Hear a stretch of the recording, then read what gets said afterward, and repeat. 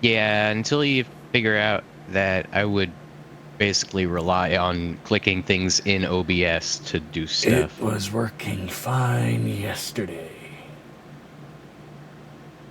Which means there's some internal communication or server shit or something that's going fucking weird and sideways.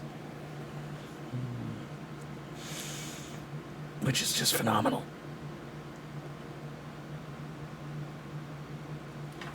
So,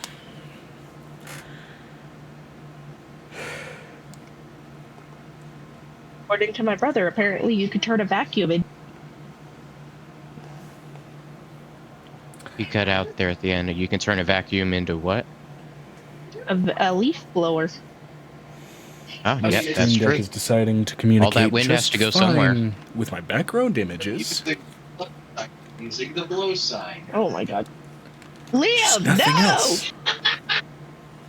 The more powerful the vacuum, the more powerful the blower.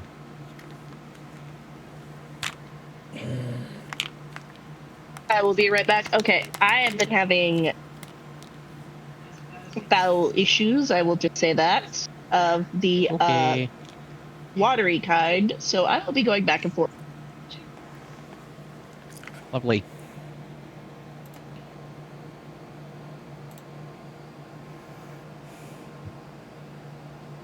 Oh.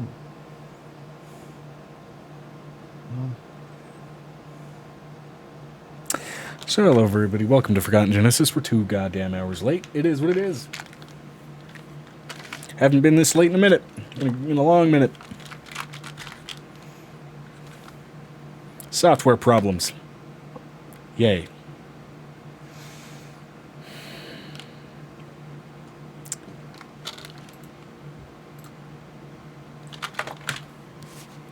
So let's get into it.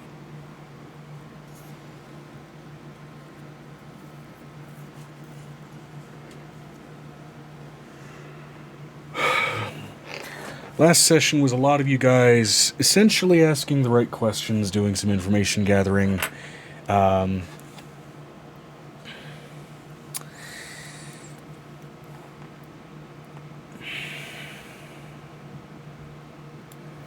Just in general, getting into things. It's been a long week. It's been a long week, and I'm trying to also fully kind of pick up and remember where exactly we were precisely last week. I know that for the most part, it was an extended kind of supply run. There was also an interim part of the week where I did ask those of you who were adept spellcasters kind of what scrolls essentially you guys wanted to put together out of established spells that existed and that you had access to for kind of additional resources to bring into tempo should they be necessary while you are in there, and just kind of using scroll crafting as a downtime task and taking advantage of Venestra's pocket dimension effectively to do so. Now, let's see, there was more to it than that as well. That was just the main thing that we kind of ended off on. And I'm trying to remember kind of where else we were at.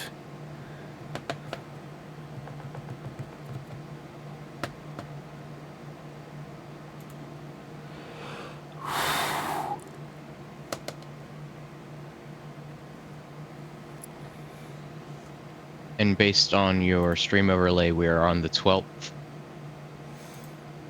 Or is that not accurate either? I believe that is. That is accurate.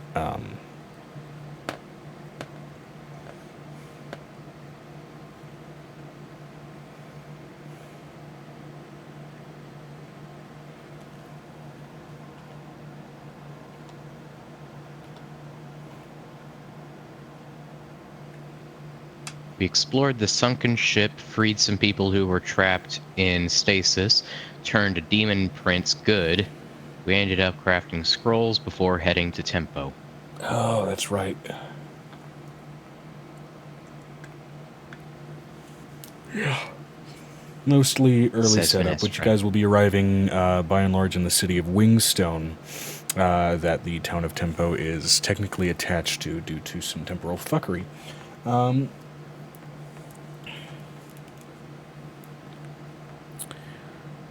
But all the same, that should get you guys where you need to be. Now, of course, I'm going to go ahead and just make sure to do some good old classic roll call, essentially through our warm-up roleplay questions. Now, for the sake of that, I'm going to go ahead and give everybody an inspiration die for at least somewhat managing to be patient with me with trying to get my goddamn computer to function properly, rather than necessarily requiring a dole-out of inspiration for recaps there, given that even my brain's a little You bit don't burned need and to scrambled. apologize, but I won't say no to the inspiration dice.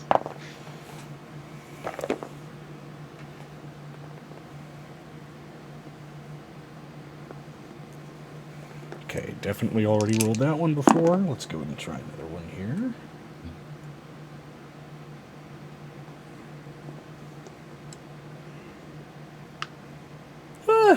Yeah, you know what? That one's fair. All right. Megan, is you there? Is you good? Is you okay?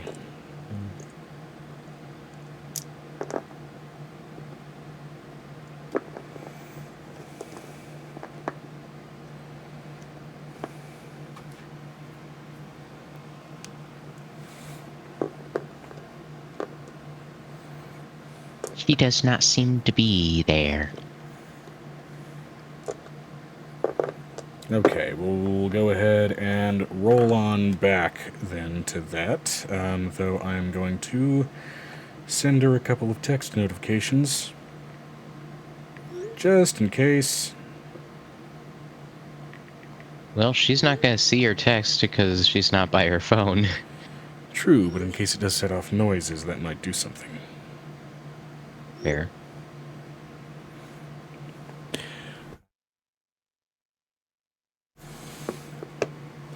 All the same, the roleplay question that we are getting into is, what is your character's goal summed up in one sentence? I'm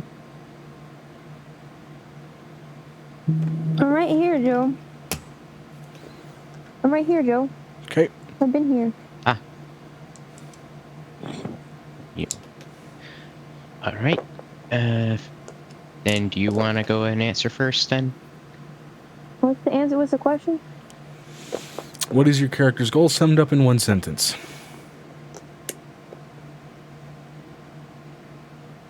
Save the world. One person at a time.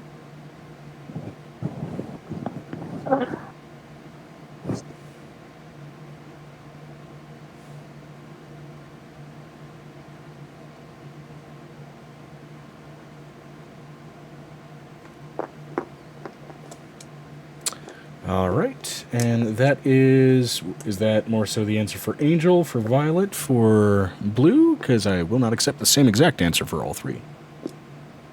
Why? Because it's a role-play warm-up question, to warm you up again to role-playing after a week of being away from it.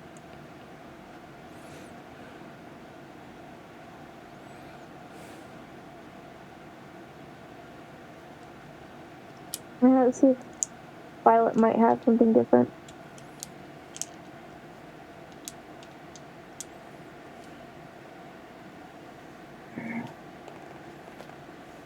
Well, that may be the mindset of the player. They are not necessarily just three extensions of the I'm same summing character. up all three characters in one word, one sentence. Give me an easy way to do that. Let's see. Talking about Violet. It's a 𝕱𝖔𝖗𝖊𝖓. Let's see. Joe.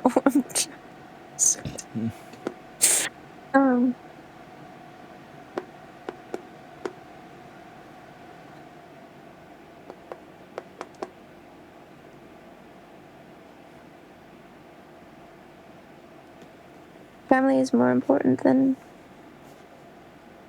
Family can be born, family can be birthed, and family can live next to you. She looks over at Halcyon, that's what she's gonna say.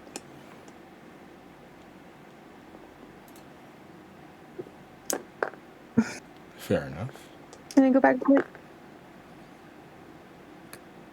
And Blue, I'm not gonna even mention what Blue's mindset would be. Okay. if there's anything that's going on in her set, is it's so spice. So spice. Or in her accent, so spice. Much spice.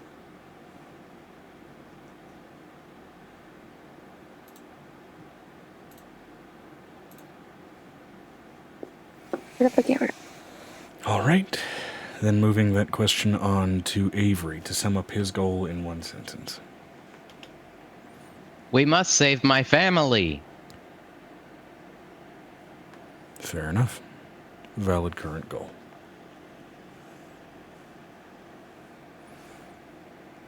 Amber is occupied with her children, so we'll go ahead and save Piper and Bruce's answers for just a bit from now to go ahead and sum up Venestra's current goal in one sentence.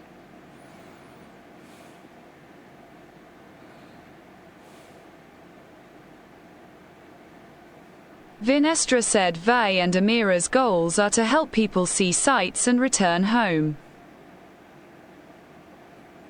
All right.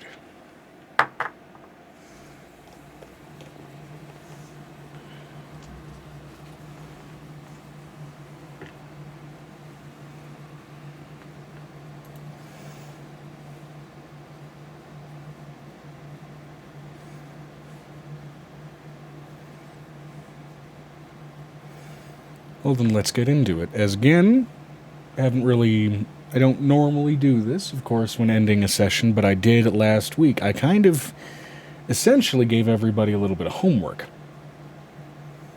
So which scrolls did you guys opt to put together while in Venestra's domain? Oh, I forgot I was supposed to write that down and my brain fried. I'm just going to be studying that angelic book with all the seals in it. Be just a steady worm at the moment. Venestra said I sent you what I was going for. Okay.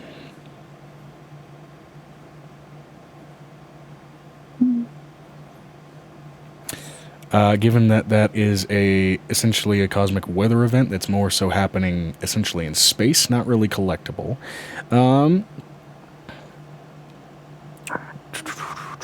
Let's see here. Oh, no, I already told you what Angel's making.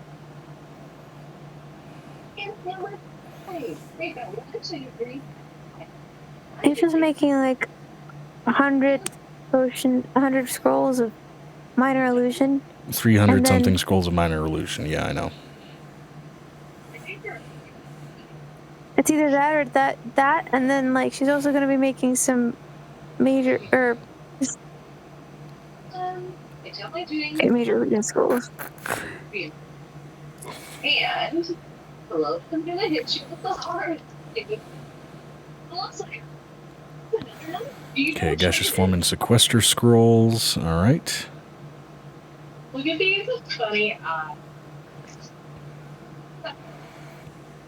I will say, taking time to turn these scrolls into their own respective magic items will be its own essential time investment that will take away from the spellcrafting by itself. Just to make you aware there. But I did not write down the scrolls that I made during our time. Did anyone remember, or is that lost? I was not here, but I'm back. Had emergency issue. I feel like I just did 𝕲𝖊𝖓𝖓. Dissonant Whispers. okay. Well, in which case then, what I'm going to go ahead and set up for essentially reiteration here.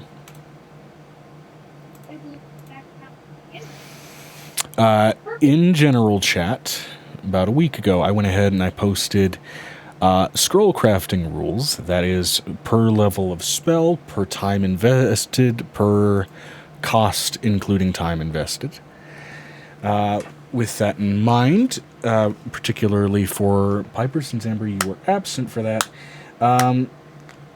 people hopped into Venestra's dimension to go ahead and take some time, essentially to do some scroll crafting, since everybody here are casters, basically to give either yourselves or each other essentially some additional resources in your pocket for when you guys are eventually going to be traversing tempo to go ahead and make things Into a screwed up vacuum cleaner for a little less directly problematic. Now, fixed it. Oh no, I think I used that extra time. I made a few. I think I made one Dissonant Whispers without the time dilation, and then when I got the time dilation, I went ahead and did the teleport, which is why I wanted to do in the first place. What was the question? Because my brother started speaking. So the question, the roleplay question was if you were going to sum up your character's current goal in one sentence. And then I went into essentially the homework that I gave you guys between weeks for which spell options you're going to go ahead and go for. Probably just be a whole bunch of healing. All right. Well, you had 366 days to work with, so with that in mind, there is the rule set present there for exactly how many you'd have access to. But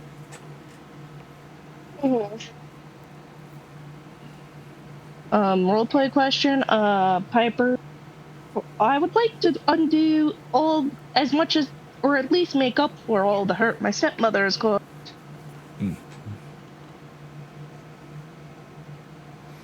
And for Bruce, just take care of him and his. I just want to take care of my wife and my kids. Gotcha. I'm a single mom who works 2 jobs. Megan got it. Yes.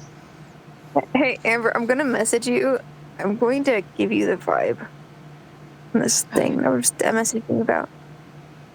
I don't know which healing spells I can turn into whatever that spell is. Probably make a whole bunch of third.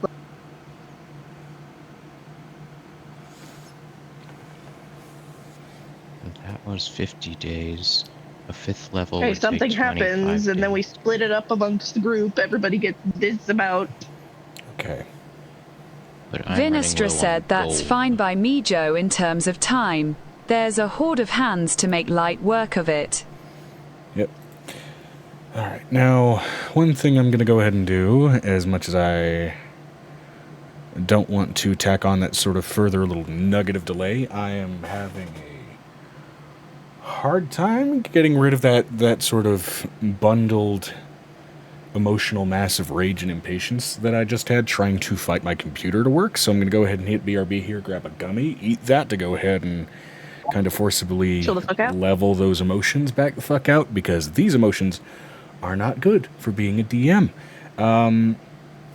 Let alone being patient enough for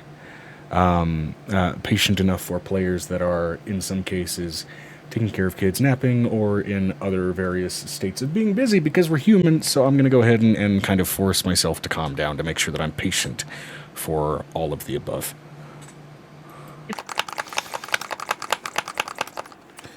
Okay. Now then.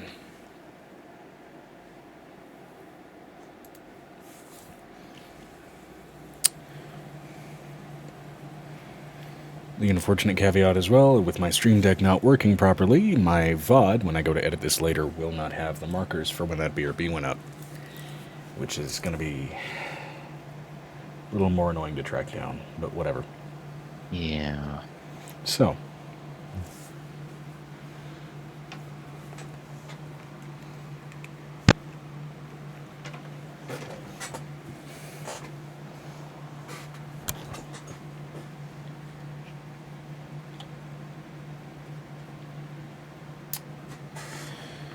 All right.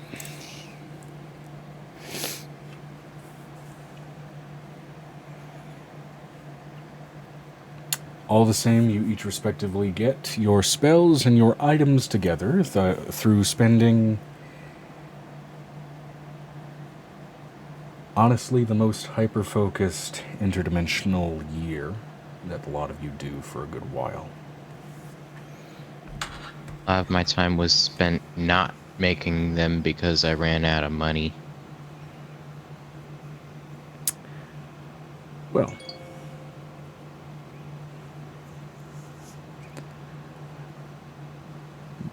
that depends, I suppose, on if the more financially fortunate members of your party are willing to bankroll your efforts in that I like Yeah. that. I particular like. event. Megan, is that okay? I mean, like that. I also actually. don't I have a plan for that. But Actually, does that sound reasonable, or am I overdoing? I think it'd be great to use, especially if we gave one to each one of the kids. Yeah. It'd be really funny. I've got plans. And I was can making sure, only 'cause guess you're what I managed to do because I didn't write it down, like I should have. I believe you were wanting to make at least a couple of teleport spells, along with some other things. Well, I currently only have 513 gold pieces. That's after however much was subtracted because I don't remember what I made. Gotcha. And I'm missing one teleport spell slot. So I managed to make at least one. Probably only one. All right. One teleport, and then I imagine probably at least a few dissonant whispers. All the same, even if your answer currently will be different from the one that you mentioned last week, getting that organized in the interim right now is totally fine, as you guys do, I believe now, as long as my memory of the VOD is correct, wake up on the morning of the 13th, having exited Vinistra's pocket dimension. Finally in a position where at the very least you are somewhat ready and better prepared.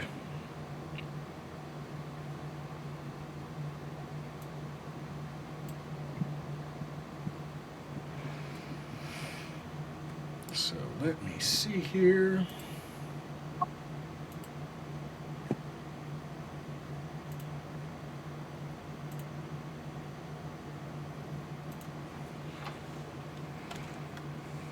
What was the town we're heading to again? The one that's connected to Tempo? You are heading to the city of Wingstone, of which when Angel had initially started letting dragons through, there were a small collection of copper dragons that apparently did have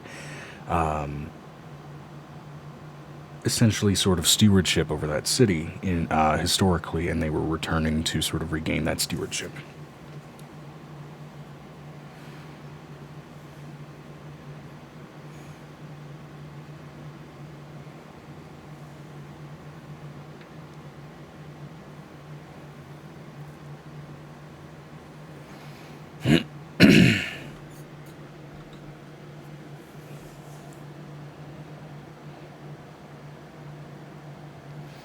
So, with that in mind, as you all kind of gather together after having, again, spent a year's worth of time crafting and essentially spending a good bit of time on utility, is there any sort of last bit of anything that you guys would like to cover before kind of finally making that traveling venture out to that city, whether it be through teleportation, taking flight in the castle, going the old-fashioned way, by walking on horseback, out of the many, many routes you could possibly take to get there?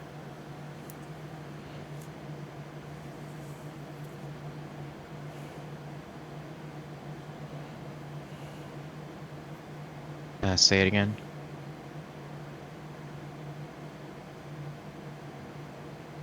You're asking what means of travel we want to take?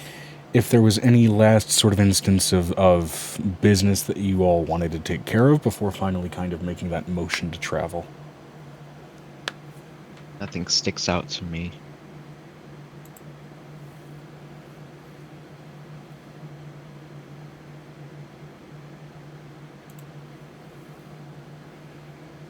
Vinestra said, just finalizing said magic items I mentioned to you. Gotcha.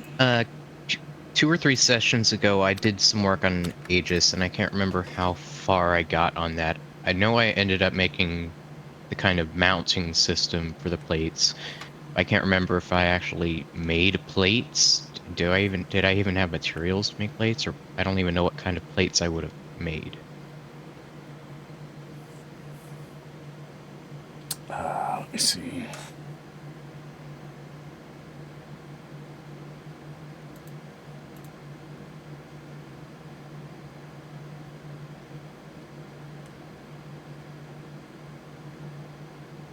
As mounting plates to Aegis's exoskeletons, including runes that allow them to grow with him and swap places with other plates. That sounds like it was just the mounting points, the framework to add the plates.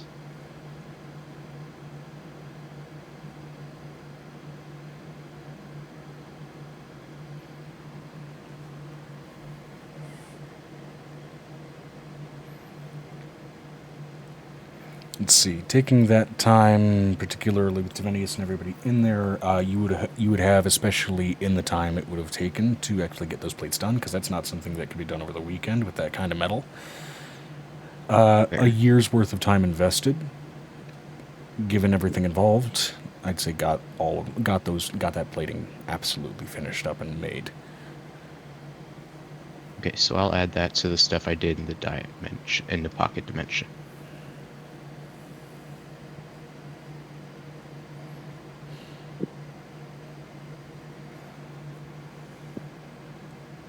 And we can discuss the mechanics and stats on that another time, I guess.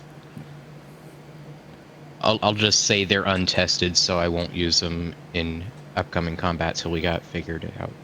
Okay. Now again, are there any last orders of business before you guys finally head out of Merkest, before kind of heading toward Wingstone? I made a whole bunch of healing word. If I did a whole bunch of healing words. Yeah, you did 112 copies of Healing Word.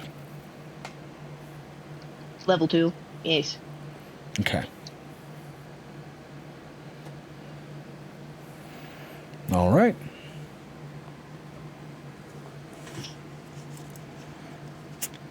Now understand, those will follow the traditional item use rules, which means they can only be used one at a time, naturally, but hey.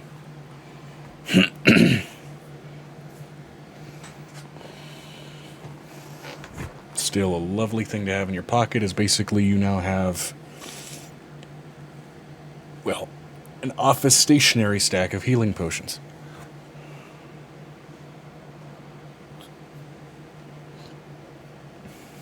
That you can do from a distance.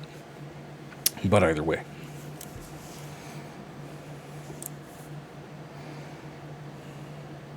Aha! Sorry. I was peeling out. Are those something. being distributed amongst us? That'll be up to Piper, how she chooses to dole those out, if she chooses to dole those out, or if she has something weird planned. And honestly, at this point, having done this campaign for this long, I fully anticipate that it's probably the weird option. It is the weird option. Okay, cool. I'll let you have them and carry out your weirdness. Alrighty.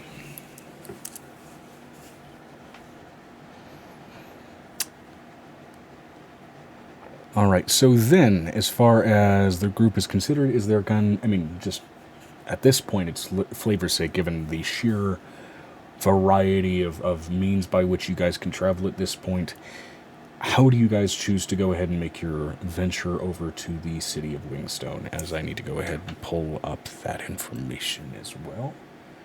Let me see here.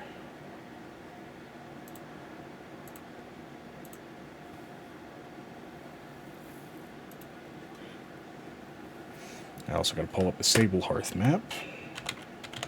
Megan message.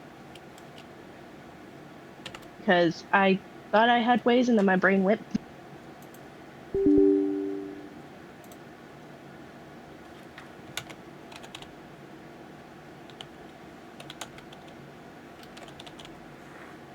𝕲𝖊𝖓𝖓𝖊𝖓 is going to fly there and enjoy the sight and wind as she does so. All right. From Request to Wingstone. How long does it take to fly there? I'll determine whether it's viable for Avery to follow or not. I thought the house flies. Yeah, again, Where are you we guys taking can the house, fly or the am I- whole ass castle there. You guys have options here. You guys, I believe actually last session Nick did essentially reserve technically a butte for the castle to land on, essentially for when you guys got there. Now that said, you could fly ahead of the castle and wait for the castle to arrive. You could go in the castle. There's options here. It's just essentially for the flavor text and for the couple of days that travel will take, even at the fairly accelerated speeds that you guys have access to. Just how do you want to go about doing it? Angel, were we going to take the house? I don't remember. Plan is to take the house, and we already have a landing pad. Nicodemus negotiated a landing pad. Yeah, Okay, as I mentioned, didn't there's a know if landing they had a pad. It's different still idea. going to take time to get the castle there. So my question was just kind of, what was the preferred means of travel for you guys as a group? Do you want to send the castle ahead? Do you want to go on your own? Do you want to go in the castle for the sake of the flavor text and what I'm going to be focusing on here as far as set pieces are concerned? How do you want to go about doing this? I was planning on taking... Angel's going to fly in the castle. It's Same. easier. I got vampirism to cure. My lab that I'm currently working in is in the castle. I must stay inside. Okay. So, just to be clear here then, we're basically going to be at least Howl's moving castling this for Angel and for Violet and for Piper, with sounds like Blue. Venestra flying alongside. Yeah, and Blue. With Venestra probably flying alongside to at least have access to more of the scenic option here. That said, there you will be Venestra will have access to a massive castle-sized flying perch during the duration of that. It's not just that. It's also because she wants to... Angel would love to fly, but the problem is that the thing is they're going to have to go back to the Underdark at some point because they have to restock and do things. Mm. So there is going to be that. I would fly, Just but it thought costs me process one is still sorcerer 100. point for every 10 minutes, so that's not Wait, feasible. where did you put my food? Oh no, make a lesser food. What did they do to my food?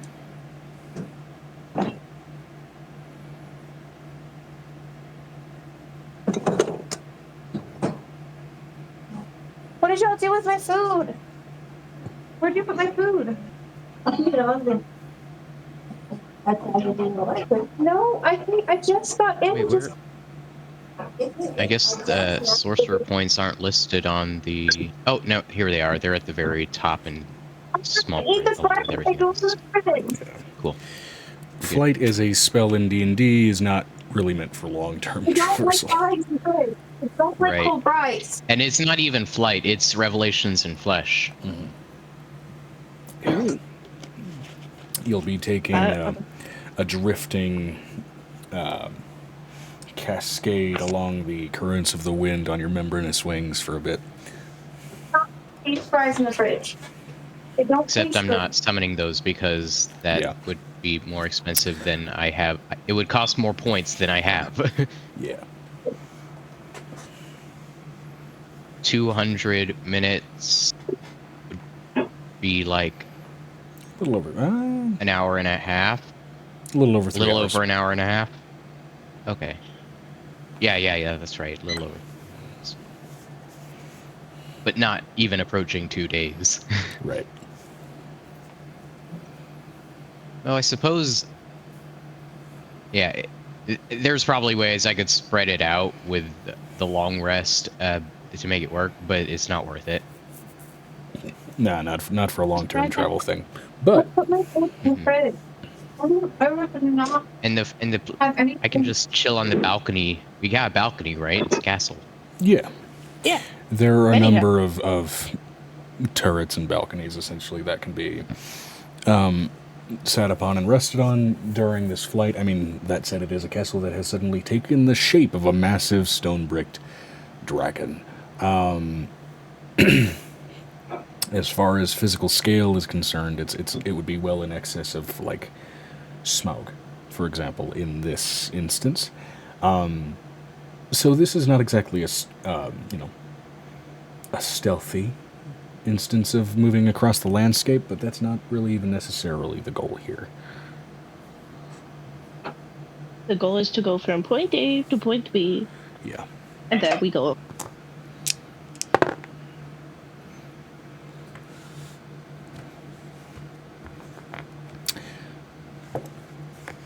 You guys are flying first class if Zeppelins never really stopped being popular, basically.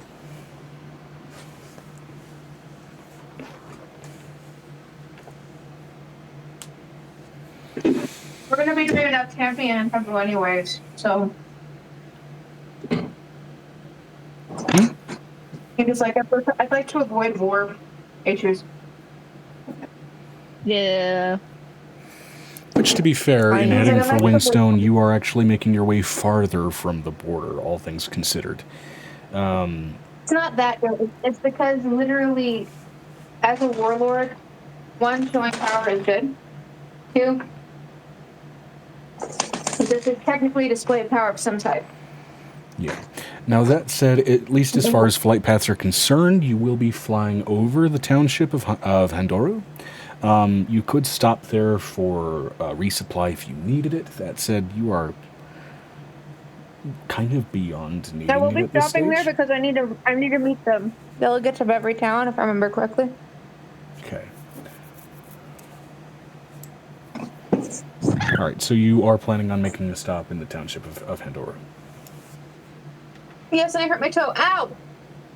Did you stub it? Yes. That sucks. I'm sorry. Ugh.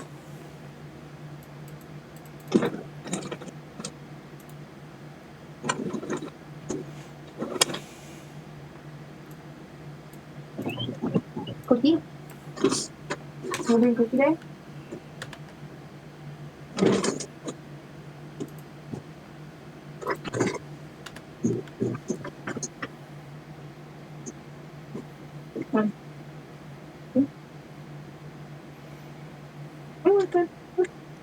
Alright, let's get 𝕲𝖓𝖓 up and running then.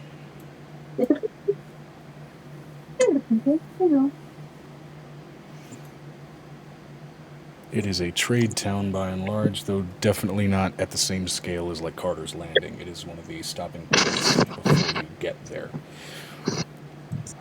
Or before you get to Wingstone, really. It's a bridge point between a major trade town or a fucking city. Yeah, that's fine. Actually, it's an in-between of two cities, if we're being real, so in that regard, either way. Yeah, but that's fine. We already have enough money. Oh, okay, cool. And then I sent you one specifically. Mm-hmm. Mm-hmm.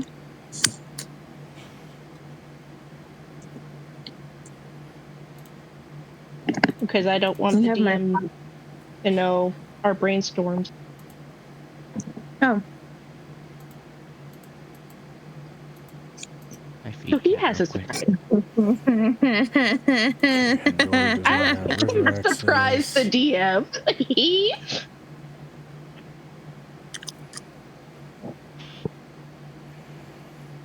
And given its influence-based positioning between two cities, oddly enough, at least the populace there feels no necessity behind having it being walled. It is opened. So, let's see here.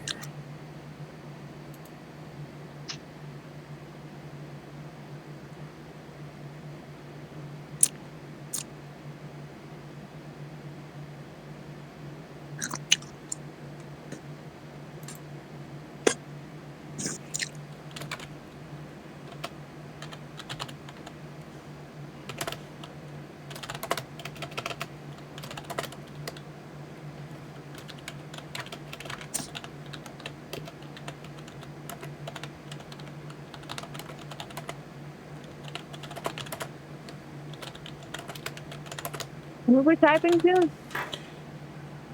Just making sure that I have everything properly in here.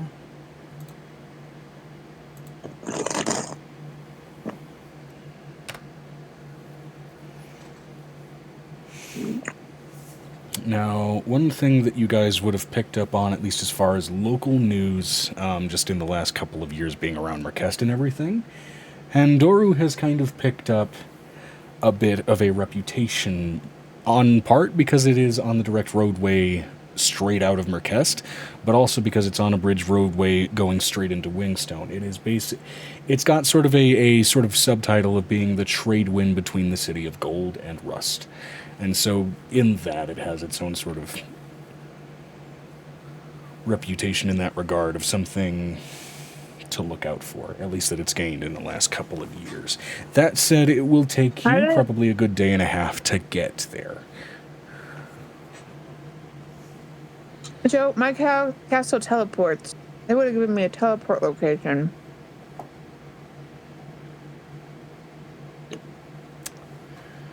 Okay. Yes, but I'm asking you as far as Honduran. I don't mind us flying.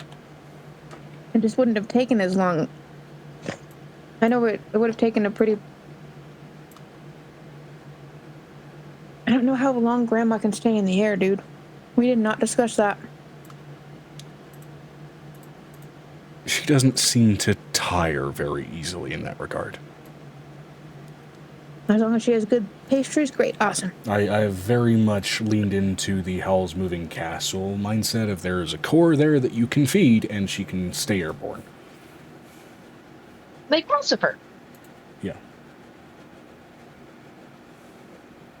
Angel's just basically spending time with her kids. They're playing board games right now.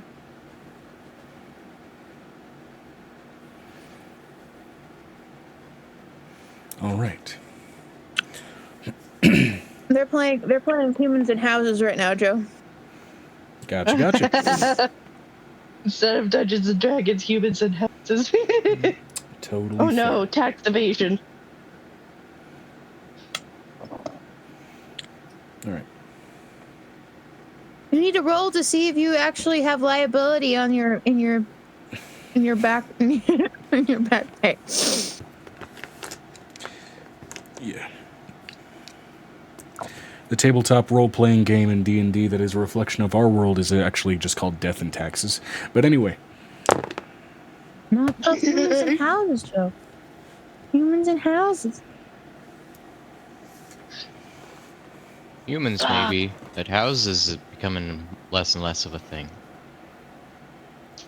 The goal is to get a house.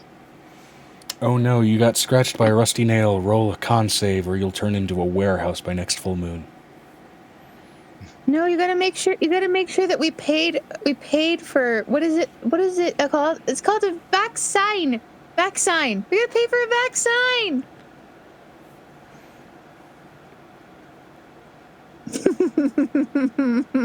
Kids yelling at each other. I don't understand what the word vaccine is. Piper pulling her hair out at this. Oh no, Piper is trying to work on vampirism cure.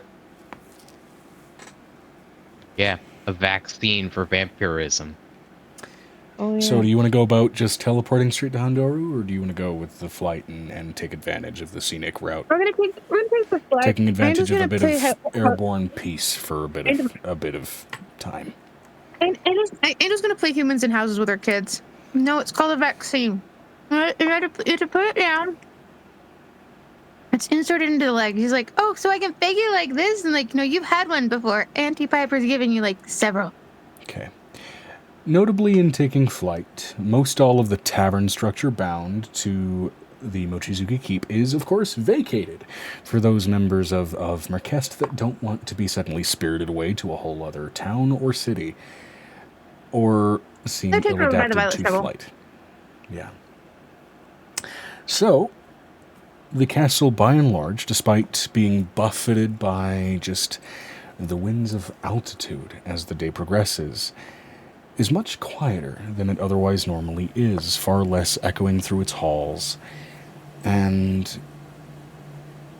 in many Yeah, I regards, like how you say that. bordering almost on eerily peaceful compared to I like how you say that. There are over 100 kids, Joe. I will say that to the other degree there are also a number of your children who are also less prepared than they thought about the sudden shift in altitude and a castle in active motion.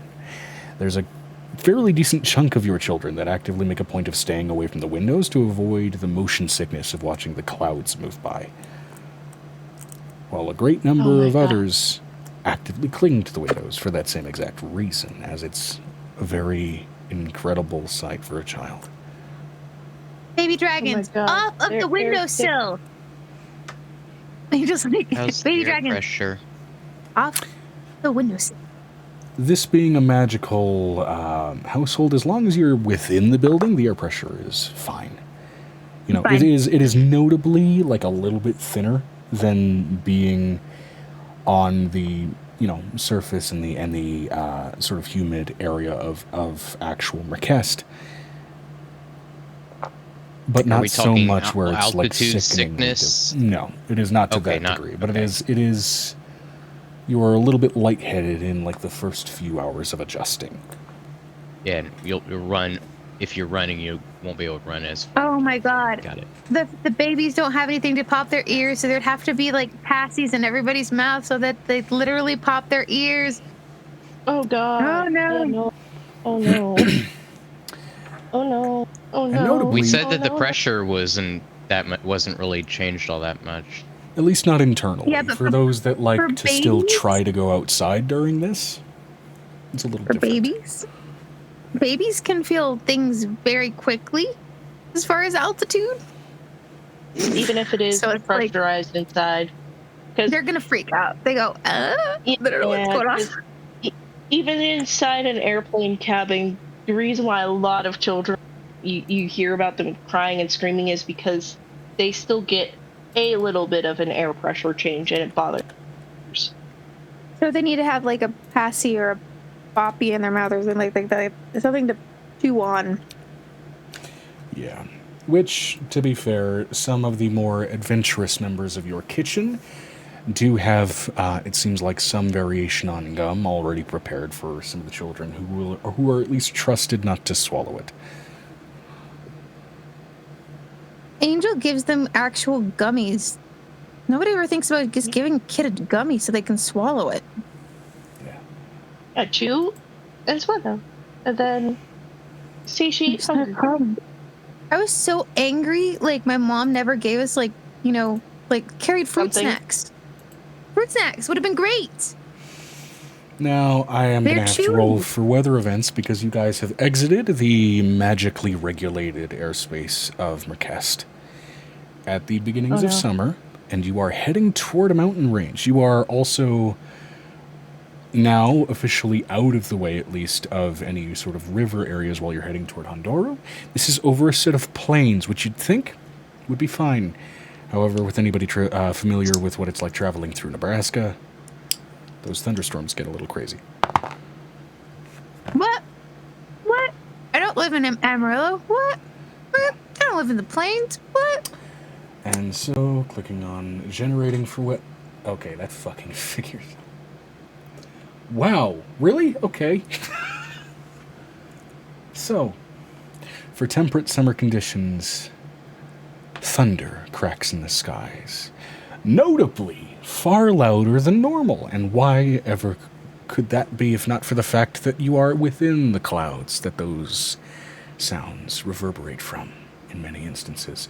Watching lightning crack next to you and off to the sides. How loud is it in the house? So the kids, I need to know how many squeals we hear as the thunder. In the first few minutes, it is particularly loud, particularly also because you are a bard.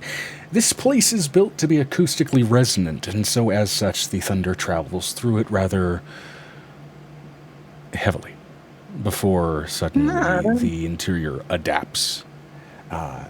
And the windows seem to almost thicken with layers of reinforcing stone, the windows themselves narrowing more so to portholes to further shield from that sound. As to describe the weather that it gave me. Thunderstorm with hail, as you are now hearing also the showering, buffeting of ice scattering across the walls and glass outside. Angel's gonna set up the perimeter shielding that she has for that, so that doesn't happen on our house. Yeah. Okay. Fair enough. Setting Just up... a flip of the thermometer, and we figured that out. Yeah. Setting up some weather shielding with control weather on it. and other sort of enforcing spell work. It's easy enough to shield the house in flight during this, notably with what are considered apparently severe wind forces during this weather event.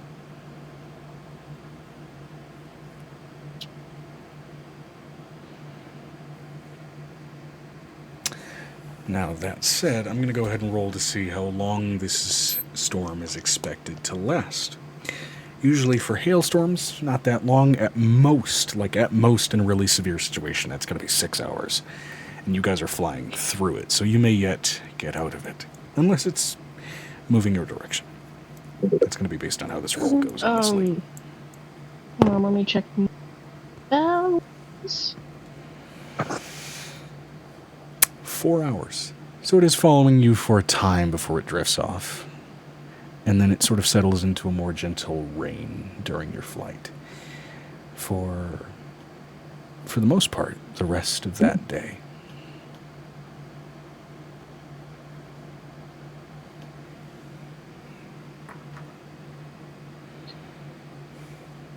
Well, I gotta see if I have access to something.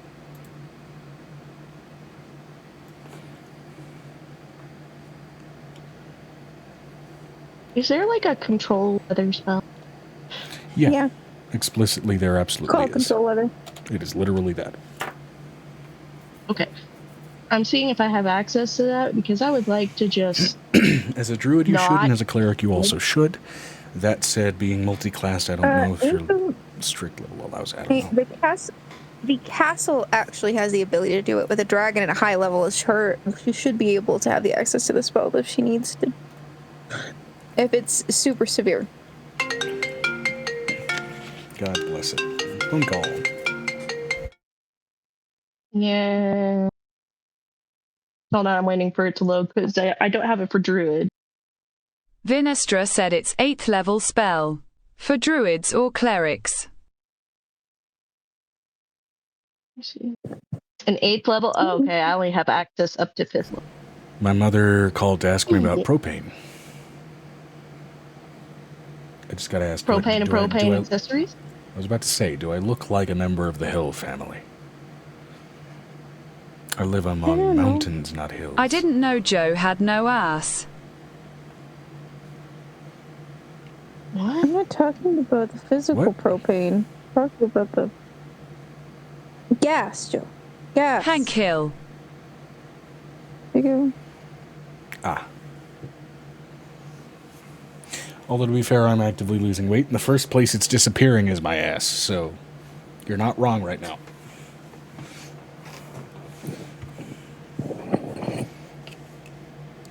Pants that were too tight on me are actively fucking trying to fall down. You want these juice. But, regardless.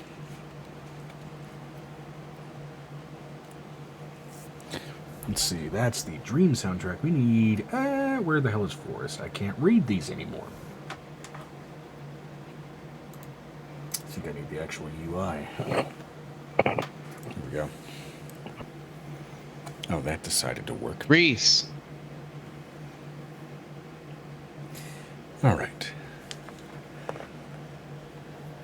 Your night moves, and rest reaches you without consequence as gentle rain just kind of buffets around that protective barrier. And flight moves along. It is into that early stretch of the morning where you guys are initially in flight, and of course the menu for within the castle has itself naturally been somewhat altered for this instance of prolonged air travel. As of course flavors this high in the sky are a little bit muted compared to their grounded counterparts. And so the menu had to be adjusted accordingly. What?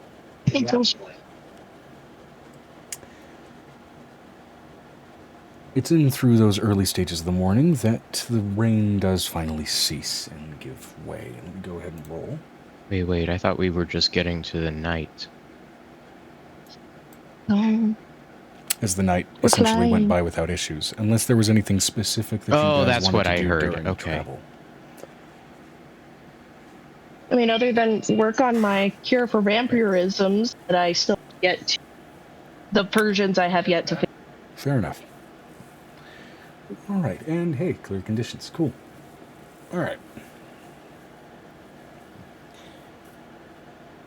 Megan message. Now we're moving into the 14th, yeah? Yes. As morning begins to drift toward afternoon, the rain fully subsides, and you are met more so with cleared conditions, even to the point of very little, if any, cloud cover. The rain and the weather almost retreating from the dragon that seems to be flying and piercing through it. And it is in that time that you are met with a sight below you of a fairly sort of widespread, bustling township you've been very used to in the country of 𝕲𝖊𝖓𝖓 at this point, of observing many towns being walled, sort of shielded from outside interference. But that said, I mean, most of your exposure to them have been towns along various borders. It makes sense for them to be walled in. This one seems to have no such concerns built onto its outermost stretches. If anything, you are seeing expanding construction, more houses and more buildings of various forms, just further expanding the border of that township between the two sort of major roadways that are so heavily paved, leading off more directly toward, well, the city of Wingstone, and back in the direction of Merkest, where you are currently flying along the path of, with a less wide-looking road kind of drifting off northward from the town, at least for those familiar with the map, toward Carter's Landing, another trade town. However, that said, among the fairly wide populace of this large township, you do notice, even from this high up, fairly massive gatherings of people beginning to pack up enough to be noticed as they take notice of the massive stone dragon in flight above their town. With steady increasing air pressure and sort of a relaxation of the tongue and flavors sort of settling back into your sinuses and every other part of your face, you eventually land yourselves naturally just maybe a good quarter mile outside of one of the furthest guard towers, unless you choose to, of course, land closer, but it seems like that would be a market spot for at least respectable distance. I think it's fine. It's Angel's castle, so... I was about to say it's Angel's house. Yeah. Mm-hmm. As far as the DM goes, I have to possibly take the reins on that based on the dragon. 𝕲𝖊𝖓𝖓 said it's Angel's grandmother. True. What are we asking? Where are we parking the ship? Where are we parking the house? Where are you parking your grandma? You said that they're right out. There's actual walls outside, right? No, this town, as large as it is, and seems like in the active process of expanding with some construction projects, does not have any border walls, unlike many of the sort of cities and towns that you've observed in this country. Although, to be fair, I want to park as close as we can and see what comes up from the ground and be very careful. Okay. Considering we don't know what this town is being protected by. All right, you park as close as you can, landing essentially as close as you can. The closest thing to you at this stage would be sort of midway through construction, sort of new guard tower that's being kind of posted up, and there are a number of essentially stone workers that are kind of making their way sort of away from the area as you are making your way to land, because a castle and a dragon, essentially, with wings this fucking big, are pushing a lot of goddamn air, even in the process of landing. just to kind of make their way down. It's a lot worse than even just kind of clearing out of the way of a helicopter. But all the same, again, fairly significant swath of dwarves among this populace, as the imagery kind of becomes a little more clear, begin to kind of make a wider berth of the lot of you as the landing kind of eventually sort of settles its way in. There are still humans and elves and sort of other scattered races, but it seems like a sort of a greater lion's share of dwarves are at least present among at least the craftsmen here working on the architecture. Despite there being no real mountains around, it seems like, especially this close in, stonework is very, very prevalent among much of the construction that you can see from out here, as well as even some that you can spy kind of further into the distance into the township. Foundations seeming to take up, in a lot of cases, the first and second floors of some buildings that are at least taller before it finally gives way to wooden construction, which seems to, for the most part, be culturally a stronger mix of like human and dwarven influences with maybe touches here and there of elven. I have a question. This town how is fast called do what? people... Handoria. I have a question, Handoria? Joe. How fast do Handoru. Megan, is your I have finger a covering the mic? Nope, it's not covering the mic. I'm muffled. It's a little muffled because I've literally got it further from my face. Joe, I have a question. So, Angel's going to... How fast do we get greeted by swords, shields, and... Pierce? Given the city that you're flying from, as well as the news that you've heard about Handoru itself kind of getting an evolved reputation, there seems to be less of a cautious presence approaching you, like spears and things like that at the ready, as well as people actively in a defensive position, as much as you are actively being approached by what seems to be more of a cordialized greeting party. It seems to be a procession of maybe about 10 people. There are naturally some guards present among that selection of 10, but for the most part, this seems to be equal parts sort of craftsmen and sort of slightly more fortunate examples of like common folk, as well as some people that appear to be very much in vestments, as far as you can tell. It does seem to be, for the most part, sort of a green-brown vestments that do indicate more of a stronger connection to Pendra, strictly, than any others here. I have a question.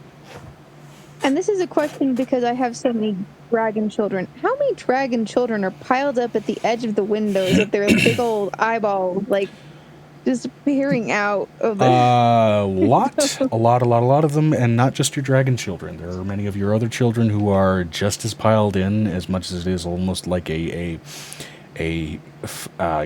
fleshy, overexcited pile of stuffed animals pressed as firmly against the glass as they can be, as those portholes eventually kind of expand their way back down to full open glass windows. But again... Venestra said, I have a question. Why did we stop in Handoru? I need to get some supplies. There's some things that I might be able to pick up here, considering it's between the City of Rust and between the City of Mercy. Yeah. And I want to see if there's any influence from 𝕱𝖊𝖓 left in this area. Yeah, which notably, one feature that you did kind of catch that was a little odd, kind of in flight, that you now at least have more visual context for at this angle, there were a couple sort of larger sort of stone pillars several miles apart within the stretch of the town, kind of around sort of its epicenter, which now, as you look at it, look to be, for the most part, almost broken off ends of what may have eventually kind of formed into an archway, sort of partially destroyed, extending up a good 30 feet on one end, several miles down, and then the other going up almost 60, partway into an arch, and you can even picture now just how large that would have been fully formed. It does, putting it into a modern equivalency, it would evoke thoughts of like a destroyed Seattle Arch.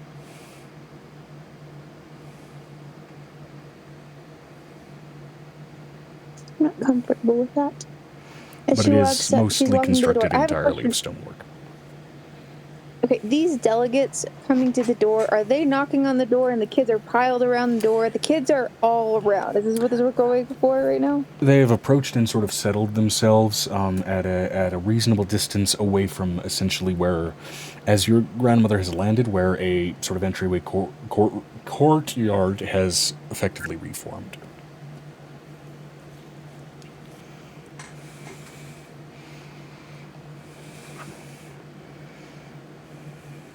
I'm gonna wait till they do something, Joe. I'm not the person that's gonna approach them. She's looking at the windows, looking at all her kids. Mommy needs to get to the door. Okay. Somebody's gonna come to the door. All right. As far as someone approaching, then that will be... Yeah, let's see. I'm gonna let you know it's gonna take Angel a minute because she's got a lot of kids basically piled up against the windows because they're the big windows. She's like, okay, Mommy needs to get to the door. The door is not a play place for you to.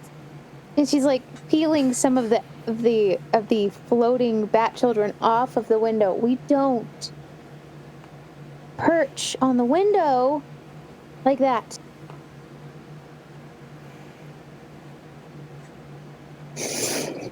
All right, I give you permission to perch on the top of the windows, but not that window.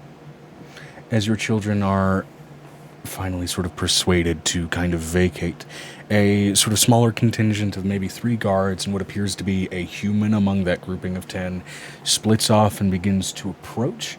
Even just as he approaches from this distance, he looks, partially dressed in some of the armor of the guards here, but it is in such a ramshackle and haphazardly cared for way, while he very clearly has far better cared for implements on his person, that this looks like either someone who's an active adventurer or a former adventurer among this grouping of guards that has taken it upon themselves to join in this greeting party to greet this fucking massive ass stone dragon that landed here and is starting to take the shape of a castle.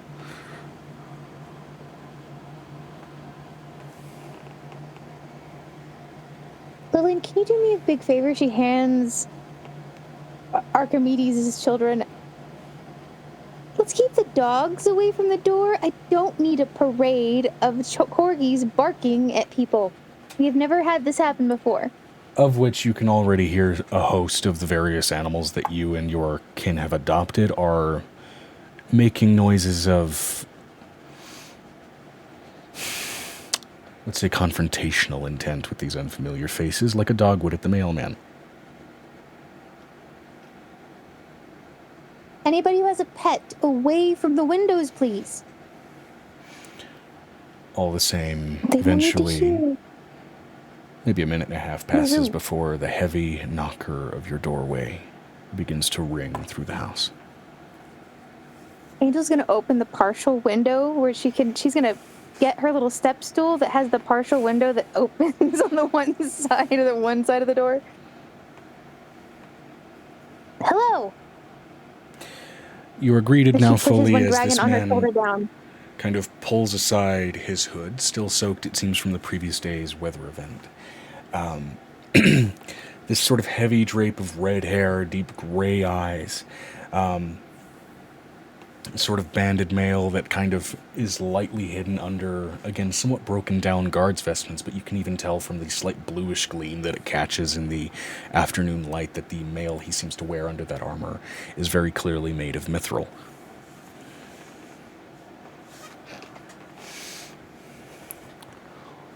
Try my best to follow along. So the guard that is approaching us is wearing mithril.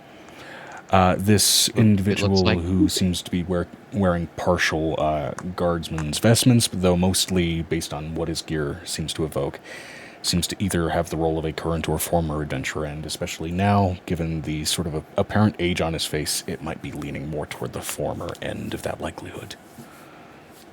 Looking to be a man sort of in his mid-50s. Vinestra said Vi is going ask Angel. What are we doing here? We're going to get some supplies. I need to get more supplies and All stock due up. I have not respect been to home. those who reside within, I believe that is my question. To what do I owe Oh my god. the honor of your arrival here in the township of 𝕲𝖊𝖓𝖓? Or displeasure, should that be necessary? I'm not displeased with you. She looks over at Venestra. Okay. This is where she takes a full-on turn of her tiny body so this man can see basically the dragons in the back of her hair. Okay. Venestra, this house is massive. It takes a village to feed all the people in it. I don't always have the resources on hand, and while Lilith and them having their trade business is a great thing, I do like to stop in townships and grab us some food once in a while, and maybe get some wine that we don't have normally on our shelves. That would be nice, considering I am a tavern. And I think that having a gradual move up this mountain might be better for the children and for the people inside of the house. I would love to see if there's something cool here or something hidden here we haven't seen before. I haven't been everywhere. Forgive me, are I may have y'all performed a everywhere, but I pile was... of tourists?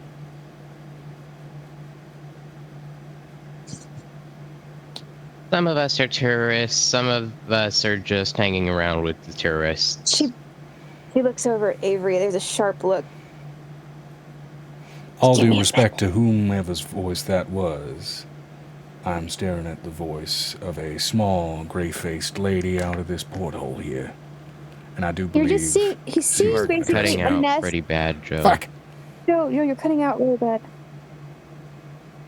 Pull your microphone up. Like, I've been trying my best to follow along because it's mostly been comprehensible, but it's been difficult, and that last sentence was lost. Hold on, let me see if there's she's gonna something look I over can fix. And I'm letting you know, Angel's a little tired of being like halfway interrupted in the middle of a sentence. She's like looking. She's like, between the kids and between this party, I'm gonna lose my shit. That's what her thought process is right now.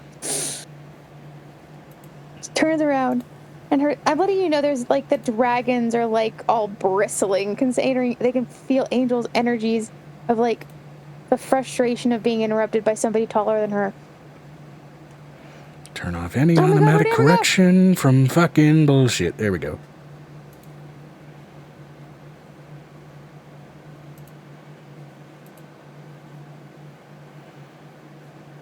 All right.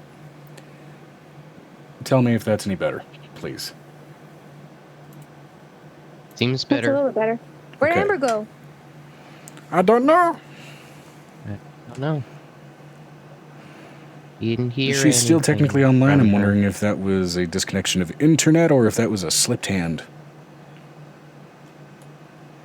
Amber!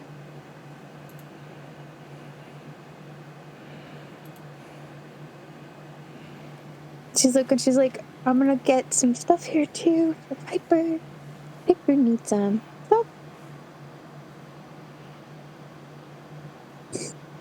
Right, Internet dipped out. Give me a minute to reset the router. All right.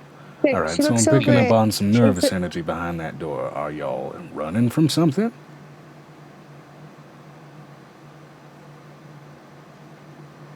The slow turn. More like we're running to something.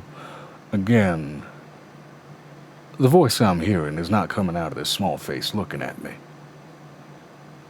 It is not the one I asked. Avery!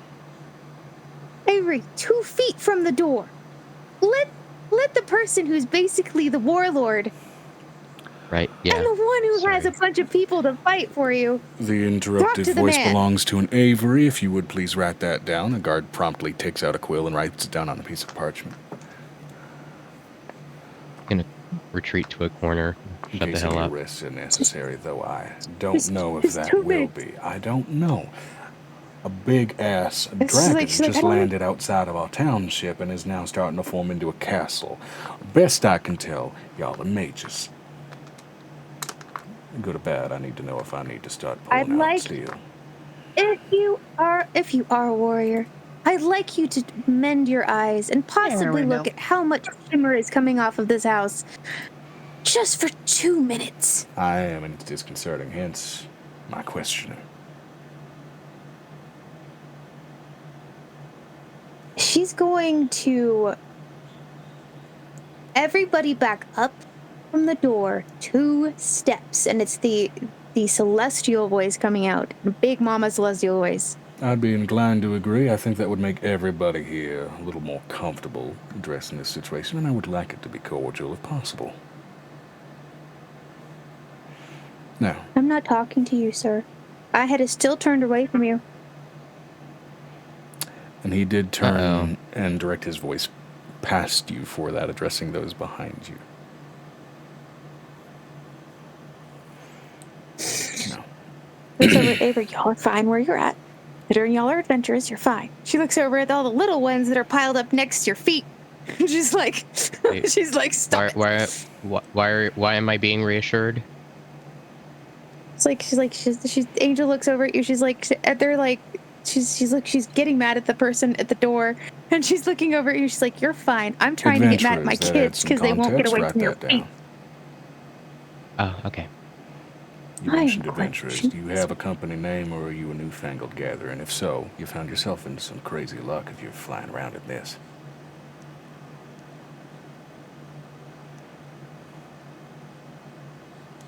Above board, we do have a name, right? I forgot what it is. It's called 𝕲𝖊𝖓𝖓𝖊𝖓. Basically, what it is. Right, turns around. Okay. It's a dragon's heart. No need to write that down. I figured. Just needed to confirm. So, do forgive my forwardness. Apparently, on the borders, there's some Can you stop interrupting me? You just give me a minute. She looks over at this man. She shuts the door. I didn't interrupt. Like, that was above board. It was meant to be. She was yelling at this man who was addressing her. She's yelling at this guard. Okay. She's trying to not kill this man behind her right now because he's interrupting her talking to her kids. And she's trying to keep them off, all of these kids from flooding the door at this point. It's like, who's this guy? Can I use a mass suggestion on Angel's kids? You can try. You can certainly try. And I will say, just to add some further context to how this man is acting, every time he hears something in that door, you're noting his head kind of turning toward the sound.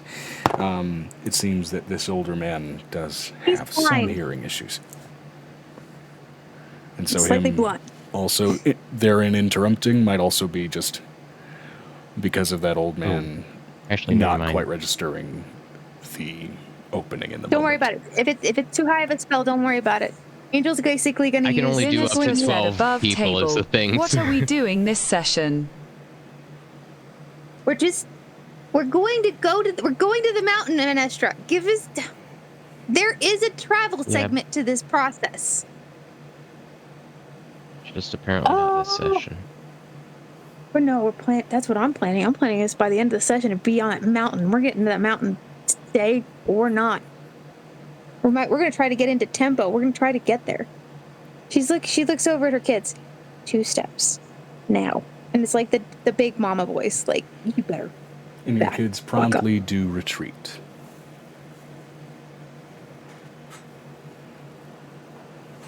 She's going to say it in Spanish because Lillian can understand some of the Spanish. And this literally, like, keep them out of the door. She opens the door. Okay. And just that small part again. And turns her head back around. I am... We go by our nickname because we prefer that. I am Angel. I am the warlord that resides in this home. I'm traveling to... What's the mountain? The Rusted Peaks? Wingstone in the Rusted Peaks. Yeah. Now we need to take a stop to get some supplies, and I want to buy some local wines to actually fill my tavern before we land. Yes. Hello. We can hear you. Well, now I can't hear anybody. Fucking hell. She's back. She's Hello? Can you hear us now? Can you hear us? Hello. Oh my Can god, I- give me a hi, minute. I'm hello, gonna reset hi. it. I can't hear none of y'all. I think I'm going to name the session Tech Problems. Okay. Right? She's gonna look over at this man. She turns and looks at him, but she's like, this is a full-on glare down at this point. And just like full-on giving him her attention. I understand that you need to talk with me, and you need to talk with your people. But hello? My computer. I swear to God. Somebody speak, please. Hello. Hello. Oh Hi. my God. For some reason, it was automatically turning the sound off when I would jump into call. Supercalifragilisticexpialidocious. to... Anyway.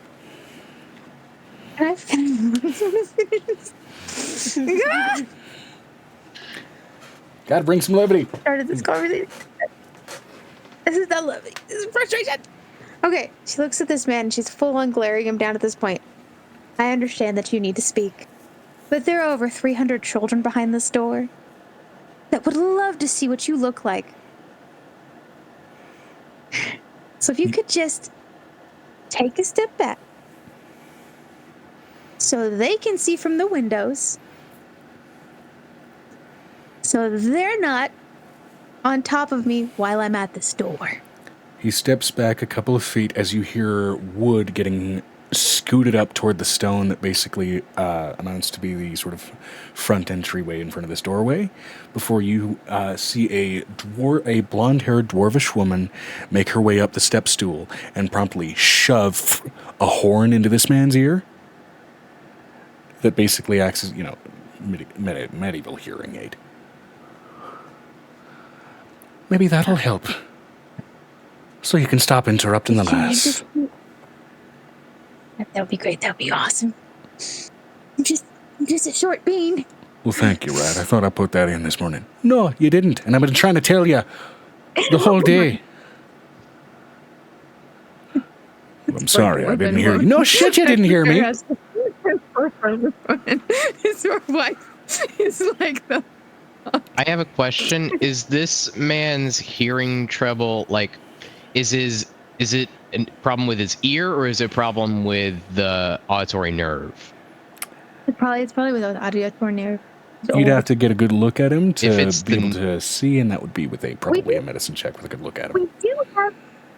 We do have a guy inside here who can fix some of that, somewhere. Right? Because if it's a nerve thing, manipulating nerves is kind of my thing. We do have doctors that can help you with your hearing inside of here if you would like some assistance. Right. I know Piper's of still y'all by inside. reputation. I don't know any of you personally enough to go under the knife. All due respect. But as you said, Oh no, that I would take believe like you 15 said you minutes. were going by Continue. nickname. I have to. Right. And you never tell anybody your real name. Well, Ever. I don't know if you're fake.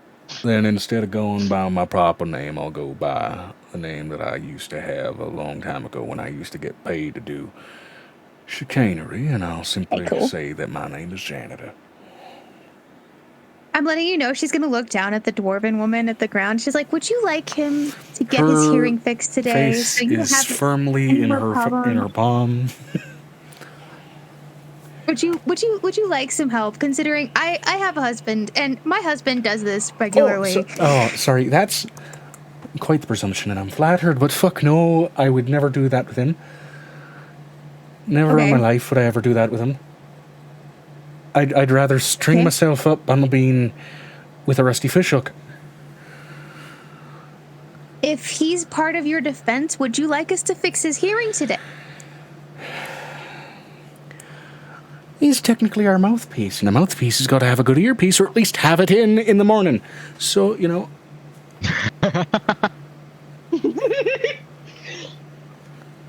She looks over at Piper. Piper, could you do Piper's me a favor? inside. Piper's inside. She doesn't know the plane has landed. She's busy. He looks over at Avery. Avery, could you go get Piper for me? And if it's a mental Right. nerve thing, I'm going to trust you to do it. Only consensually. I'm not gonna barge into this dude's head unless he wants me to. Disregarding his I know. dumbass I insistence know. toward nicknames, he's here in official capacity. His name is 𝕱𝖊𝖓𝖓𝖊𝖓𝖊𝖘. I'm reading. Just trying not to Yes, laugh a we little do bit. know where it's like we're in a Hondoru. That's where it, right? Yeah, that's where we're at. Just if you could give me Piper, please. He was raised in a cave. I. And I do that. I go get Piper. Do your He's best not to gonna make fun of the rescue names some Piper. troglodytes gave him.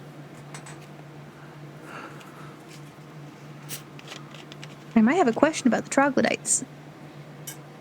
In a moment. Either way, we've also been informed of the reputation of your castle, so a couple of our guardsmen, given that they had, let's say, some scrupulous reputation in the past, have been told to hang back for fear of them turning to ash. But I digress. I'm not the mouthpiece either way. I'm just going to tell you the things that apparently, well, he got too ahead of himself to say. Yeah, I mean, constantly, like, reporting things backwards is kind of strange. Anyway, I'm going to go ahead and She doesn't look take my footstool I'm going to back. open the door. I'm going to open the door. Like the actual door, which is like the secondary door, which is like just the human-sized door. Get on the floor. Everybody wants that dinosaur. And she looked at all the baby dragons that are behind her, back up, and says it in Draconic. Some of them are kind of pressing against you, like, you know, like the fucking German Shepherd who is just waiting for the door to crack open enough to, like, bolt their way through. She looks at the little one with the helmet, and she puts her hand on the helmet. Back. I'll just say intimidation check for the group at large for them to straighten the fuck up. I've had enough of this craziness just because we're flying for the first time. I haven't moved in 2 years, and now you act like you don't know what you're doing. We talked about protocol. It was like, we talked at length about protocol. Decorum, protocol, all those great things. Everybody's had classes. Even the new babies are starting to get classes. Pop the names over there. 19 plus 25. 19 plus 25, all right. The children do back up as the door gives way, and those guardsmen outside do step back. You get a little bit better of a little bit stronger of a look at 𝕱𝖊𝖓𝖓𝖓𝖓. It is, again, sort of an older human man in his 50s, still striking red hair despite that age-heavy gray eyes. And he has the slightest hunch in his sort of stature that kind of denotes a height closer to 5'7", when at a full straightened stance he might be a little bit closer to like 5'11".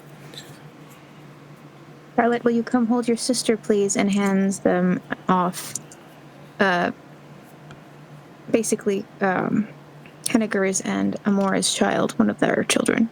Yeah, and they are promptly passed off. A couple other things notable about his stance as well. One of his legs, or at least the way the pant seems to hang down a little bit at a stronger taper than you would expect for a fully formed leg, especially compared to the other, as he seems to be leaning a little bit heavily on that particular limb. I love how he says that he's okay, and he's not anywhere near okay. That's awful. Well, I'm all right as it is. I've had some time. You also get a little bit better of a look at Rita. Let me see here. Sort of a more angular face than you would expect for a dwarf, as they usually have sort of a more lodged face, sort of a pale blue eyes, long blonde hair, sort of a slightly chopped blonde beard on her face. She does seem to wear chainmail, have a mace at her side, notably kind of crawling up her back and poking its head up. Looks to be the head of this sort of brown and blackish colored badger.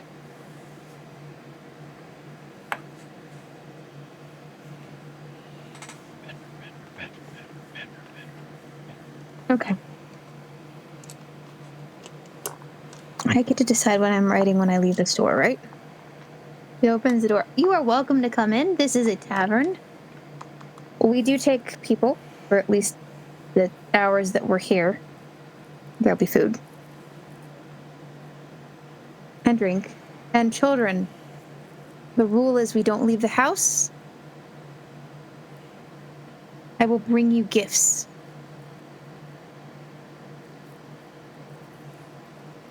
If we descend upon the city, it will freak everyone out. In exaggerated fashion, Rita offers a bow to kind of gesture 𝕱𝖊𝖓𝖓𝖊𝖓. And he shrugs and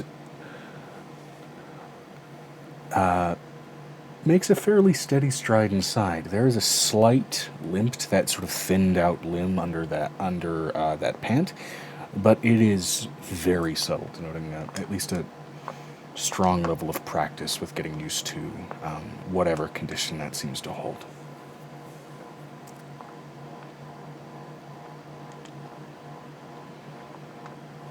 I'm waiting for Piper to get back. She's gonna hand this man off to Piper. Yeah. 𝕲𝖊𝖓𝖓𝖊𝖓 is going to walk out into the town to buy supplies, having previously been here. All right, absolutely. Angel doesn't know anything about the city. He's about to go and do that in a second. But she's like, okay, kids. Does anybody want? Okay, I need hands raised for who wants sweets. All of them raise We're gonna their take this hands. we're gonna treat it like we're gonna treat this like going to a Love's or a Bucky's. You asked children Who who wants number in the salty snacks? hundreds who wants sweets and who wants salty snacks. There's one hand that goes up and then the second hand that goes up, and everybody's just got both their hands up. Okay. I'm going to trust your adult siblings to make a list, and they can go into town with me. Yeah. At least 3 of them. You fear if you were to ask a third question, they'd start jumping and forming a mosh pit. And she looks over at the small dragons. You're gonna have to go find Daddy. They promptly do, with Nick kind of just wading his way through the sea of curious children.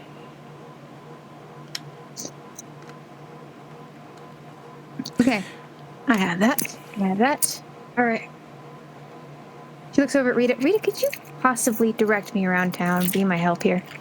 Oh, I can neatly do your that. And also the guard big gets- one seems to have already started walking. Confidently, I think she knows where she's This big going. one? She's been here before. We haven't. Well, that'll do I'm it. terrified. Now, on that note as well, as Rita does lead you and Nick out, as well as anybody else who would choose to follow, Venestra, No. you Nick, have... Nick is staying here. Nick okay. is staying here. I've got the kids I probably will be Thor. No, I want Thor with the kids. It'll be I can't put him in the front.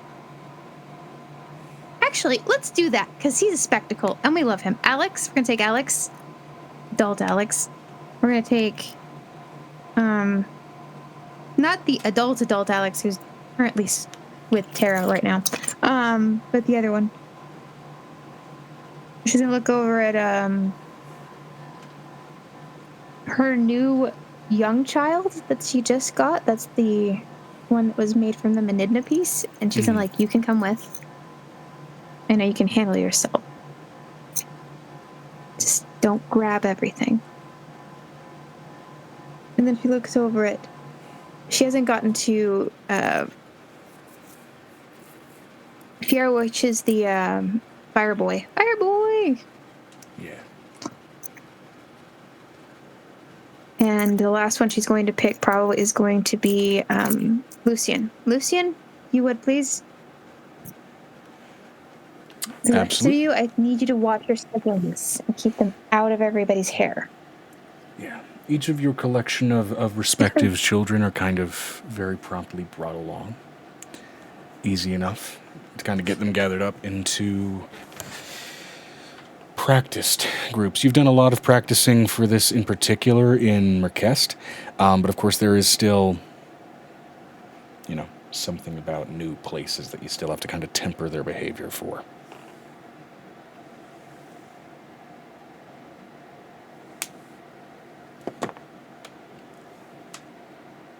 𝕲𝖊𝖓𝖓𝖊𝖓 sent you a note, Joe. Yeah, and to that first one, absolutely, yeah.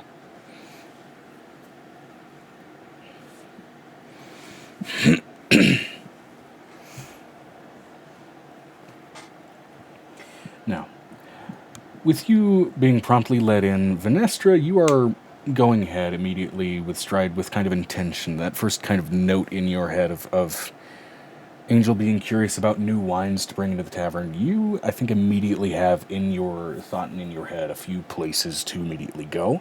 Handoru, being an in-between for two cities, is particularly well built on a number of adventurers' taverns, really. So there are weird things to find, weird things to drink, and weird things to eat, but most strongly notable of those, I would say, would be, let's see here, the Foolish Sage. It is an adventurer's inn that's actually relatively close to here. It is built on top of an outcropping of like old quartz crystal formation, and in part a good chunk of its foundation is also built of it as well. To that end, most all of its wine bottles, particularly for the dwarves that run the place, all of its wine bottles are hewn of that very same crystal, and it seems to give an almost minerally element to the alcohol that notably grants pretty much anything brewed there and anything incanted in those bottles a remarkable clarity, even to drinks that are normally fairly cloudy, even with, say, for example, like more hop heavy beers and things, having almost the clarity of vodka, if with only that slight brown tone.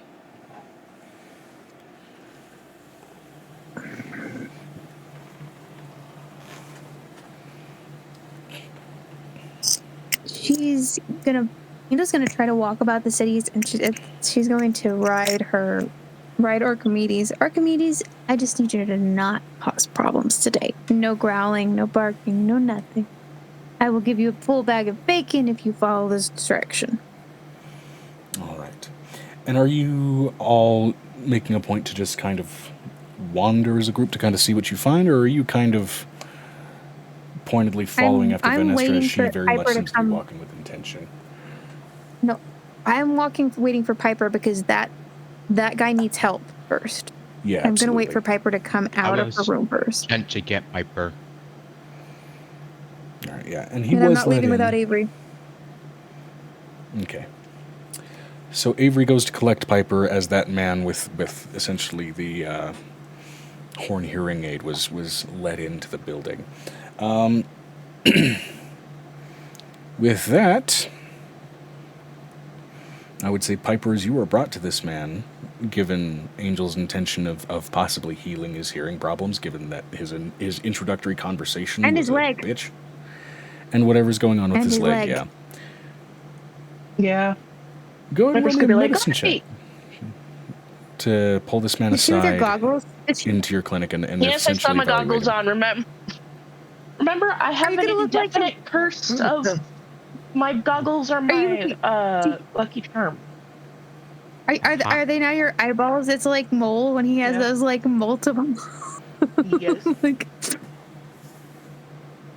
They just now are scalable, because keeping it constantly at zoom in mode is kind of annoying. Beard. 1 sec. 14, or wait, no, I can't read apparently. 16 plus a lot. That's a lot. So you know it's a lot. Give me a second. 16 plus 1. Yeah, 22.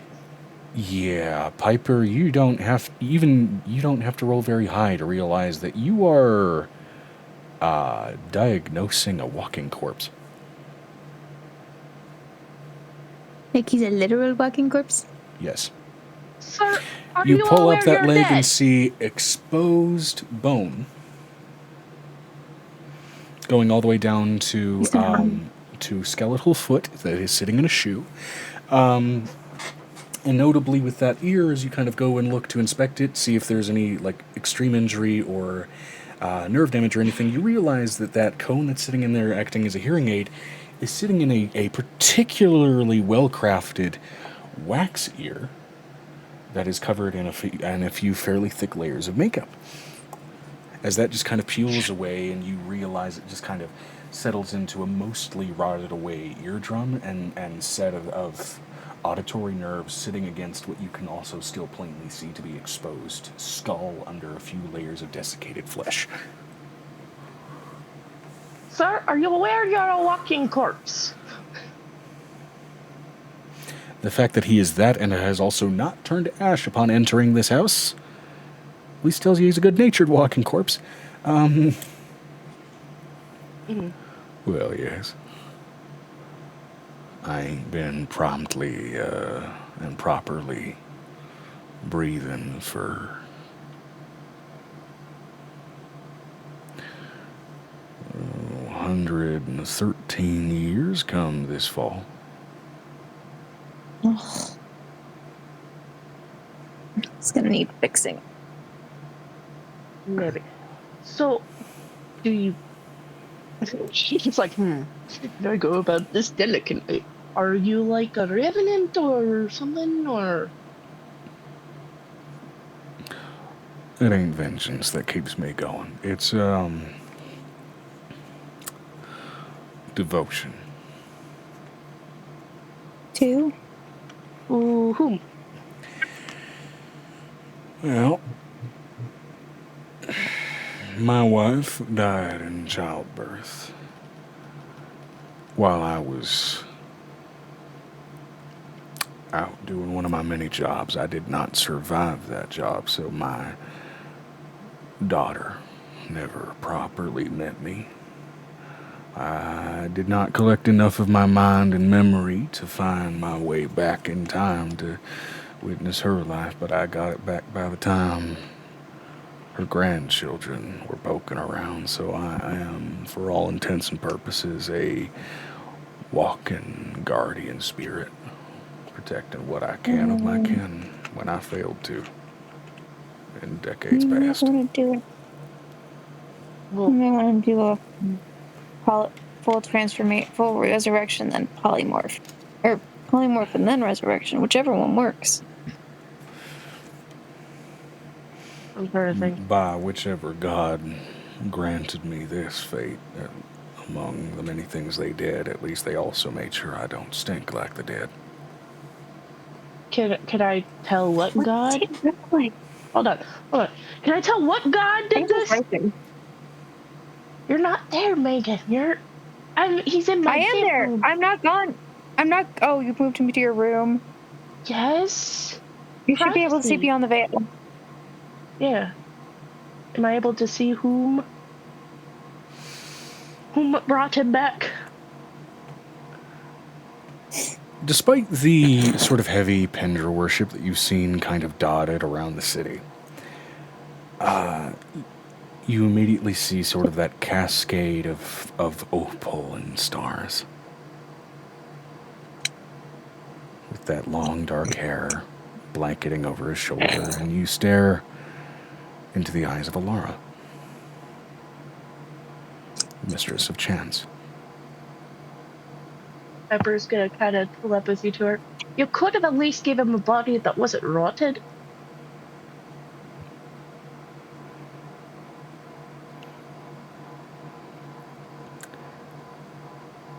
You get in disjointed answer back because you're not in Merkest. A series of images that amount to an answer that simply say his choice.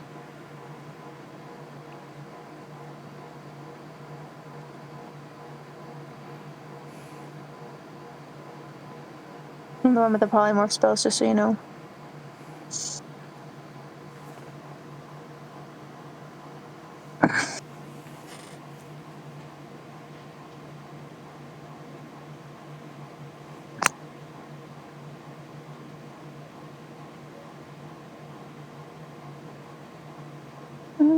Did you catch that, or did my mic not pick it up?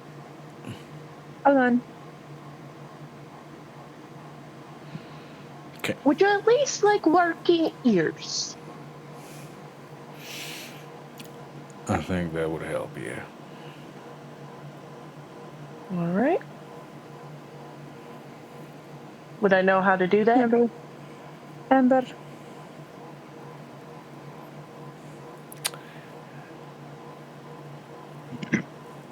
You could throw something together. Okay. In the Feywild, working there have here. been people that have had, like, supplemental hearing through bits of enchanted wood, mushrooms, things like that. And you feel like that could easily kind of hide among his physique naturally. Effectively, it would be sort of Fey implants to accomplish it. Mm-hmm. All right, I'm gonna do that. All right. Yeah, I have a question above. I have a question above table. Mm. Would I have gathered by any chance if this is one of the only big hitters that they have in the city, as far as defenders go? Roll me an insight check, I would say. Just kind of reading based off of what he's wearing and everything It else. is a town. It is a town. That's why I'm asking the question. The natural 20 on that one. You don't know if he's one of the only heavy hitters, but he definitely reads as one of the heavy hitters. Again, this is a steadily expanding township, and he is at least someone who among this collection of guards has made a point to greet you, and is, at least in cordial fashion, known by a few people. If he's their best, because you don't let somebody meet you if they're not your best. Or at least investigate if they're not either somebody who can, or is he expendable? That's the question I'm asking right now. Doesn't strike you as expendability as much as it's just kind of a plain aura of trust. I would say that insight is granted into just reading into the group. So if he's a guardian spirit, he probably just can't die.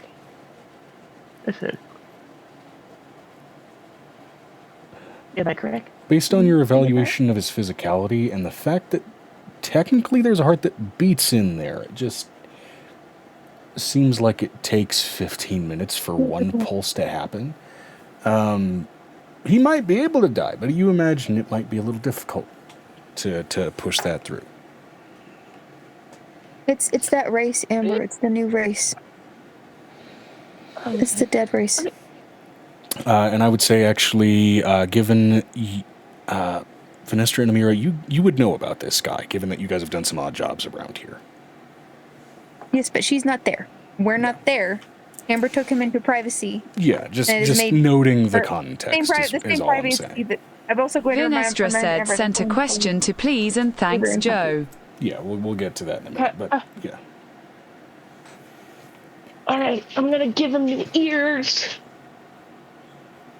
Give him the ears. Yeah, go ahead and roll me a medicine there check. This is anything essentially like making druidic cochlear implants. 15 plus 22. I've done it before. Is there anything else you might need? A living body. Oh, Breathing heart. A brain. Not unless you can make much of my leg specifically. As he drags his finger along the bare bone, and suddenly his leg lights up with celestial runes. Wait. Repeat, Joe, because halfway through that, working weed popped in and it broke my brain for a second. And also, my ear. Hold on. You can't hear. Okay, what? No.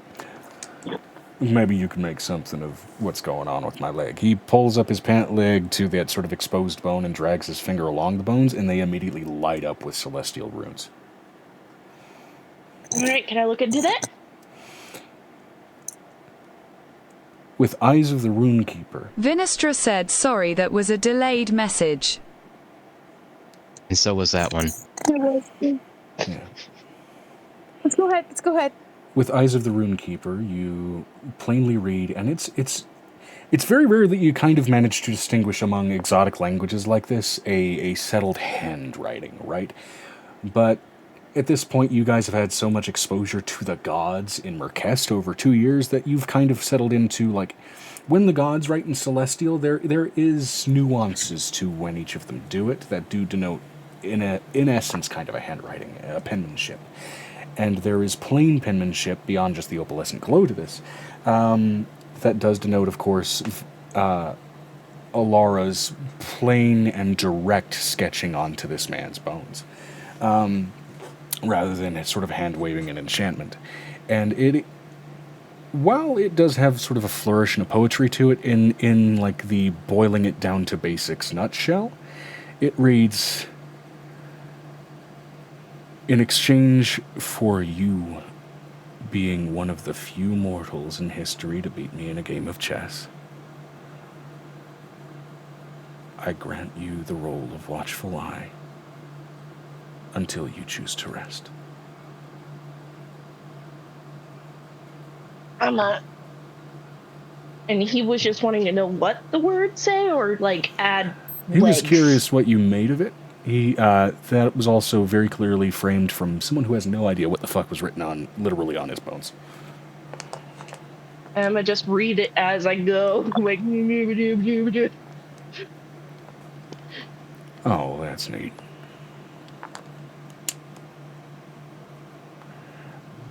I mean, would you like some covers for your legs? No, I'm He can't fine. move his legs, Amber. He's having trouble moving. Well, Do he you need me to help you with moves it making fine. It's a lift? very light limp. You didn't describe it as a light limp. You emphasized the limp more than once. Ah, Yeah, that don't sound like a light wind. Oh, if you could finagle some ears for me, do you think you could finagle some leg muscles? Leg muscles.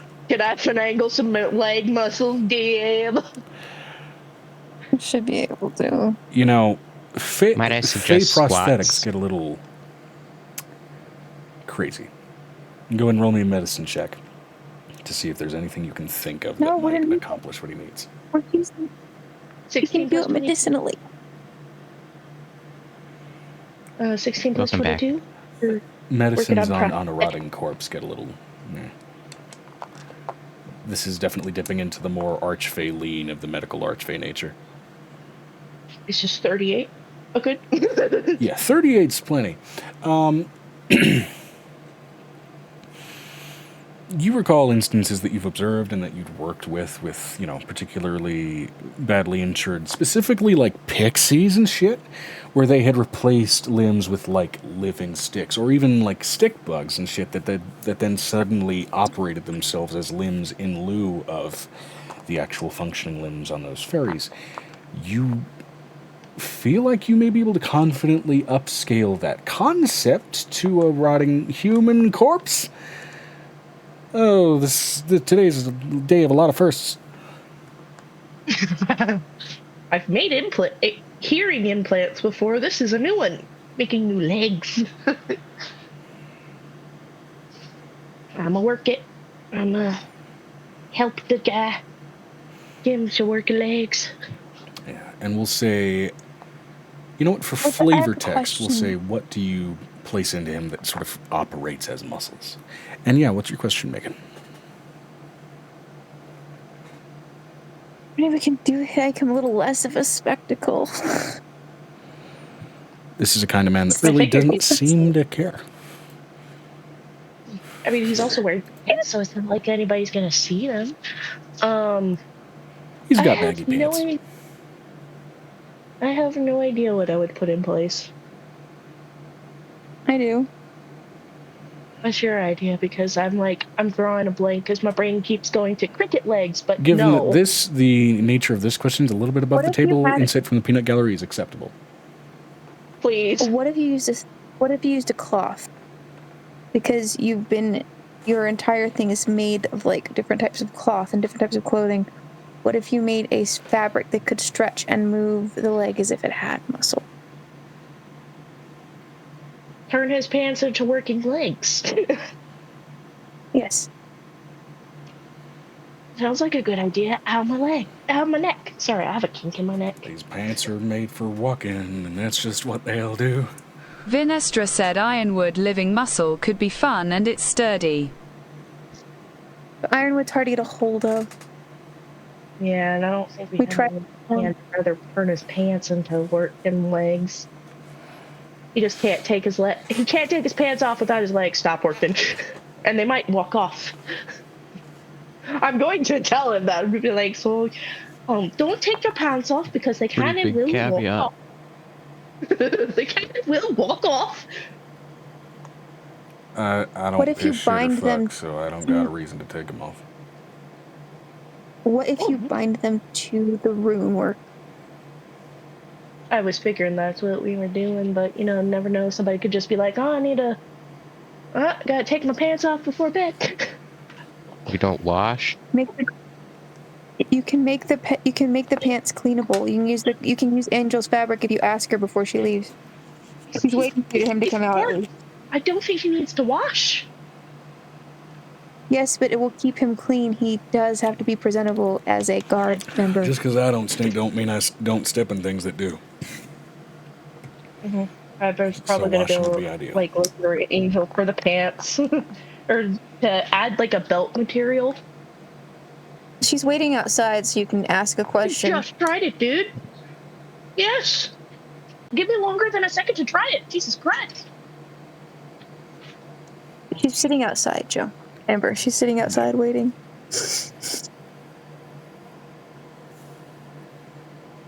Jesus. Piper's like, oh, can I borrow something to maybe help his pants turn into working legs? She hands you a bolt of the cleaning fabric that she basically has. It's We're just basically going to carry cleanable forward and that previous medicine roll that you made here for that. To basically allow that to work. Given that that was the magic fabric, the one we have that makes, yeah. She's like, we've got plenty of that fabric because we have kids. You don't know how many we had to make colors. He's gonna make pants out of them. All right. I'm gonna leave you to it then. I'm going to go head into town. Is there anything you need? More glass for anything? Glass vials? Do you think I can get you some or something like that? Yeah. Okay. Do you want me to see if they have any poisons or strange things that we don't usually see? Yes. Okay. Strange substances are always fun to use. Okay. Well, I am going to go Vinestra said, how big is this town? At the moment, population of 4,900 people, but that's scattered around, and it is steadily growing. It is considered in scales of, like, it is large town. Like, it gets much larger than this, and it will have to be classified as a city. But it'll need some definite changes to its infrastructure first, before that classification could be official.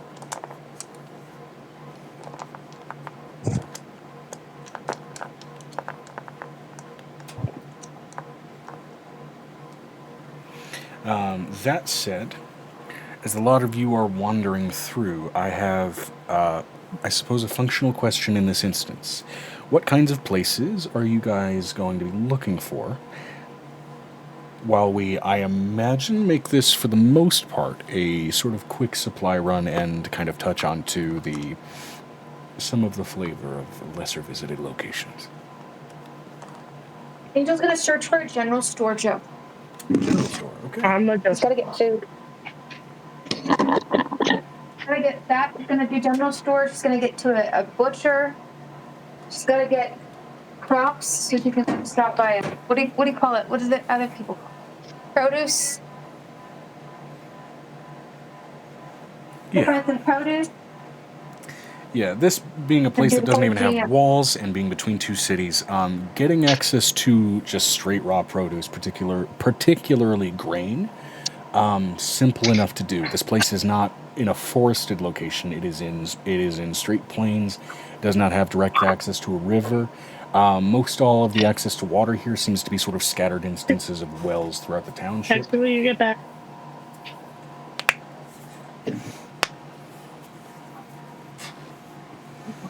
It's which is to say,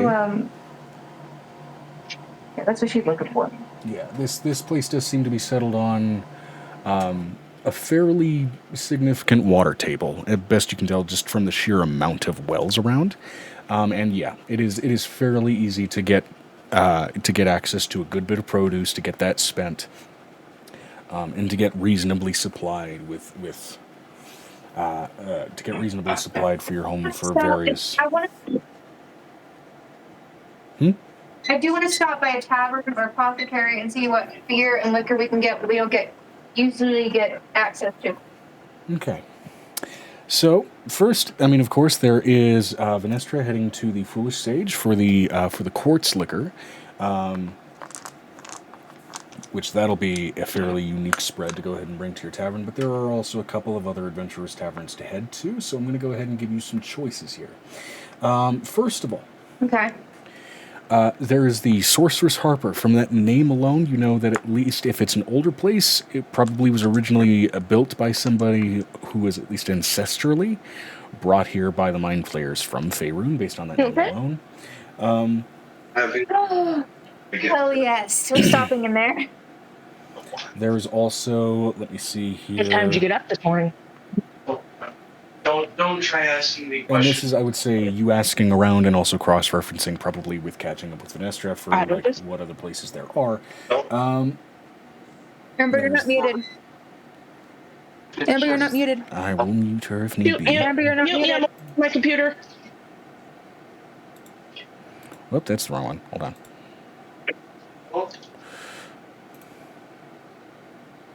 Okay. Done. Here it goes. And then there was also, there's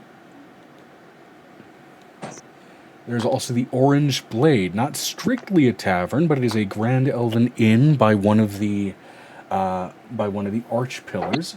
The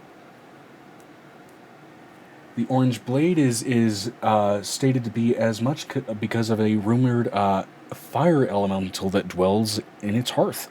Then there is also, let me see here.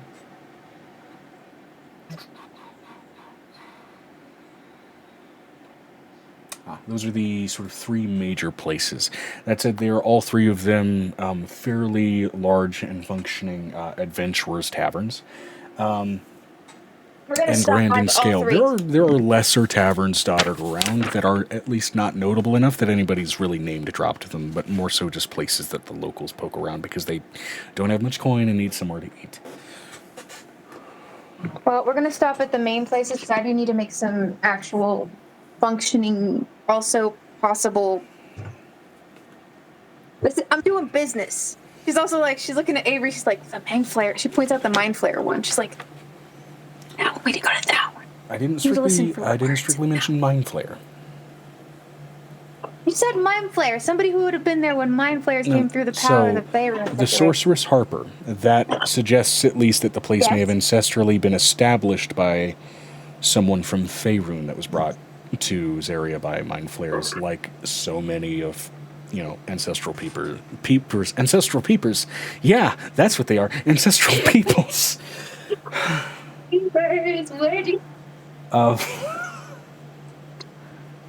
Vinestra said Vi is going to hit up the tavern and various stores and markets of people she previously helped to get the supplies, as well as head to a farm for fresh goods. Yeah.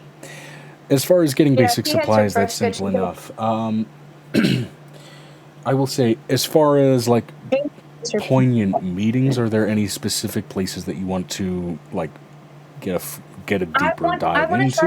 Momotism said, "Unmute me, please." Yes, sorry.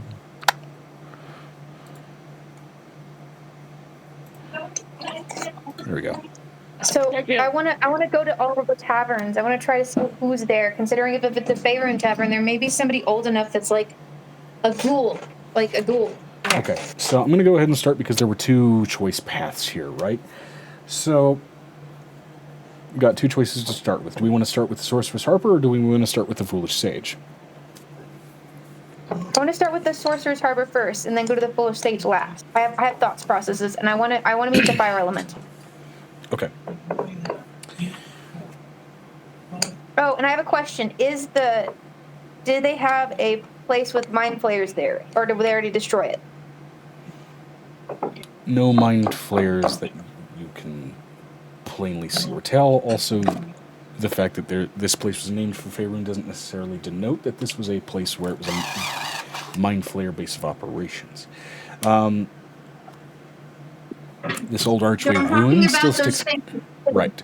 Those old archways, they don't seem to have any tendrilous iconography that would immediately denote mind flayer presence to you, strictly speaking. Even getting close enough to them to an area which people do mention is actually strictly called the Archwall District, which is to say that may very well have been what that was called, not the archway, but the arch wall.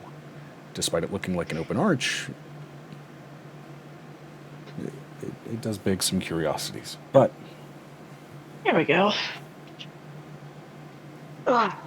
So Angel's gonna head out, and that's where she's gonna head first. She's gonna go to that Faerun one first.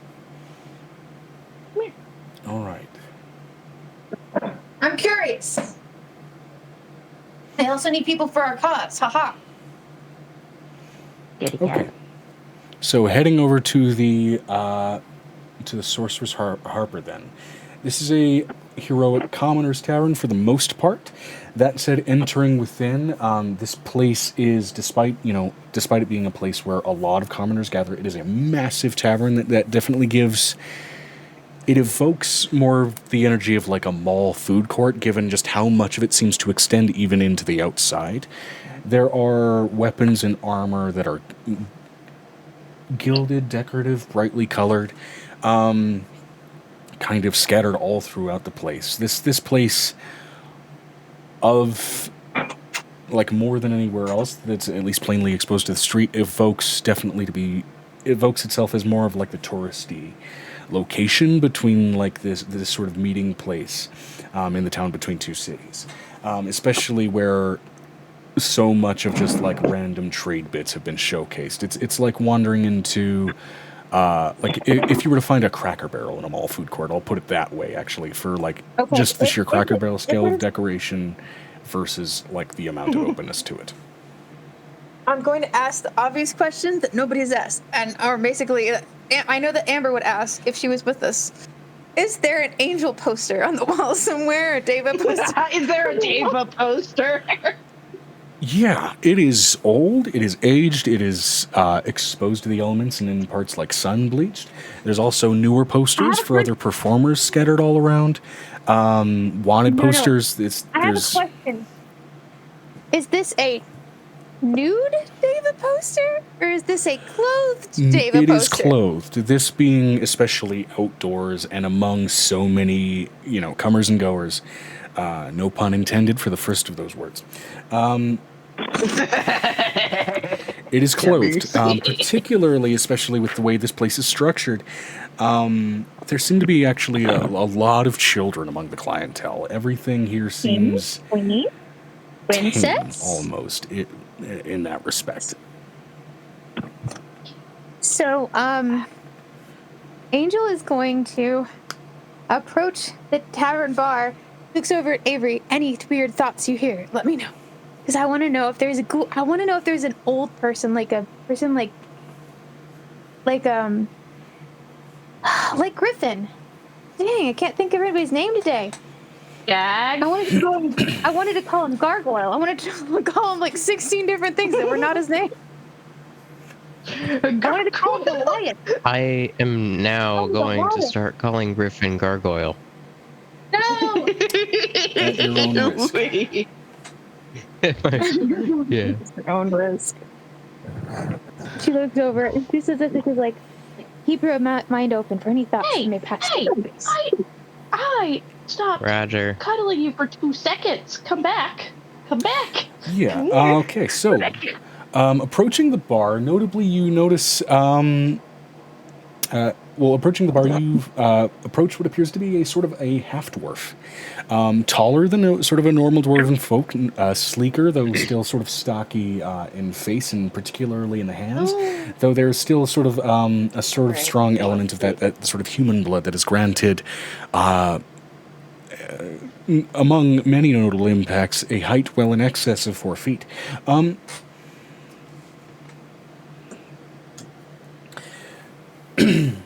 To that end, she is tall, she is slender, she's got this straight blonde hair, sharp brown eyes, wears sort of these modest garments, does plainly have a visible dagger kind of belted to her chest, despite the fact that she is very much kind of Oktoberfesting mugs around and throwing them basically across the bar as they slide along, even down almost like a quarter football field's length toward the outdoors. As you can see, sort of light runes light along the wood, assisting in that sort of inertia and maintaining it to allow it to continue sliding. Right, well, welcome to the Sorceress Harper. I am Kuda. How can I help you? Angel is standing on top of Archimedes for this. As it's very unlike a dwarf to look down to register somebody's height. Oh, right. Well, we have a kitty bar. Wait, no. My mistake. You ain't a kitty. There's too much pain in your face for that. That's true. More a kitty lost. Now, how might I help you? I'm on your wall. That's why you're itching my eyes. Yeah. What? Probably there's a naked poster of me singing. I know I posted up something that looks like you... What? A couple of years back, what was the name? 𝕲𝖊𝖓𝖓𝖊𝖓 Deva? No. Yeah. Deva, right. Like an angel type. Yeah. Yeah. Don't think you ever quite performed here, but we had the posters up all the same. There were some Underdark movers around up here at the time, and they had some posters with them. But I digress. We kind of passed through here. Did you? Mm-hmm. Well, good on you. We would perform through Sable Hearth. That was one of our things. And then a couple of places in Summer. That's why I don't remember half of it, because I wasn't really above the board. But, well, this town's sort of fast-moving, bit of a trade town between two cities, and adjunct to another big-ass trade town. You know, things move around quite quickly, and things will go by unnoticed. The crime gets ridiculous when you're not paying attention. By the way, have you all been keeping an eye on your coin purses? Yes. Good. Because if you were to have them opened up unceremoniously, I'd prefer that go into my pocket than anybody else. I have to run a business after all. Or at least we do. You know what I mean. I love how you say that. I know, right? But how can I help you? I was hoping to open up trade between you and my own tavern. Open up trade? Oh, broadly said. Well, unfortunately, I can't really say the yeses or the nos in terms of opening up a new business here in Hondoro. I'm not exactly a guild mistress myself here. I just help run the bar here in this place. You didn't hear me, ma'am. Yeah. Opening up the liquors that you have access to. Oh, right. They're local liquors. Trade routes to another tavern. Well, trade would have to be handled through the Temple of Alara.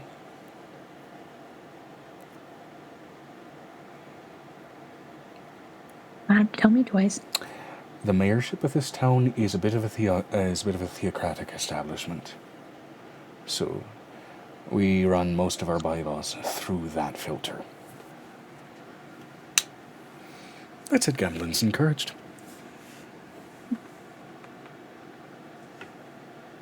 I have a question. Is this the place where if this is a gambling town that I'm thinking it is this the one where I gambled and somebody stole my shoes?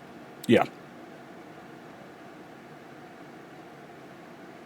Do I I see my shoes anywhere on these walls? The place has expanded and cleaned up a good bit. Not on these walls, but again, as this business in particular kind of expands out into the streets, where you can see kind of like some of the ropes going between buildings for like hanging streamers and whatnot for festive events.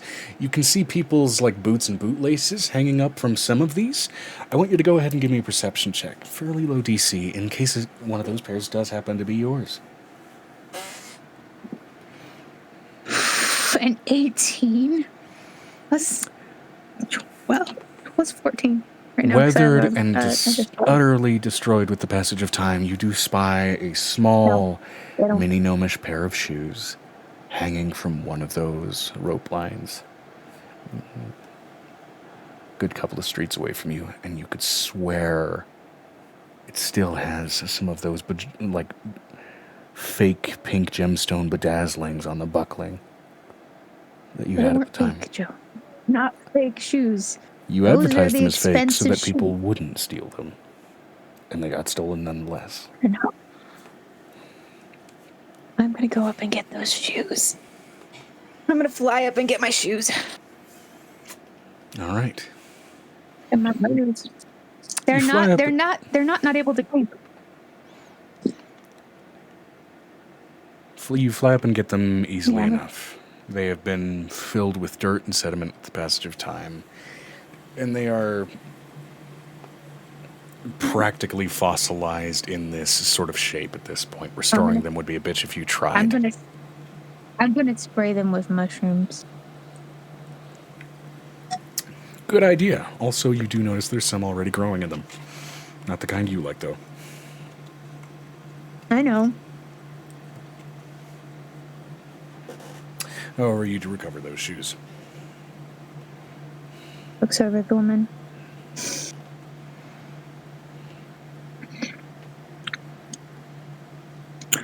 I am going to go to the Temple of Alara because apparently I need to buy some stuff from them. I need to actually get some stuff from here. But I need to buy it in bulk. Right. We'll go through them. You can get the order contracts. I'm sure I've already heard the rounds that somebody was making and placing some order contracts already.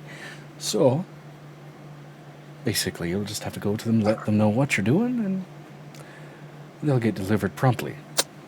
Also heard somebody else is already doing it. A larger dragoness lady, a sort of a Venestra, and a smaller one. I keep forgetting her name. They've been around here a couple of times. Mira. Right, that one.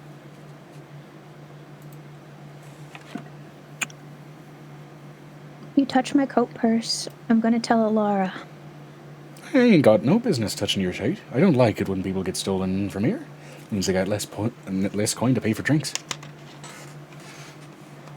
And then I'll be taking my dragonberry wine with me. She walks out the door with a cask under her arm. Again, you read from her that she plainly dislikes the crime that goes on around here. I got that. But she just... She's herself a customer at the moment. Wine is coming with me. Oh, you want to go through official channels before you go and run any exchanges? I really don't have to consider Alara. But this is a place where gods have a more traditional reach than the type that they do in Merkest. Mm-hmm. Where it's... That's what I was saying. Yeah. I was really confused why she told me to go to the Temple of Alara. Yeah, which this was essentially the equivalent of, like, go to the guild hall, and in this case, the Temple of Alara seems to fill that role here. I see how she likes that, considering she doesn't necessarily always like that. And she wasn't being dismissive of you, she was enjoying the conversation, but she was also like, I don't want to get, another straight.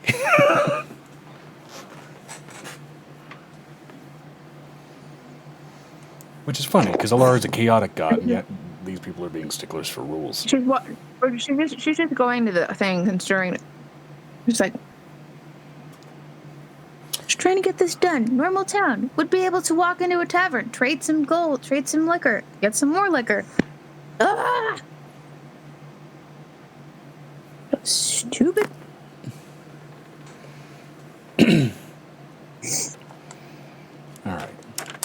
looks over at Avery, and Avery, you can hear her going, already a war hero, already dealing with bullshit. Don't need this today. Like the frustration in her mind is just yelling about how stupid these processes always are. Yeah. The biggest bane of any adventurer, fucking bureaucracy. It is. It's literally been this. It's been this entire campaign has been like bureaucracy. That's why I haven't been able to get from one point to another point. Yeah. She walks into the Alara's temple and is like, it's like her face is like in a fury. And I'm letting you know, Archimedes, feeling her emotion, his like hair is standing on end like shit. Which, wandering into it, of course, immediately it is both a drinker's den, a gambler's hall, and notably, like, the hall structure in here, aside from, like, the central space, is maze-like. It's like, once you get into the fun shit, you can tell it's structured to make it a little difficult to find your way out. I have a question. Vinestra said above table, do we want to just summarize the bureaucracy? We could. No, We could do that. Not with Alara stuff. Because Alara stuff, there are things that Alara wouldn't like. She would not like this. Adventurers in guild halls are great. Gambling is great. But she doesn't like bureaucracy. Specifically. All right.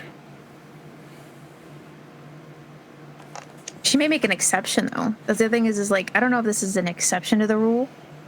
Yeah, with usually not that. With casinos being essentially temples to Alara, and apparently that being the ruling body of this town, therein being that casinos are the ruling body of this town, you wonder if it's actually theocratically ruled or if it's technically an oligarchy. Joe, my brain can't work today. Can we not give me a high word and then explain it to me like I'm two, please? You're wondering if it's less being ruled by religion and more by money. Okay, let me put it to you this way. Let me simplify this for you. Today I was cleaning up clay because adults cannot clean up clay from around their space. So I was having to do a mom job today. I'm not in a good mood. Okay. So, full-blown adults. It's dirt and water. It's all it is. It's dirt and water. All they have to do is take a sponge and put it on the ground and then wipe up. But no. Sorry, that was my frustration today. It was all over my shoes. It kept getting me slippery. So, you get into every time you do that thought. You get into this temple structure. You get ahead of all the bustle, the noise, the drinking, and the revelry, and get to one of the wandering priests.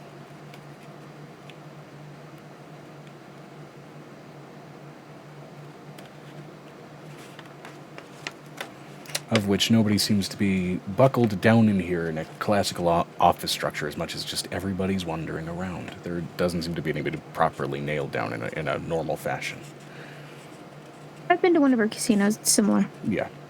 And this priestess in particular does appear to be, oddly enough, a drow in this place, wearing a sort of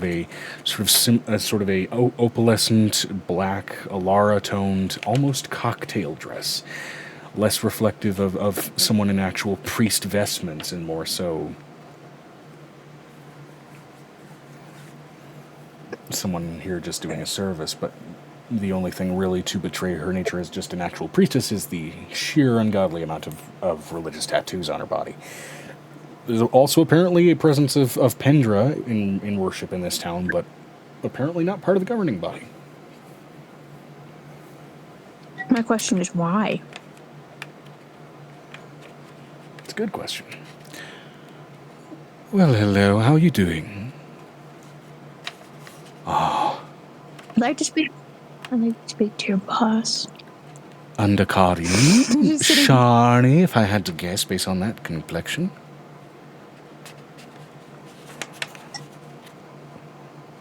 You're not off? I don't think this Sorry, visitor I strictly also of made a pleasure based on the debate. reports of a dragon landing just outside of the town, so I'm guessing this is business.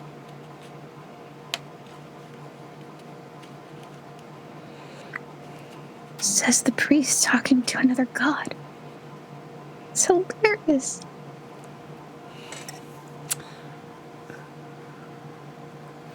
You can tell she's not flexing an ego, she's making an observation.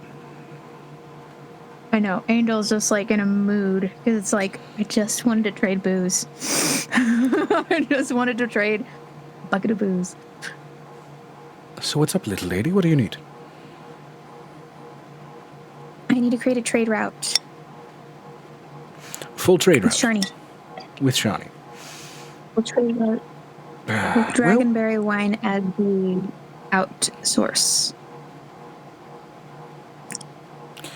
We don't have really any direct connections to the Underdark here. So we would probably have to route this trade into Marquest and therein through, but we could do that. That would be a good idea.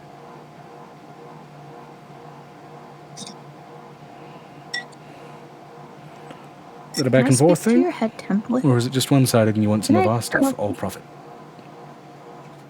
No, I want local stuff. Okay, back and forth. Good enough. Right. Considering that I'm procuring this from Oromur. Interdimensional. All right. I know we're talking alcohol strictly. We're talking foodstuffs. What do we need? Anything of the sort. And your poisons. Local poisons would be good. That we can't do normally as a trade agreement. That you'll have to gamble for. We win, we get advantage on the trade. And as they oft say, the house wins. You win. Say it. You get advantage. This woman does not know who I played cards with.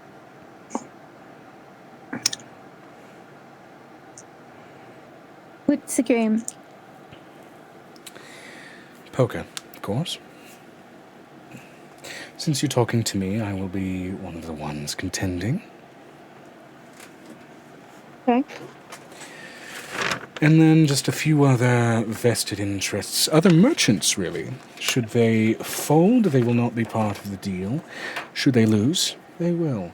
Folding in this variety of game means you are playing the coward's game. And who wouldn't want to join in on a deal with a warlord? War is profitable. Much more than a warlord. I know. But the ones you'll be gambling with don't. And warlord is the only title that they need to worry about here. Good. So, shall we play? To not turn that into a broad skill mini.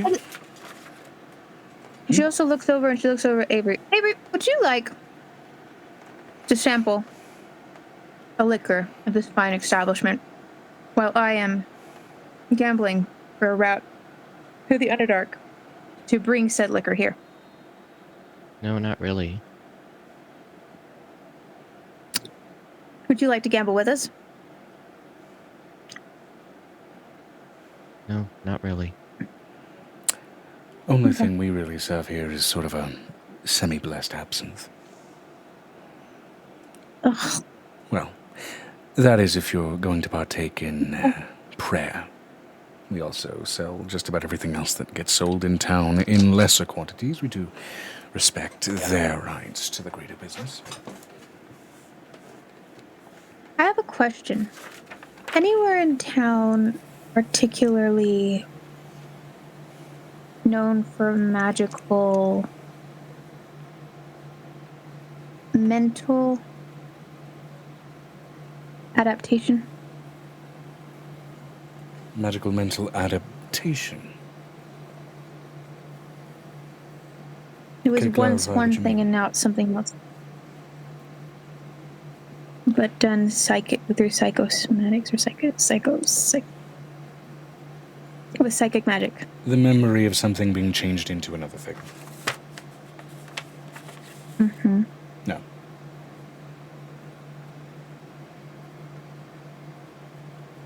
Is there any psychic magic heavy points here in the city, considering that giant archway? 𝕲𝖓𝖓𝖓𝖊𝖓 sent you something, Joe.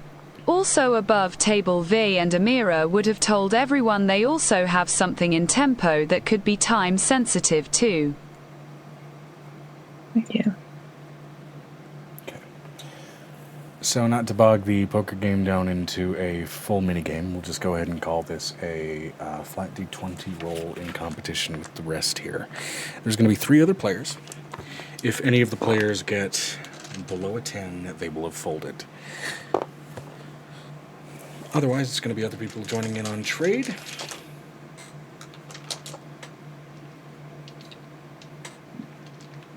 I'll join in on the game. Okay. You will? For the sake of that, then, I'm going to ask for both player characters here. Are you guys going to be employing any mind reading? It's poker, after all. I don't think I'll need it. I've got more honor than that. Okay. All right. I play poker with Alara, and There's still honor Arch among fellow. thieves. And we're not thieves, so hopefully we have more honor. 2 of the 5 fold. We're only sometimes thieves. Only sometimes.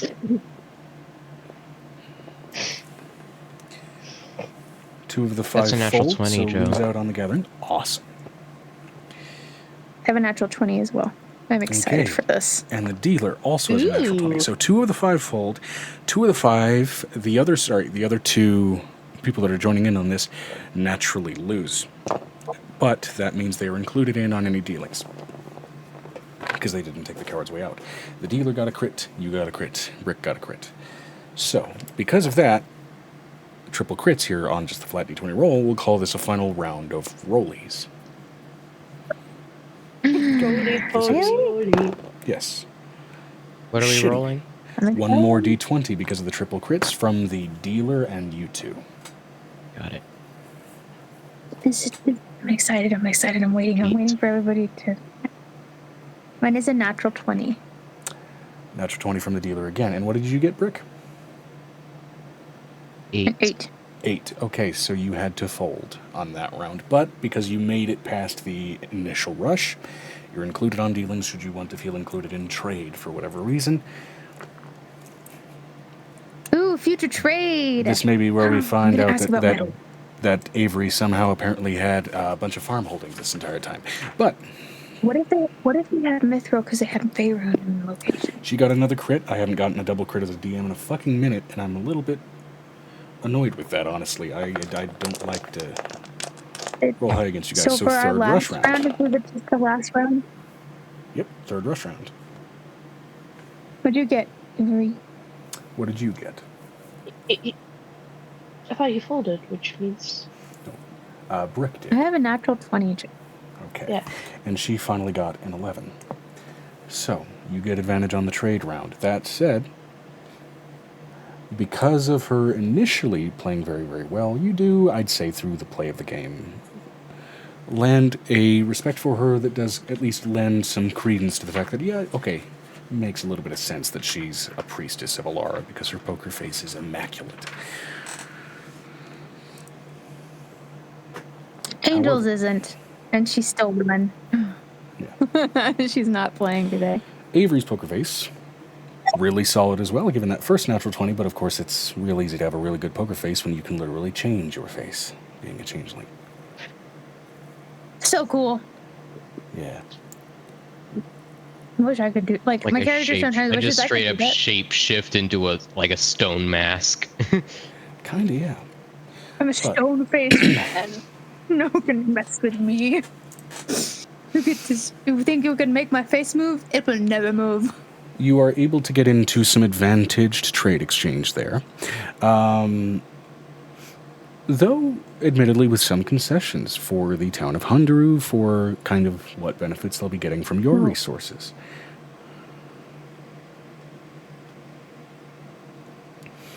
And this means you'll have a free contract to exchange any sort of trade with any business here, whether that's masonry, whether that's carpentry, whether that's architecture, whether that's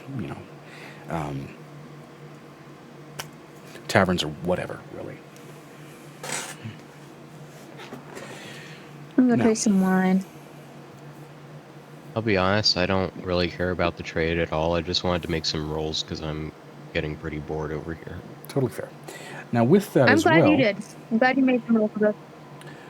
Because of the contentiousness on those rolls, you do also get this information as far as the mention of, were there any memories that were changed for people for a particular location or anything?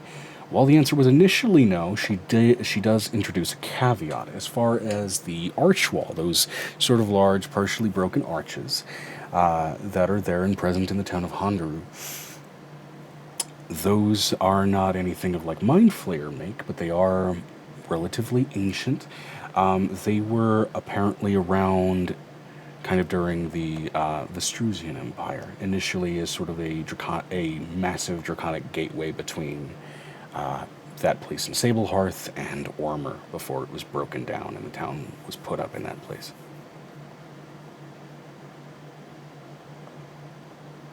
Given the size of that gateway, dragons floating through it does not really shock you based on that construction, but you do get given that information, and as far as public information about that being what it is, that's been kept quiet for obvious reasons.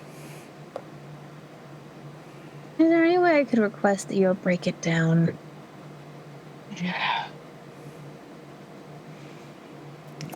They have been doing that steadily for centuries. However, the stone it's made of is not easily broken. So they've been in the process of it.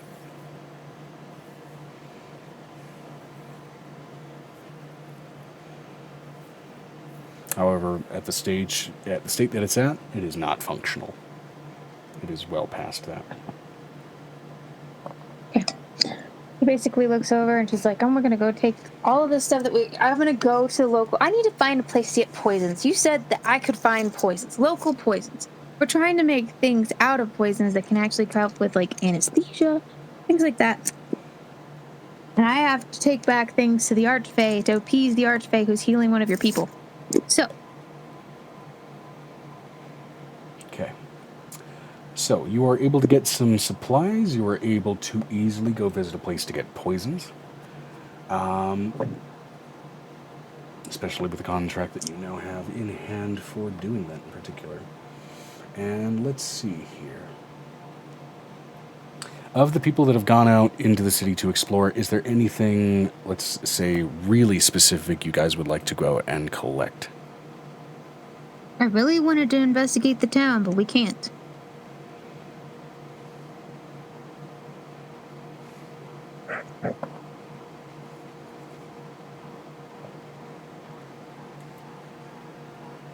It's going to take a few baths of the cat before I'm not going to be allergic to 𝕱𝖊𝖓𝖓𝖊𝖘.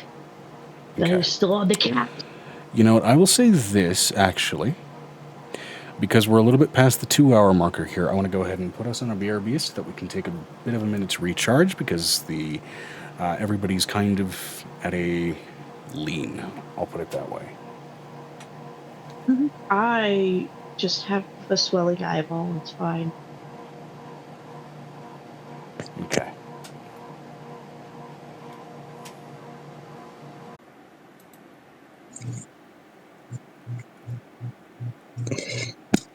Sometimes I hate being a girl.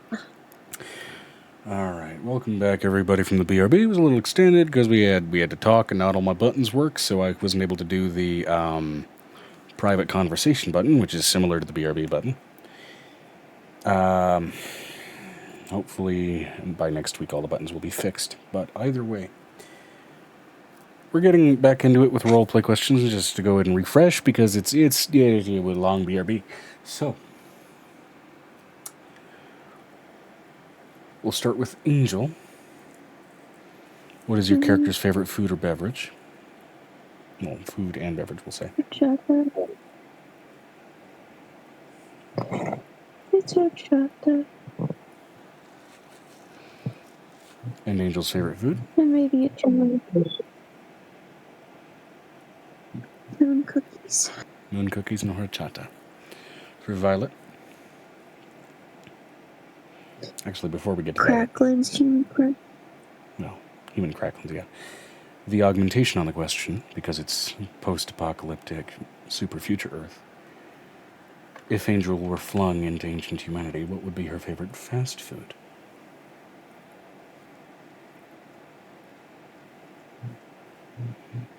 Right now, I'm craving Indian food, so Indian food. Oh no. I wouldn't I trust just want fast butter food Indian chicken. food. Yeah, that doesn't sound. What I consider fast food is like 40 minutes for waiting for the stupid DoorDash.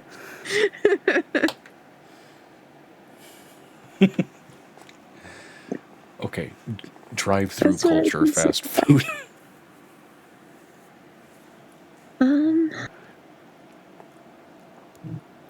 Not drive-through sushi. Probably like. Where the fuck are... I'm sorry, where the fuck is it? Where did you find drive-through sushi? What? I found one. Where is it so I can avoid it? Please tell me you didn't eat it. No. Somebody suggested I go now. I was like, I don't know if I want. What the fuck? Where are we going? Gas station. What are we getting? Sushi, of course. What? It's cheaper than 𝕲𝖊𝖓𝖓 for my colonoscopy. Right now I want Taco Bell. Or Taco Bell. I'm tempted to just go get some because it's open late. I ran over the Taco Bell dog. Sorry. No, that poor dog. That's the only lyric from that song I remember. I don't even 1999. remember that. Oh yeah, died the... Hey, maybe I'm his reincarnation. I was born that year. You get a Taco Bell. I give off Chihuahua energy. No, I don't. Chihuahua. I give off boxer energy. I'm brain damaged and everything. So, I would say...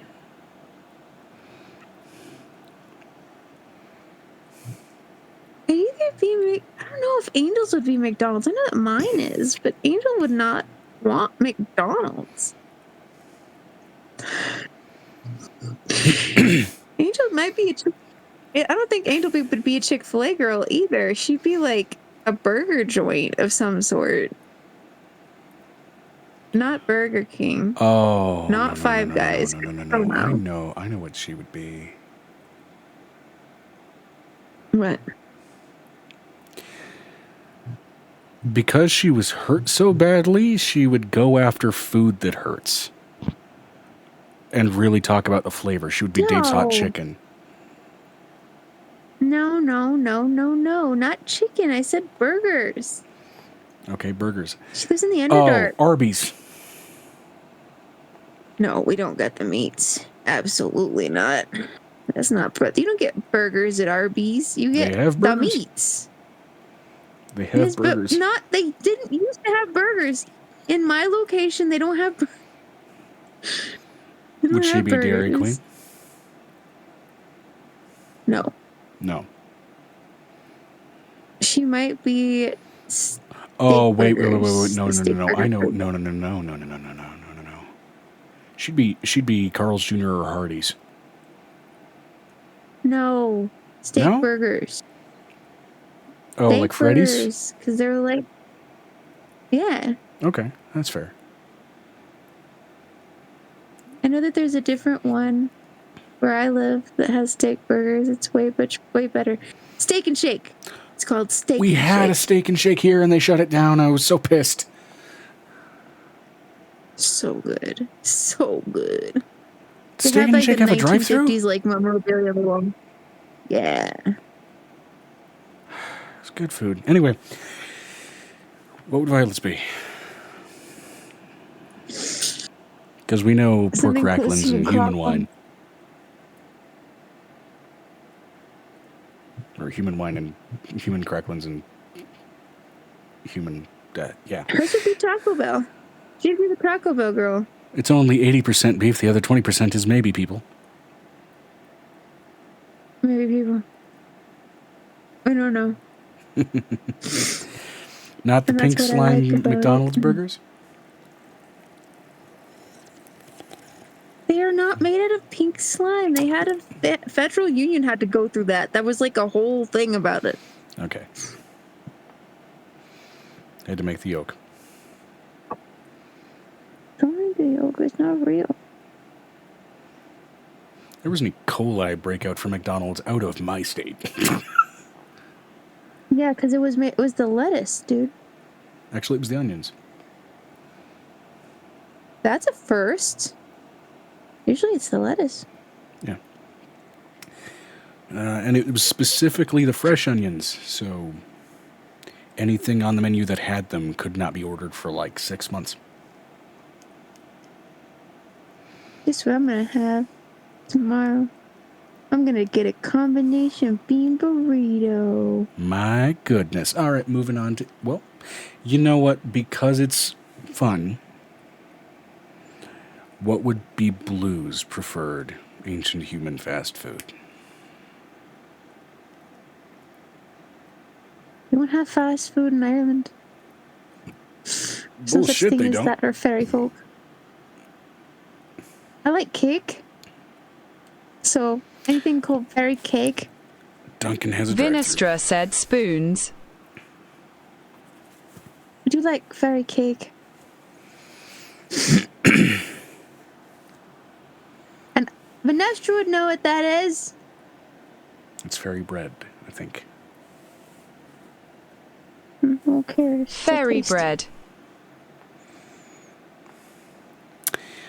Moving on to Avery. First of all, whatever his favorite food and drink is, and then whatever his favorite ancient human fast food probably would have been. For real food, it's either Hawaiian pizza or brisket. But if we're including desserts in favorite food, it's chocolate chip cookies. Fast food, I'm still not sure on that one. Like, fast food's one of those things. It's like it's hard to have a favorite. You crave some things sometimes, some things other times. What about Sbarro? Fast food What's pizza. that? Whose favorite is Sbarro? That's the favorite of fucking psychopaths. I don't even know what it is. It's the redheaded there's such a stepchild thing of as the fast fucking food airport pizza? food court. It's the world's most overpriced slice. It's the redheaded stepchild of the airport food court. Yeah. Sbarro. Sbarro. Ain't nobody. No. Fuck that.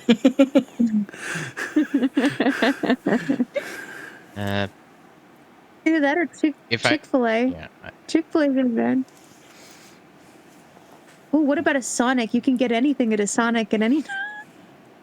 Yeah, but it's kind of it's good, but in a trashy way. Like it's trash as you're eating it, and it tastes like it, but it's also good. Yes. Like yes. This is a changeling. I took 3 years off my life, but it was worth it for $5. Yeah, I like that. Tasted exactly like $5.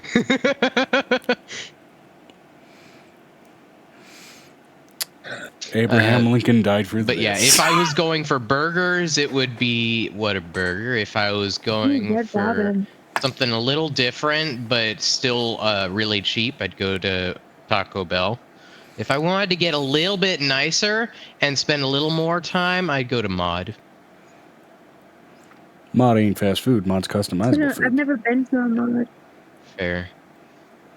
But Mod's good. Mod pizza. All right, moving that on to Vinestra. You can get fucking corn on your pizza. Yeah, that's what they did back in the day when we were in school. They took their corn and they put it on their kids' Vinestra pizza. said for V and Amira, burger, spicy sausages, ice cream. As for modernity fast food restaurants, KFC or Hungry Jack's probs then add her own spice to it. Or local burger restaurant I know of. That I shall not name. Yeah, Hungry Jack's is basically Carl's Jr. for those who are not fully aware. At least I'm 90% certain that I'm correct on that. I believe that was their international branding. Burger King. Oh shit! Okay, I was wrong. Oh, Hardee's was my bad. Hardee's was Carl's Jr.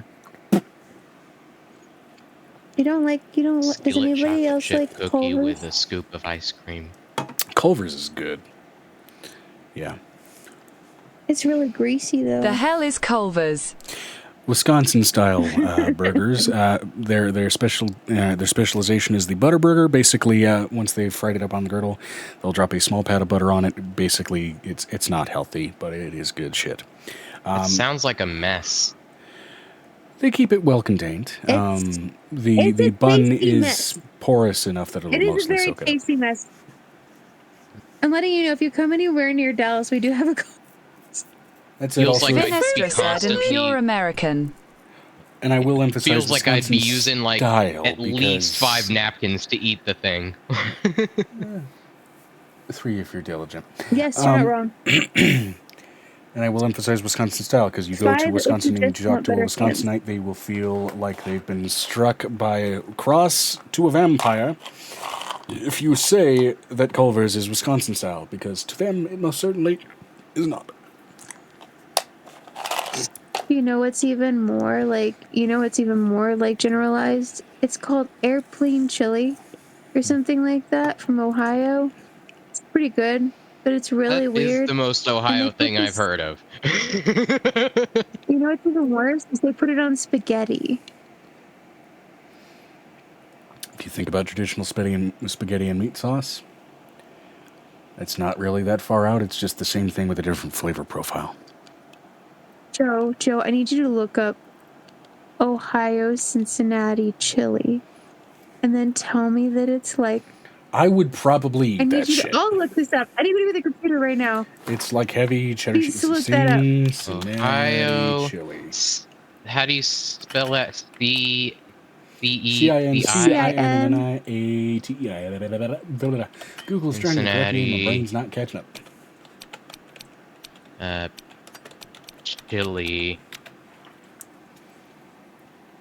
Yeah, I think it's called airplane. I think that's spiced meat sauce. Oh, that looks good. Yeah, it looks like Vinestra said that is yellow. Yeah. Served over spaghetti or hot dogs. Now, to be fair, speaking of weird spaghetti mutations, let's go ahead and pop over to... God damn it. I think all the yellow you're seeing is just cheese. The chili part is the part that's kind of peeking under the cheese, I think. What's the name of the chicken joint that has the fucking, like, banana ketchup spaghetti? Why am I drawing a blank all of a sudden? Is it the Those words don't go together. They do, though. It was like a, it was a fucking, not a Portuguese style place. It's Jollibee. Jollibee, thank you. Their chicken, apparently, is fucking bomb. Apparently, they have it here. They have it where you're living. They don't have it here. Wait, they have a Jollibee here? Yeah. We've gone on a huge tangent, which is fine, but I Vinestra just want said to point it out. Filipino food has banana ketchup. Joe, I'm serious, Joe. You have it where you live. Since when? Look at Jollibee in Colorado. Oh, wait. There's a Jollibee here. They just built a fucking Buc-ee's here. 2 places I apparently need to go. Buc-ee's is an experience. You have to go.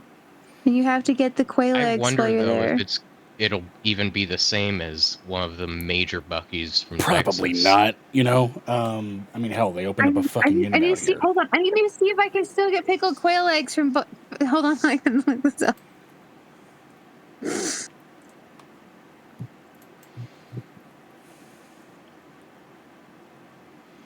Please, please, please, please, please, let it be a thing. You know what I want to try? Like fucking historical mushroom ketchup. You know what ketchup used to be before tomatoes fucking entered into Europe. I want to try that GIF, Vinestra. It's making me very uncomfortable.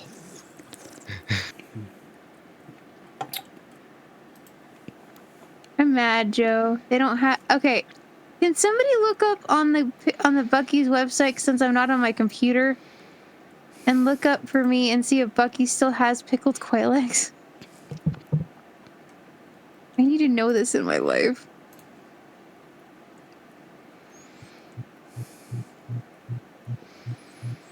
Because we're breaking down and ordering pickled quail eggs. That's my comfort food. Oh! I just fucking read that meme, and I...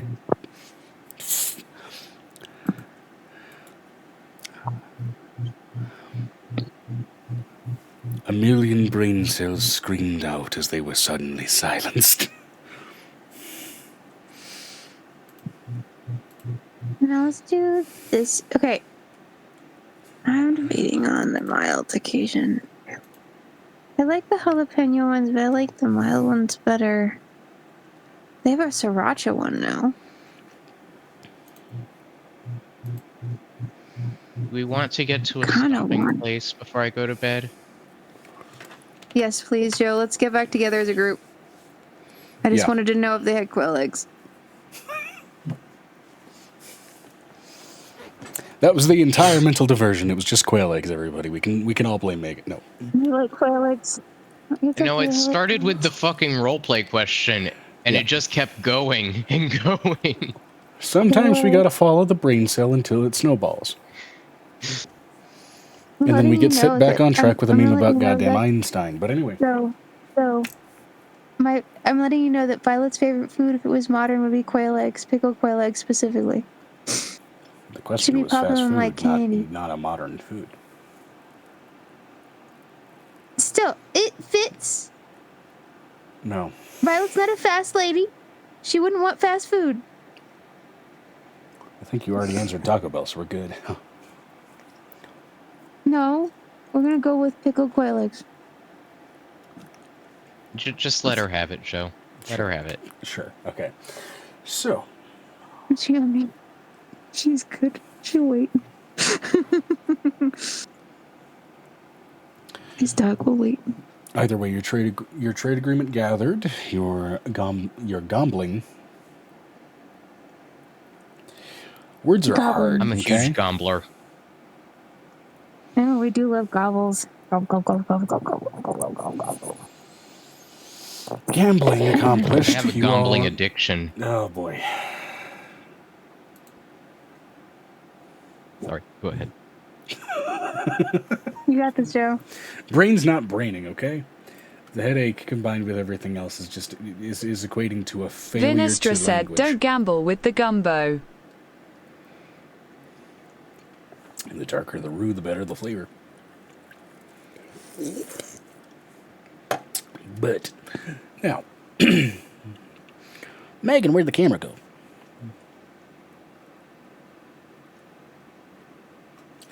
Either way, you guys go ahead and finally make your way over to the Foolish Sage.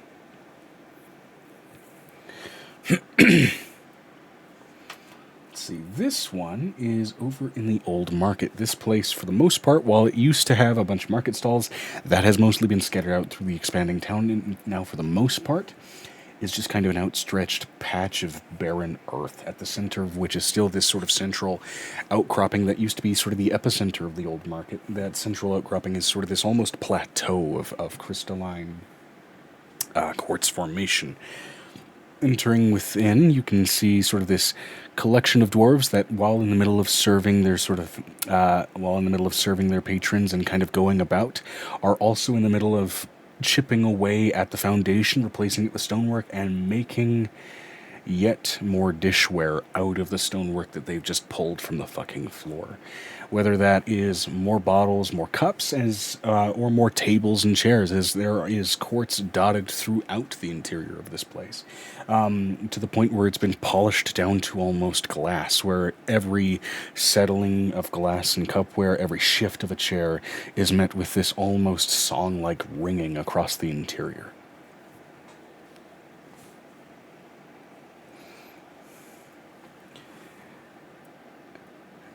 And Venestra, you having been here before, this is probably the most, I'd say, poignant of sort of historically altered buildings present in this town, just given sort of the formation of its construction. As far as the formation of this crystal, one thing that you have noted, it is not by itself magically resonant, though it is plentiful, readily plentiful, and is remarkably durable. It is not brittle in really any sense.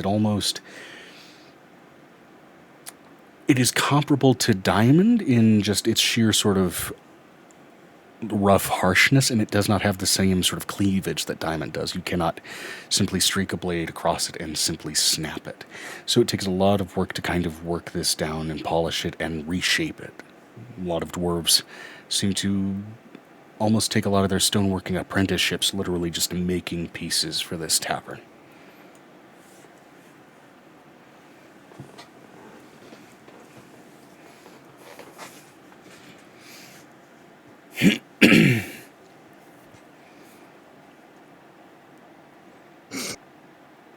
Vinestra said as a just in case, Megan, if you are speaking, we can't hear you. Am I here? Your camera went off right when we went into the building, and then you went dead quiet. I'm just trying to chill out for a minute.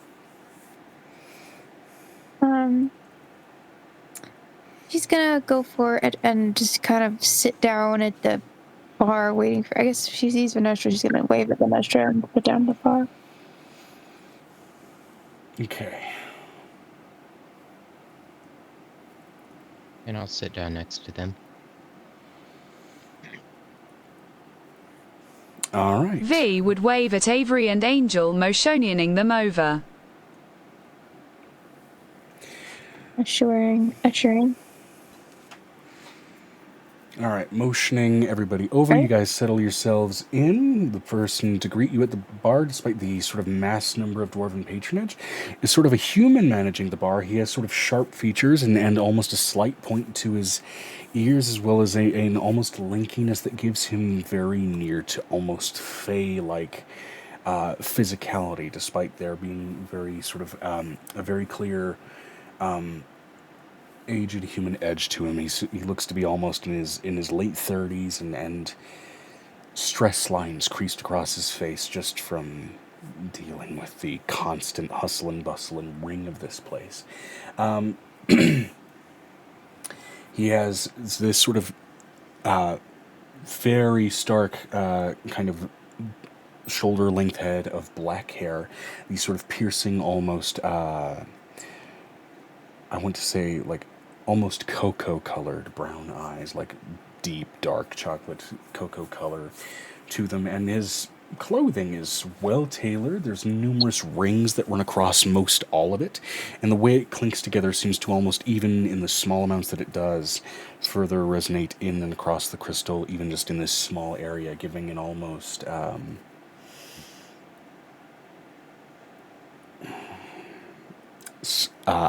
I want to say almost like sleigh bell quality to every step he takes.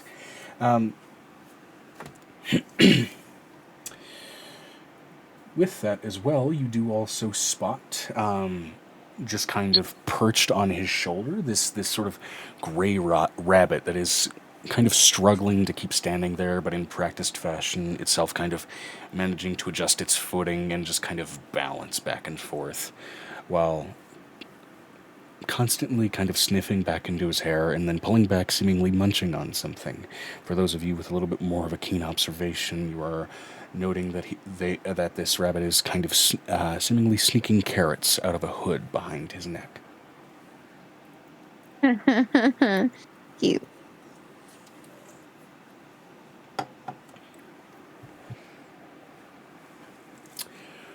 I want a chocolate lava Angel's cake. gonna look. Thanks, Vinestra. Welcome to the Foolish Sage. I am Hare. How might I help the lot here?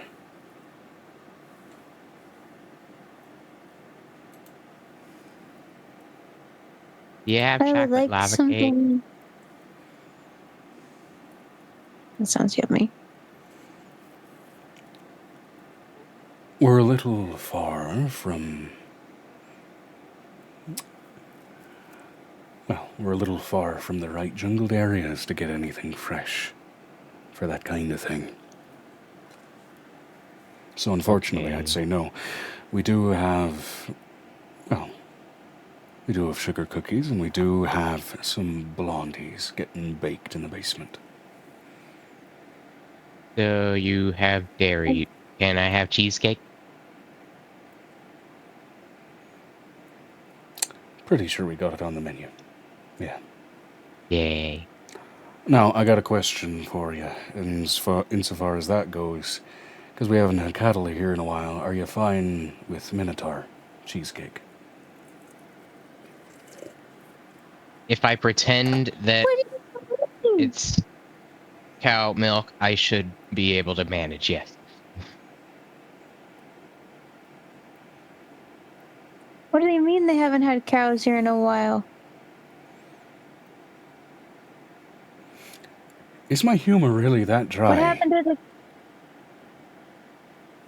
I'm really bad at sarcasm, apparently. Yes, we have bloody cows. Oh, okay. Then And no, I didn't milk the absolutely, yes, I blacksmith do. next door. At least not for the menu. Wow, I didn't need to know what your nighttime activities included. Nighttime. We do that in the daylight. No. Whoa! One Whoa! cheesecake. Whoa! What else can I get for you? My constitution back. Something tells me you got plenty. Rumor has it you're a bit of a fertile warlord. I don't know what you're talking about. Big-ass stone dragon lines outside of town. You think that news spreads slowly? I don't know what you're talking about. Fine.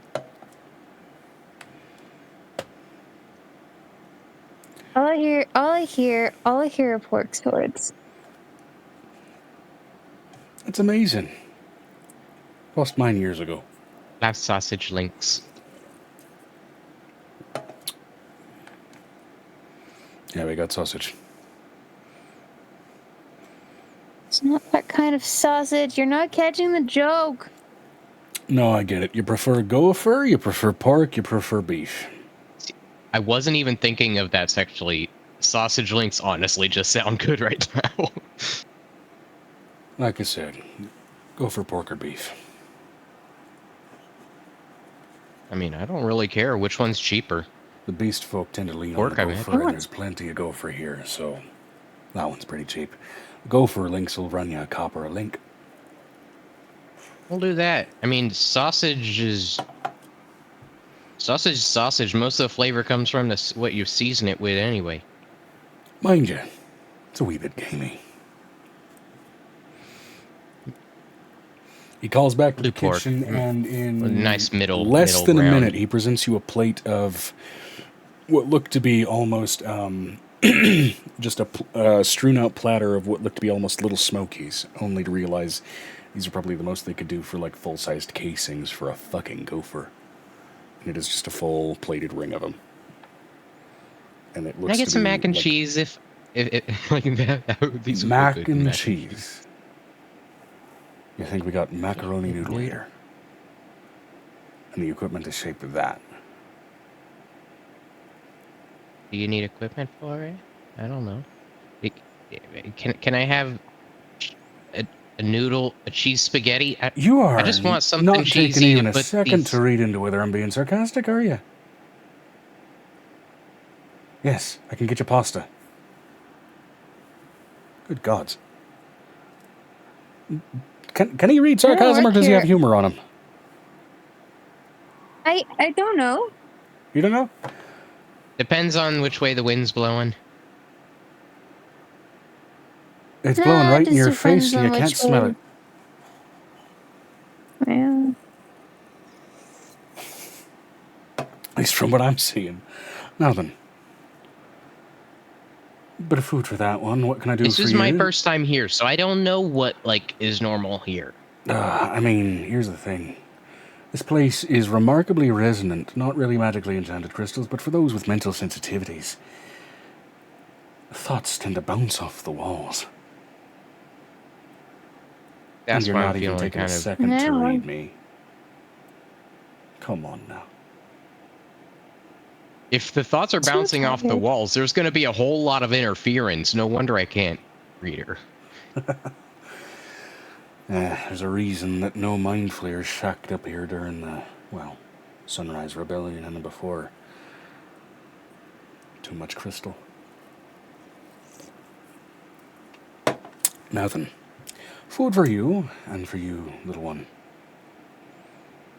Pastries, liquor, anything like that, and also for the big dragon lady. What can I get for you? Whichever one of you would like to answer first on that. I have no idea. Everyone's being weird, and I don't know what's going on.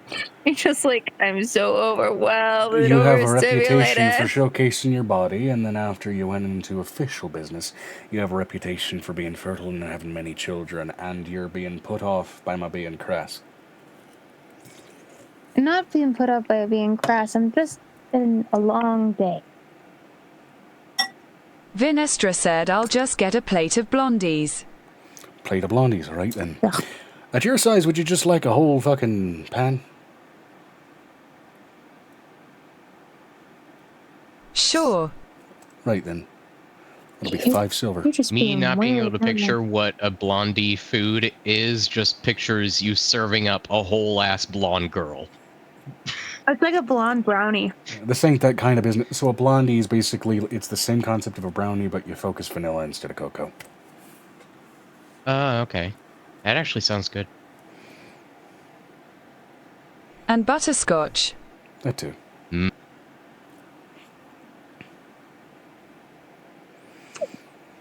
Right then, that'll do food, and I do know that you went ahead and spoke with the temple, so what practices might I be indulging for you, huh? Liquor. No, she put a cask of dragon wine, and that's in my sample. Dragonberry. Alright then. We can do that. What do you want in exchange? Because we got mighty variety of clarified liquor here. I live in the Underdark. Yeah. Clarity is not a problem where we live. We can do mushroom booze. Some people from your neck of the, under the woods, tend to prefer it. Wait a minute, were you being sarcastic when you said I couldn't have chocolate lava cake too? Yes. Motherfucker. Yes. Fuck! We can't get fresh cocoa out here, but people know how to dry it into fucking powder.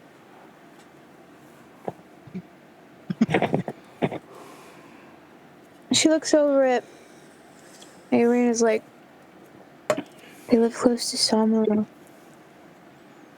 Summerall. There's definitely cocoa somewhere. Yeah. From what I hear, also, you got mushrooms down there that taste remarkably similar, though texturally it's a little bit fucked. A little snotty. If you just boil them, the liquid turns into chocolate sauce. It's fine. If we're talking about my mushrooms, I have to ask Mike. He is the local mushroom grower. Oh, yeah. Well, he's also the leader of the Myconid Council. Either way, the main point of your exchange is going to be alcohol, so we can do that. We could also, for royalty exchange, we could also do crystalline reincanting of some of the liquor you supply us to clarify it.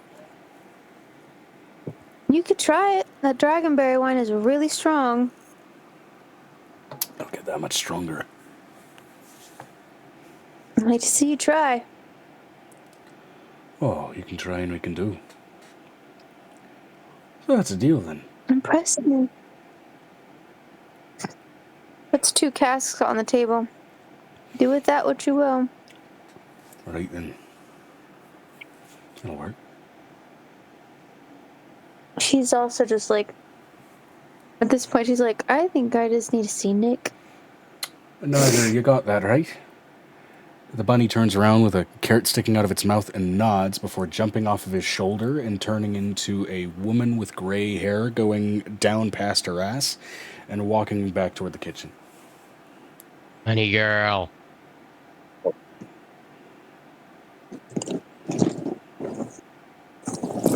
My sister, she likes to hang around, and that's the only way I can convince her to eat carrots. I don't know why she does it that way. Welcome back, Ministra. Looks over at Archimedes. Archimedes.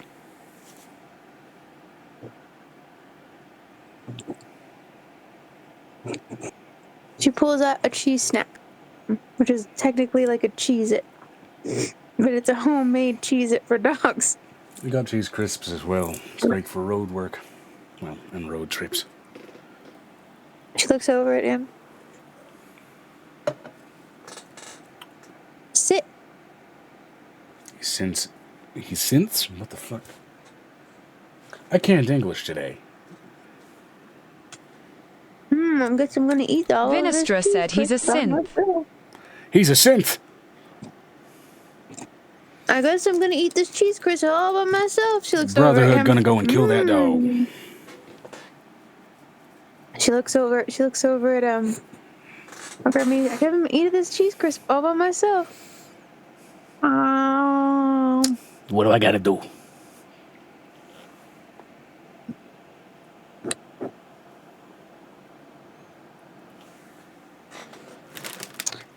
What's something that you're missing around here?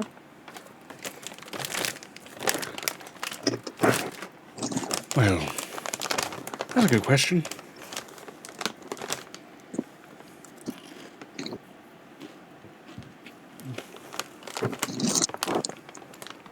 For all the adventuring that goes on and comes through, in and out, back and forth, but whether it's on the front or people doing their own bullshit, proper entertainment doesn't stick around.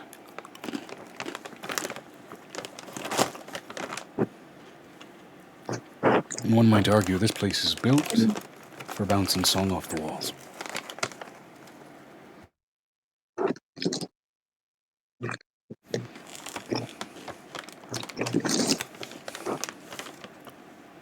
If I come down the mountain and I offer you one night of song, and I bring back a bard for you to have permanently, what will you give me?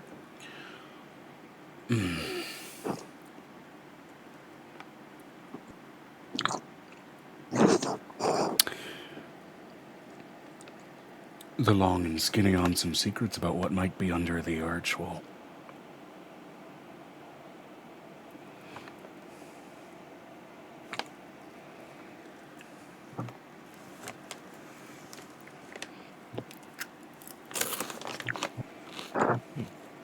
Vinestra said above table. Did we find a jukebox in the hells? You did. We did! But it's still cursed because we didn't heal it. That too. V did. It only plays that one song. Oh, you did spend some time in your pocket dimension trying to counter curse it. You did roll well enough, I believe. V power washed everything.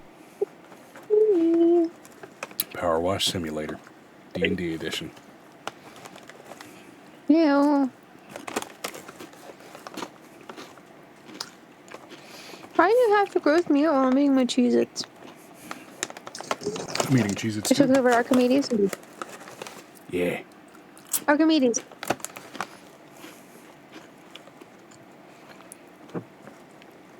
What?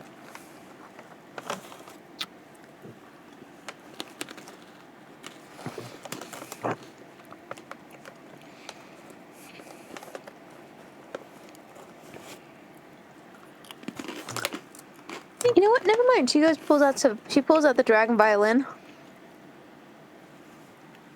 Oh, that's She's gonna fun. cast Awaken on this dragon. Cast Awaken on the dragon violin.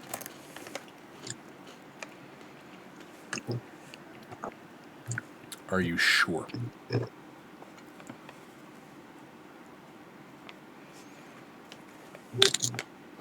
I didn't make it with the bones. It's just the skin bag. I'm going to give you one word as a word of caution before you confirm yes or no. Okay. Fantasia.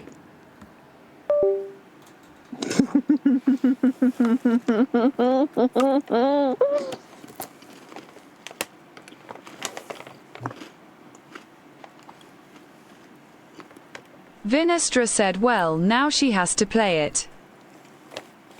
No. I got an idea. He pulls out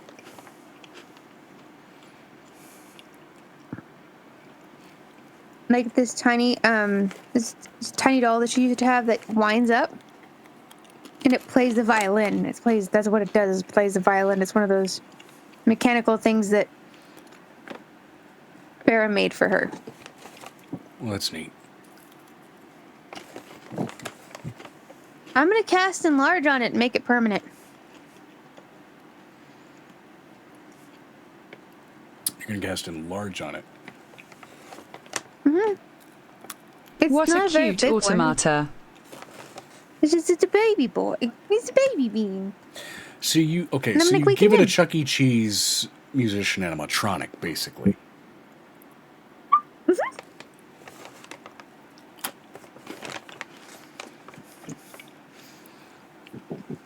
What promise do Because I I have? have spare souls, That's not like- going to come awake at night and try and kill me.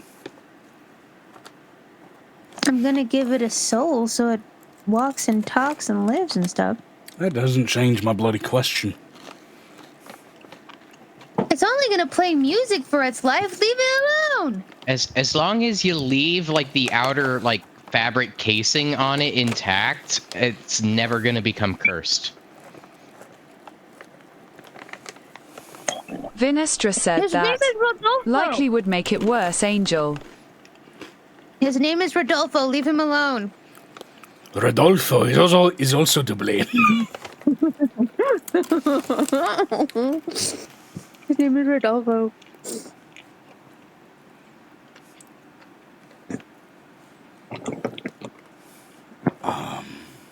But if I...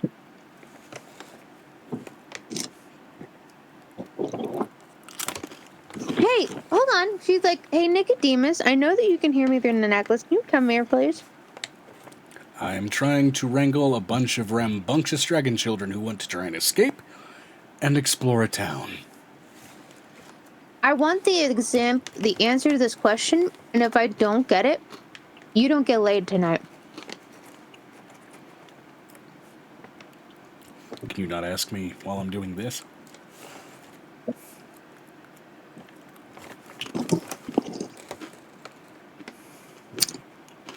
Do you or do you not have Gosh, 20 Angel, to 30 why are you older so children? impatient? Do you not, or do you have like 20 older children who could be taking care of those kids right now? I do, but the small ones keep getting... That is Daddy's nose. That is Daddy's nose. Hey. Okay. She says in Celestial through the necklace, kids, drop daddy. Navarre, take those dragon babies upstairs. Put them through the paces in their flying lessons, please.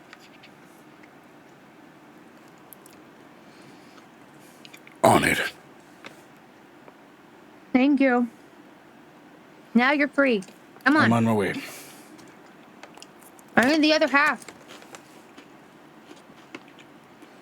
I can't bring this thing alive without the other half.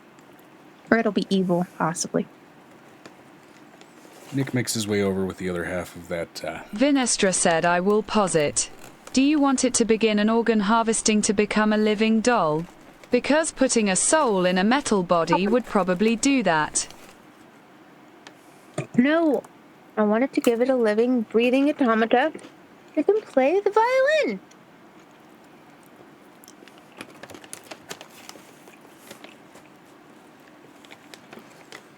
You give it a soul, I'm going to make a roll. Based on that roll, I may have to make another roll, and that roll is going to be based on which genre of horror that automata will have to indulge. No, I'm giving it a good soul, Joe. I want me and Nicodemus to make one of our angels live in this bottom space and be Okay. It has no mouth, Alara? and it must scream. Has a mouth. It does sing. That's what the whole thing about the automata was, is to sing me to sleep in my dad's voice.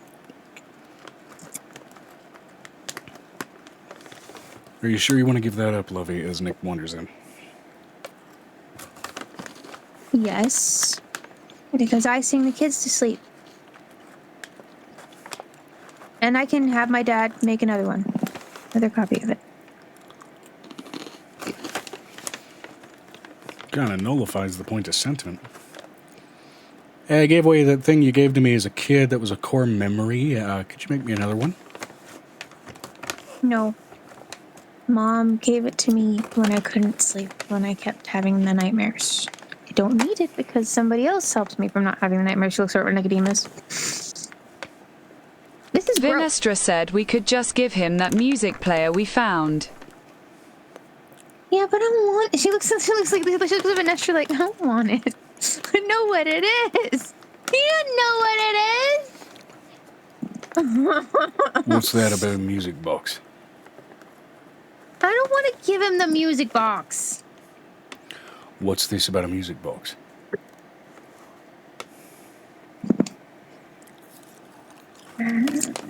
She didn't want to give you one. I'm gonna give it. She didn't want to give it.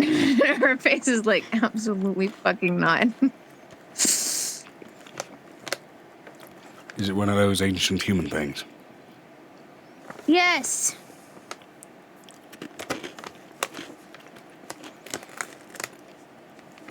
I don't want no skag wizards knocking on my doors.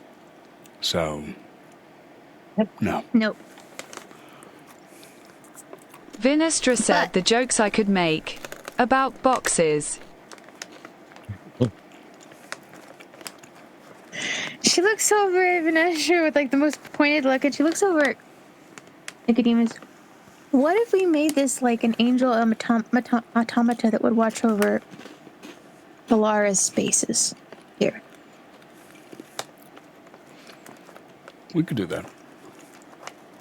If you're gonna make jokes about boxes, just don't do it by the Sorcerer's Harper. There's a bunch of kids over there. She looks over at Nicodemus. I think that's what we should do with this gift. Because it's one of my favorite things and I can come and find it when I want to. I might even be able to give him an actual bard in exchange. If you feel confident, then we'll start with that, make it a half payment, and then we'll worry about maybe getting a bard to work. Over there. He pulls out the silver violin.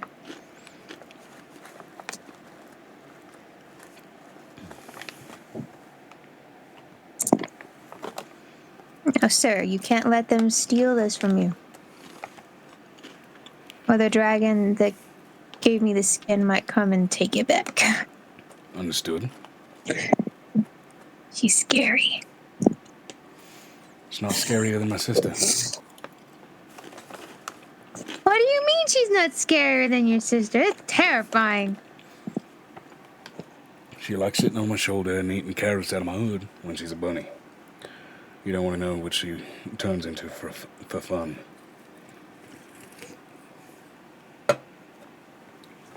Can I have some insight there, Joe? I want to know. Roll me an insight. Does a 19 plus 14 do anything for me? With a 33, you get that in part he's fucking with you, and in part he really respects his sister to the point where he really feels confident that no dragon could scare him compared to his sibling.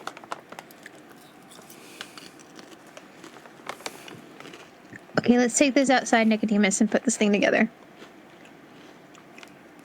Well, it's still big. You made cinnamon toast. Woo! The best kind of toast there is. Except for garlic toast. Garlic toast is pretty good too. They're both good, but I feel like this beats it out. I would say so too. That's the nostalgia it's There's talking also about. honey toast and peanut butter toast. No. Peanut butter No, and no, honey and toast. no. Both of those are childhood core. Okay, be that way. You're gonna have to teach me because that's not something we make at my Not on the house, same and I'm thing. brain to. You don't do honey toast?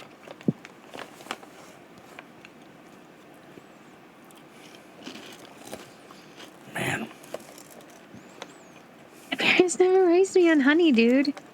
I was an asthmatic. It can make it worse. Oh, shit. Make a valid point. Vinestra said above table, did we get the food? Yes, you did. Yeah. As that deal concludes and you guys Angel's make your like, ways to a Angel- seat, you are settled in and provided your meals. Angel goes outside and makes her thing work. You I make have to yours do still something weird every proportionate to the single time doll we that can- you provided, or dolls that you provided. Now Just life-sized automata. one doll. Outside the automata. V would be handed But of course- 𝕲𝖊𝖓𝖓 from her shadow as she ate the food, letting the baby eat some too.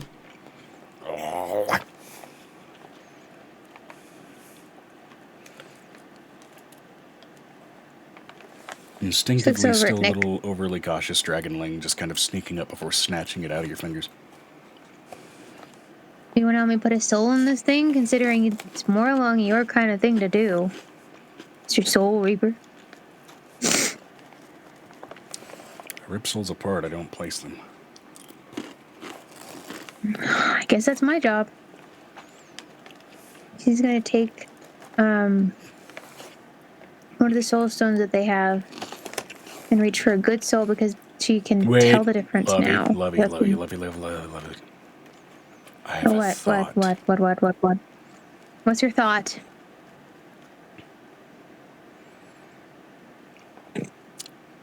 Would putting the soul Mm-hmm. of the frumpy tuba man's child into this automata still constitute giving it life?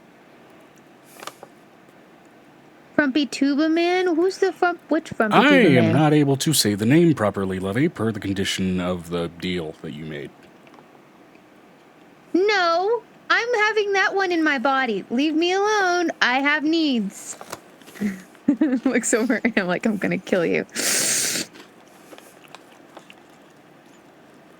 I am not leaving my child in the city. It has to be from my body. I was told it was a deal. I made a deal. Would it not technically be from your body and then into the machine? Vinestra said it sure is Nick's job to put souls into things. She gets it. Absolutely not.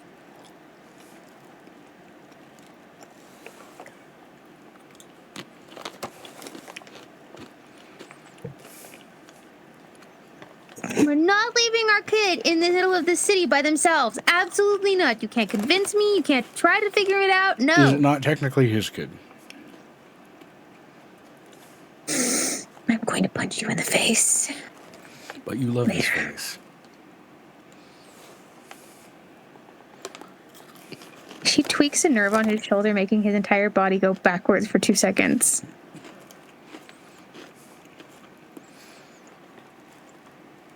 You momentarily Gmod ragdoll your soon-to-be husband. You're not... Don't. I'm not putting him in here. You're not convincing me. It's not happening. Guys, I really want to go to bed. Go to bed, Rick. We'll be in the town by the time we start. 30 minutes past midnight, dude. Yeah, by all means, go ahead and Go to get Thank you. Avery You got can his just cake, say Avery and now he follows ate it. y'all wherever y'all are going, but, like, Okay. yeah. Go rest, dude. Night. Night. Next week we'll be in tempo. Start The of game. session started on time. It'd be Here's 9:30 hoping. p.m. right now. But tech Don't issues. think about it that way. It's toxic. Night.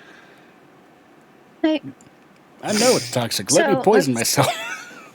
She looks over Nicodemus. Absolutely not. Absolutely not. Quit suggesting it. I'm going to start smacking you.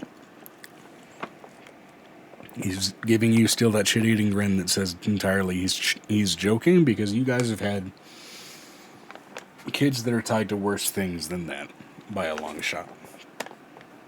Can I reach over the soul stone and find somebody who plays the violin, or listen for the sound of the violin, or because the music sounds like that to me, or magic sounds like that to me? It sounds like that whirring noise that hurts. Vinestra said, depending on how you lot make kobolds, you could put a kobold in there.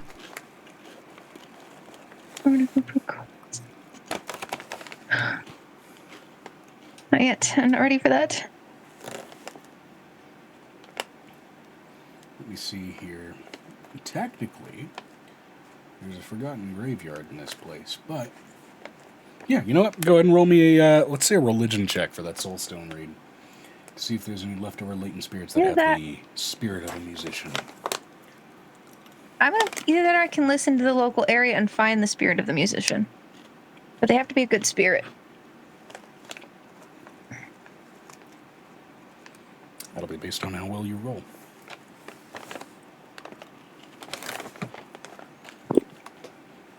The natural 20? I'm getting kind of scared. I'm gonna roll a 1 somewhere to play this game. It's gonna be during an argument or something. So I'm gonna have to say things. Okay. The other one was a 19. Vinestra said roll to not explode. Nat 1. No one needs to know. She fails that roll every night with Nicodemus. Anyway. She does. She fails it every single night. But sometimes he gives her advantage just to make it that much worse for a couple hours. Anyway. So. Yeah, it is. I'm your friend, and it is only for that reason that I am allowed to make those jokes. Also because I know who that character represents. So.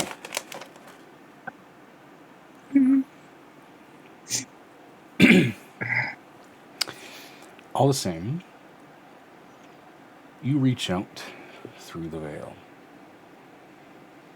You already, I believe, have true sight to an extent, which means you can see into the ethereal plane, and you are realizing among the crowds of countless people and tradesmen and tourists and scattered folk of the like, you also see among those scattered spirits, dozens, hundreds of which that are moving about in much the same way as the rest of the populace. You wonder if, in the ethereal plane, this town may in some ways still very much just operate the same.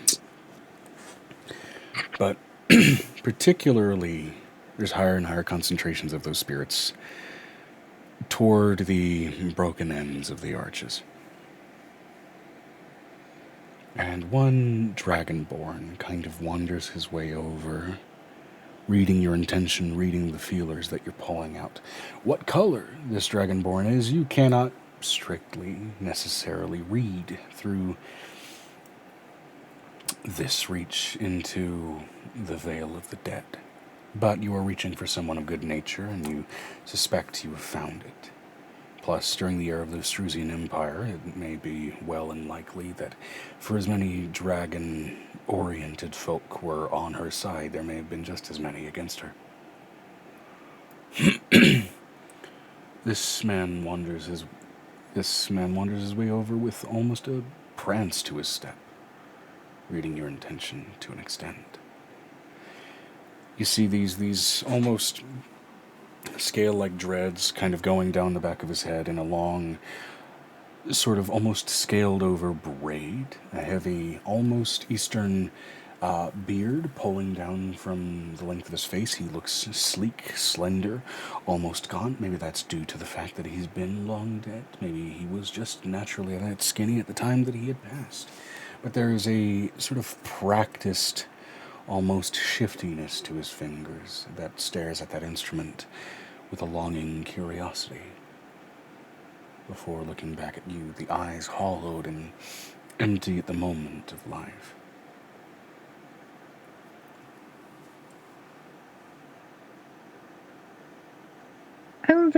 Angel wants to try something she didn't try before. She wants to give this person true life, but through the automata. This does qualify as technically turning this person into a type of reborn. Reborn can be accomplished through undeath. It can be accomplished through placing a soul in a construct. By and large, it is still considered true life. So, I want to give him the ability to live. Have children, do the whole thing, do the jam. Even if he can't reproduce as far as sexuality. evolution in regards to that may be through a will of his own and a choice of his own. But, depending on how you roll, you may grant him enough clarity of mind in regaining his life that he may be able to yet pursue those avenues, should he choose to do so. I'm going to pull forth the polymorph scroll. Permanent polymorph scroll. Because a construct can choose its life force. Polymorph, I believe, true polymorph means you could technically grant life and consciousness just to the construct in and of itself by turning it into a living being. That would not necessarily grant it the soul of this being who's staring upon it. It would just grant life. I get that. I mean, putting the soul inside first. Then letting the soul choose what it becomes with the body. That definitely stretches the limits of the spell, so that will need to be a vibe check. That stretches the limits and the function and the description of the spell. Basically handing intention and control over it to another target.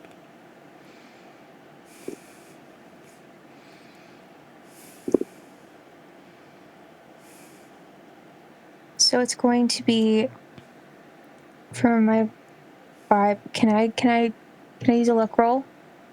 Yeah. Absolutely.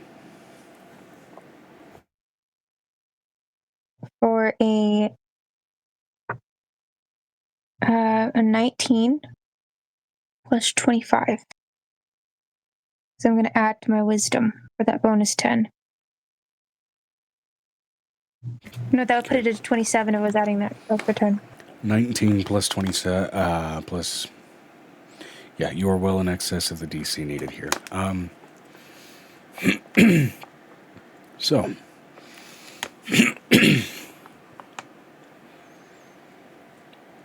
I will say, this is... Are you also essentially casting resurrection or reincarnation alongside this, or having Nick do that to accomplish this? Yes. Okay.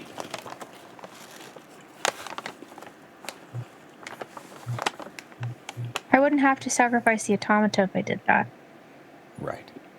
Meaning you will be able to keep the automata. You're already kind of going into a spell description that doesn't necessarily require the automata to be a factor here.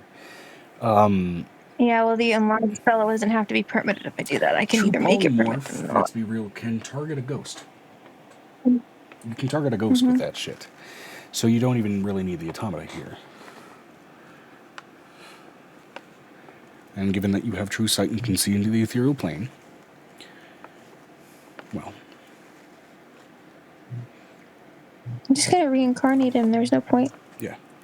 Well, using granting him access to essentially the true polymorph could basically grant him a body of the shape and form of his choosing, where reincarnate would be a decisively more random outcome. So... Well, I'm going to let him choose first. Yeah. I will say, he is definitely older than the initial resurrection requirements of the spell, so true polymorph will be the route that you go here. But with those conditions and with Nick helping you, and with that, vibe check and well in excess of, 40? You definitely meet your DC here, so... What eventually forms, clothing and all, approaching just sort of a steady kind of mid-form height of about 5'7", a long, sort of gently flowing, semi-furred, and scaled tail flowing behind this set of light sort of bardic vestments as it pulls the violin initially away from the construct in the process. Would eventually... the contract just sleeps back to things back to baby. Yeah. What eventually forms before you is a type of dragonborn that you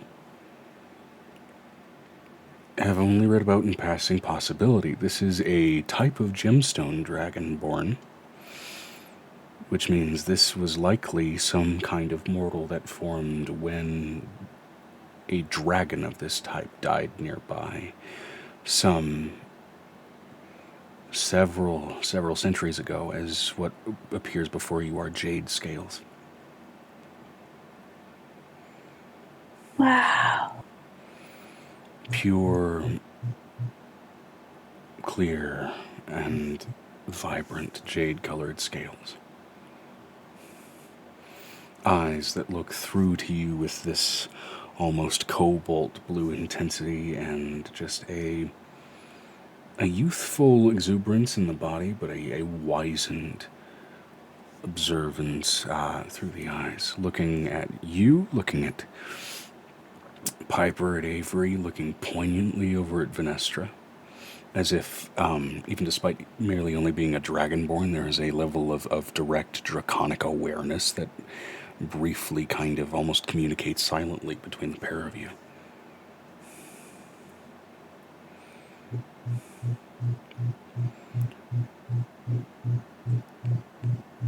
So,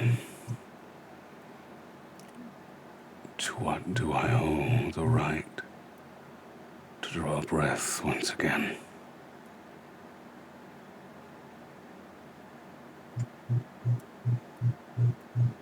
I want you to play this.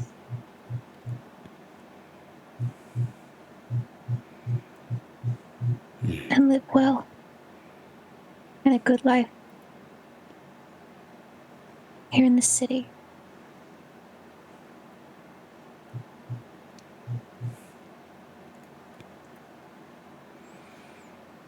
That I will.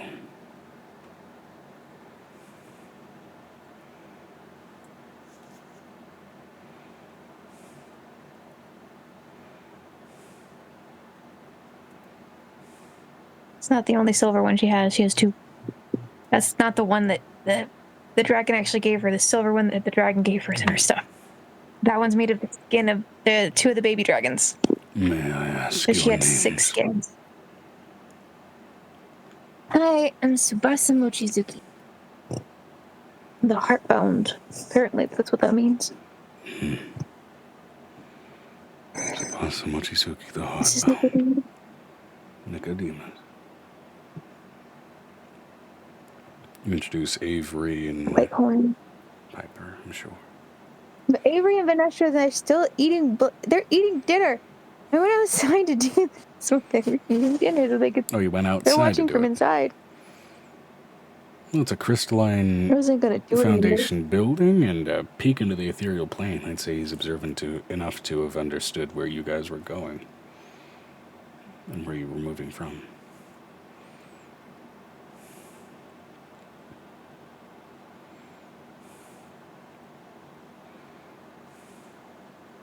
I promised him someone who could play the violin.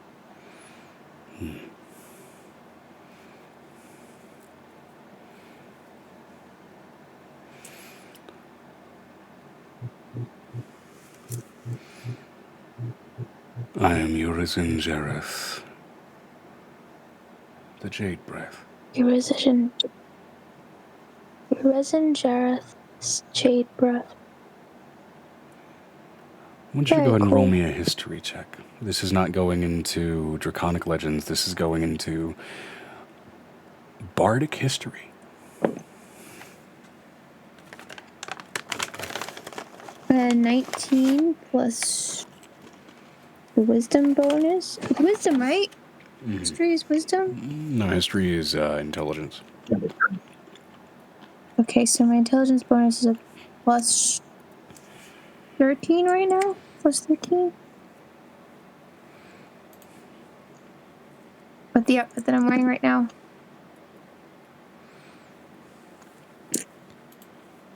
Hello? Vinestra said, speaking of, does V see any spirits around here? Oh, thousands. Thousands.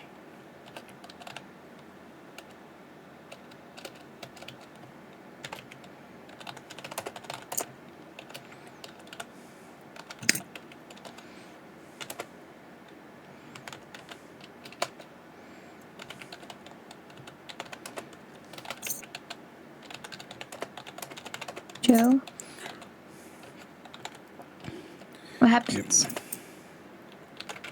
So,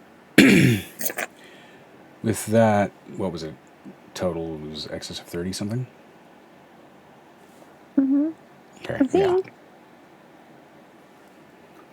19 plus 13 instead of 30, 32? 32, yeah. DC, for you, because you were a bard,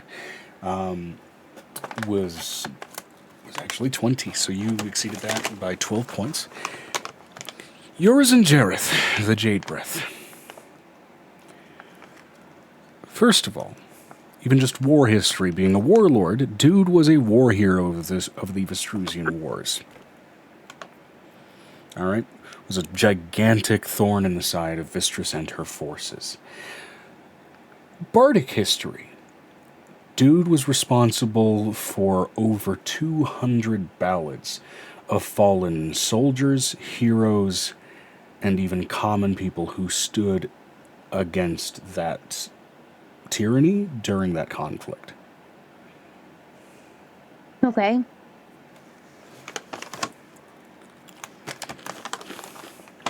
There were even ballads written about him, Sorry. over half of which said that he could outfiddle all of the... over half of which said that he could outfiddle 𝕱𝖓𝖓𝖊𝖓. Some of which citing that as a historical event and not simply a claim.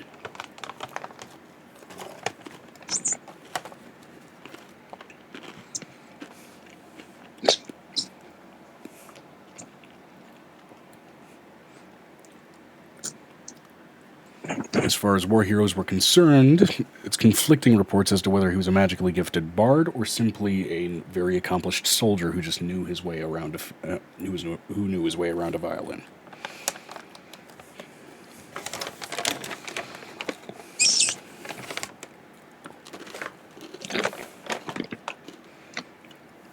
Can't believe I have to break it up. It's all stuck together.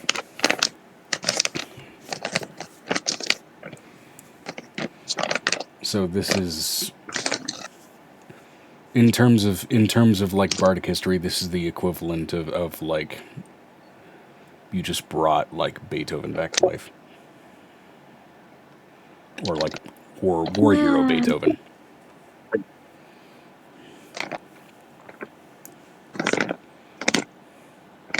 You mean I brought what's the guy from Beatles? What's the guy from the Beatles? There's a few of I those. brought John Lennon back to life. Yeah, I brought sure. John Lennon back to life. There you go.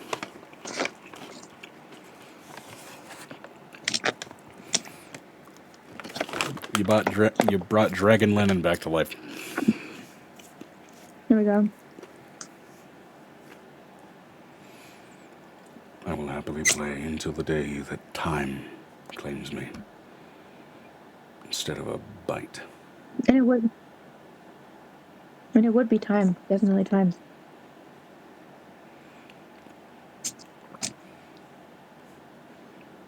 I believe I sat in on your performance here, Deva. Oh. There was not many clothes at the end of that performance, sir. He turns bright red. Wouldn't be my first exposure to nude small folk.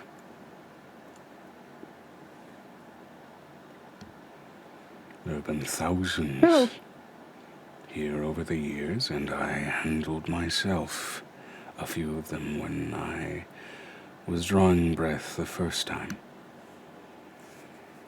Looks over Nicodemus. And that's before I grew scales.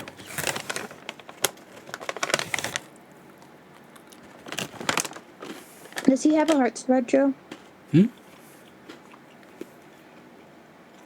Does he have a heart thread?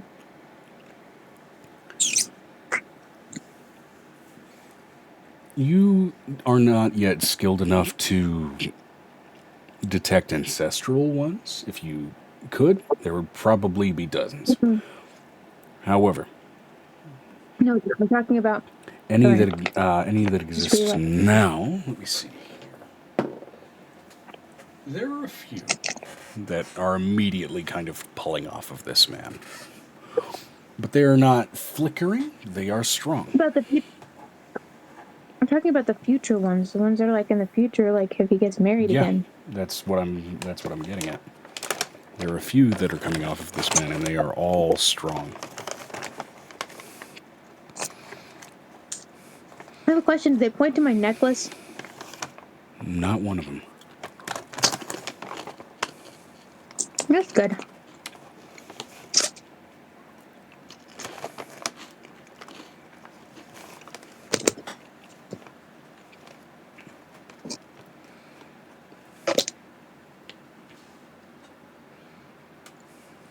It's also slightly disappointing.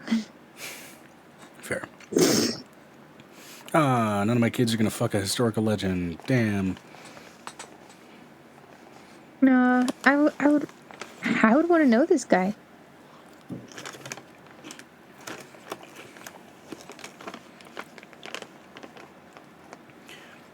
Well, you all brought me back for the sake of performing here, so I feel I at least owe the lot of you one performance.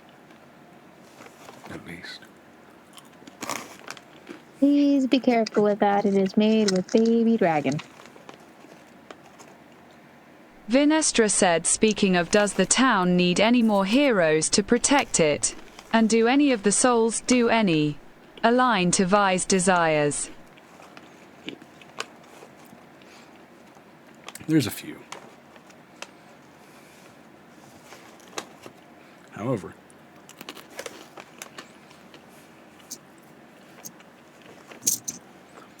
as far as new soldiers, we'll get to that. This place is not one that's, at least at this point in time, at the center of any conflicts. All the same, he begins to move his hands along the bow and along the strings of this violin. And it's interesting. It kind of strikes a balance between the sort of southern fiddler and what you would expect to hear out of a gentle run of a violin in an orchestra, waving back and forth like that along the chaos of a sea. You mean what I was raised with, which was basically somewhere in between with the way I was taught by 𝕱𝖃. With some of the song structure That's one of my here, 3 instruments. you are finding such similarities with how 𝕱𝖃 taught you that you wonder if she used some of his works as initial pieces of training and inspiration.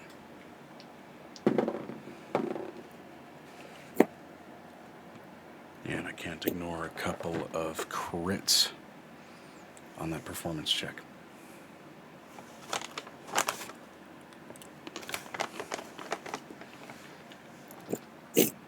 So, for the sake of the player characters here, while normally I would flavor this like a normal bardic inspiration, right, that he's going to be granting a lot of you as he goes through this performance.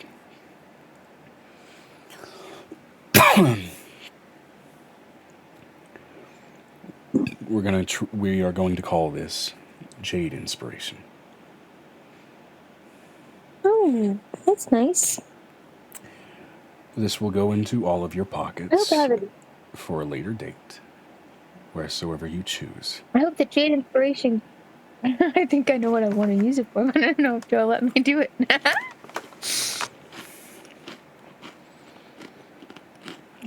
For Jade Inspiration specifically, you can use it to add a d20 add a d20 to any charisma check. Great. That is charisma stat, that is That's not what I wanna persuasion, do. that is deception, that is any of those. Performance. Yeah. Performance as well.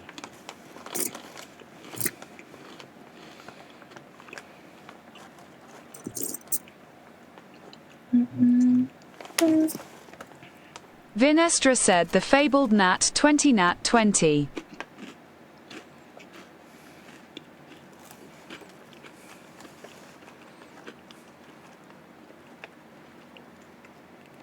I mean, if you want to add it to an attack roll, you can. Well, actually, sorry, any charisma check. Well, that's right. You're a warlock. Your charisma checks still go into your attacks. That's right. You have spicy ways you can use it. Well, different kind of spicy. Angel has more habitual spicy. 2 varieties of spicy. Imagine the skill check, though. Yeah. It's going to be crazy. Reach 69. I know what I'm gonna use it for.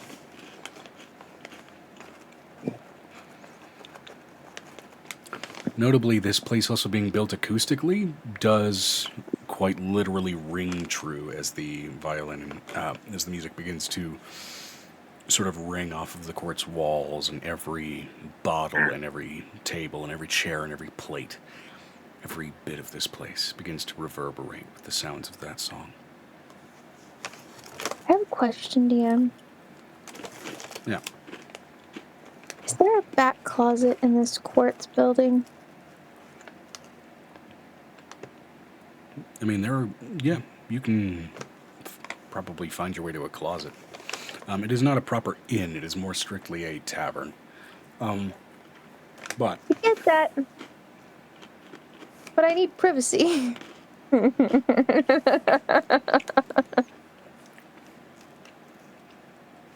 roll me a stealth check. Holy shit.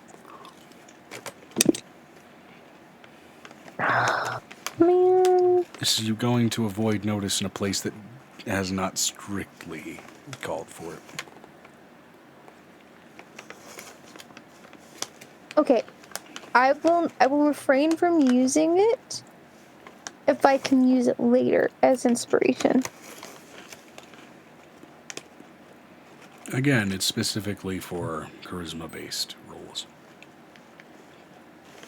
I know what I'm doing.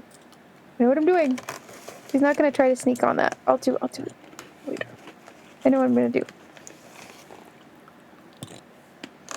What do you want to do? That's gonna happen later, Joe. Not right now. She's gonna just listen to the music. Okay. I thought you were going to do something else with your privacy. Yeah, there was a plan. Was it to sneak away, find a closet, and roll performance on yourself? No real performance with Nick. Oh, I mean, you still can. Vinestra said, I wonder how hide in one's shadow would interact.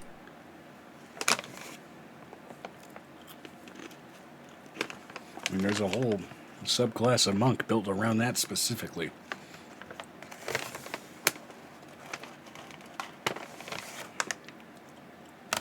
That's my question, Joe. I just want to... Okay, this is what I want. I'm going to message you. I will say, there are no soundproofing crystals here, and this place is actually built for acoustic amplification. So... I get that. There was a point. Uh-oh.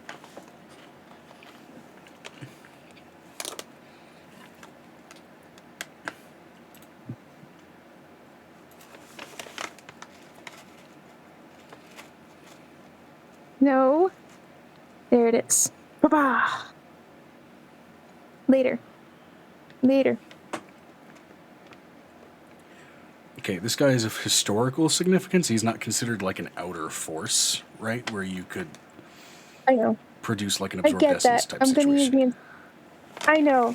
I'm gonna use the inspiration later and try to do the elemental thing that I haven't done. Angel's gonna try to do 2 things that were on Amora's list that she couldn't do.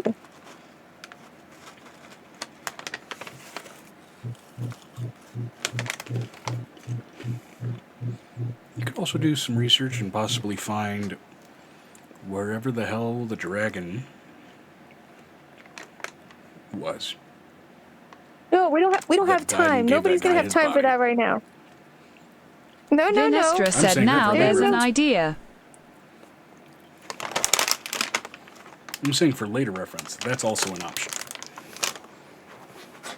Yes, but I know what I want to do after we're done with this performance, since we have to go back to the ship.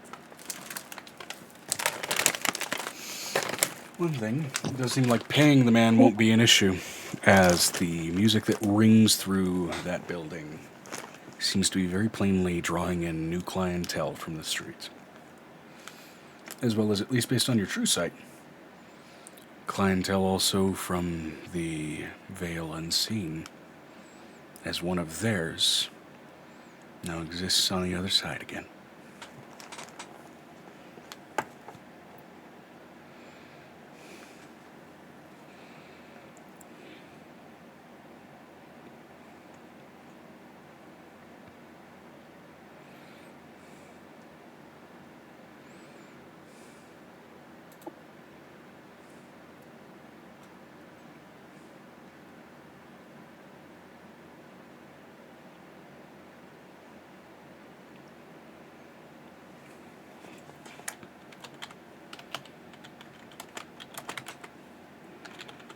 Angel after this is basically going to take everybody back to the house. We're going home. She's like, Nick Divas, this has inspired me. I must do things.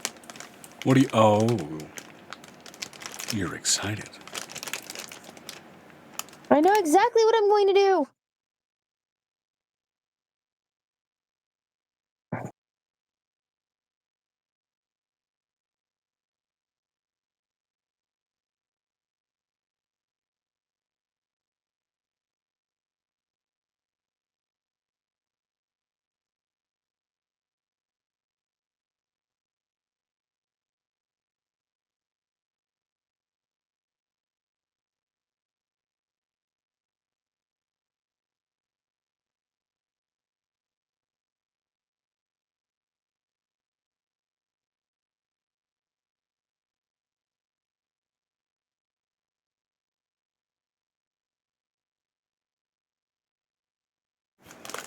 All right.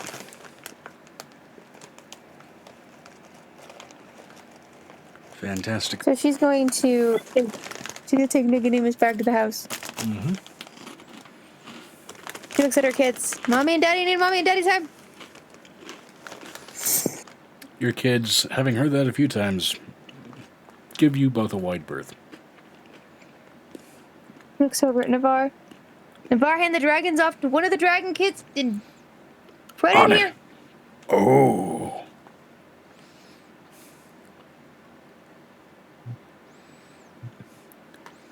If we had a wider audience, I would feel concerned that perhaps a large chunk of whatever the hell you mean by that would probably end up on Rule 34. No. Look, It's more or less I watch groups of people in circles that at this point, like, they have people in their audiences that make a lot of that. Okay? I wouldn't be shocked if bleed over started happening.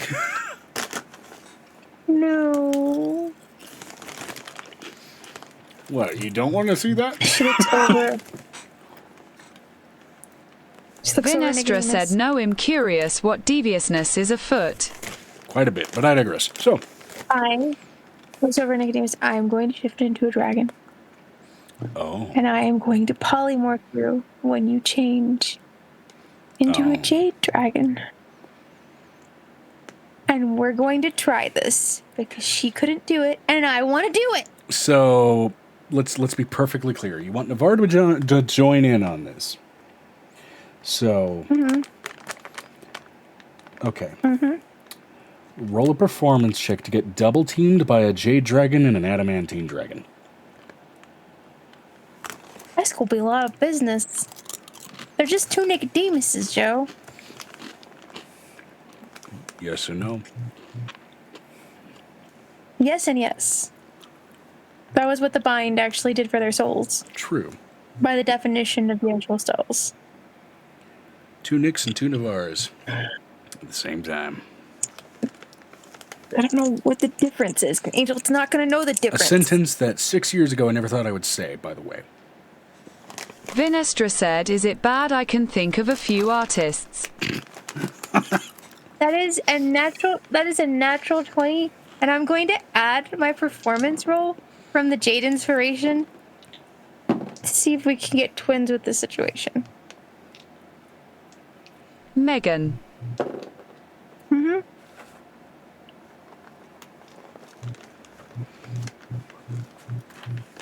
I'll give you a nat 20 from Amira. Selling your inspiration die, huh? Yes! Oh, God. Yes. Yes. So that makes 73, something like that? Uh-huh. Good God. You... Can we minus 4? Again, lame. For the lulz, Again, yes. minus 4. Yes, for the lulz. You rock the boat so strongly that the heavens feel it. And even... so...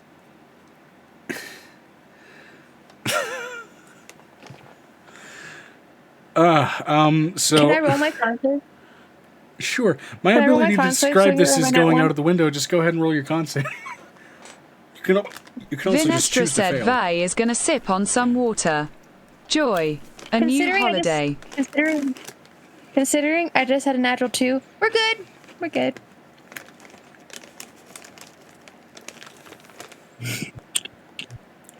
You rock the Just heavens waiting for so the 2 rows of badly making that food. for the briefest moment,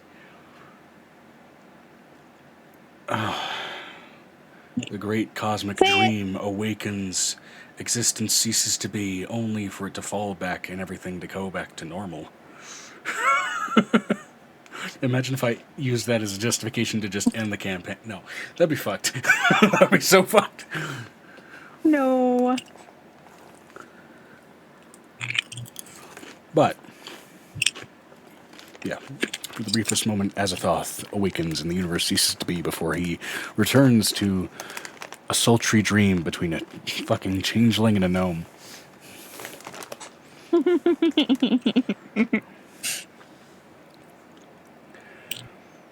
With sound effects that would put most, we'll say, quote-unquote anime and story-based video games to total shame. As well as a high score on the secret fantasy edition of Hoonie Pop.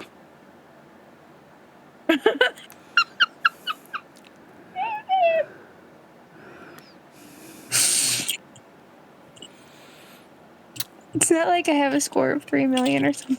What occurs... Weird brag, but okay. What occurs... It's the cam one. It's the cam one. It's really dumb. Good Lord. My friend dared me to play it and get us high score. What occur... I'm laughing about it, Megan. What occurs promptly renders to dust every soundproofing crystal in the castle. Oh, shit. Oh, no. As well as the sconces that hold them, and some of the stone to which those sconces were bolted.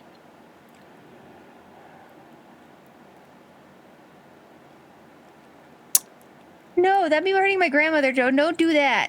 It's not hurting I her. remember my grandma. We'll put it this way. She is recoiling from those sconces. So... Okay. I don't know what that means, and I don't necessarily like it, but okay. What you do to those bed sheets, no launderer in the great cosmos will ever be able to truly wash away.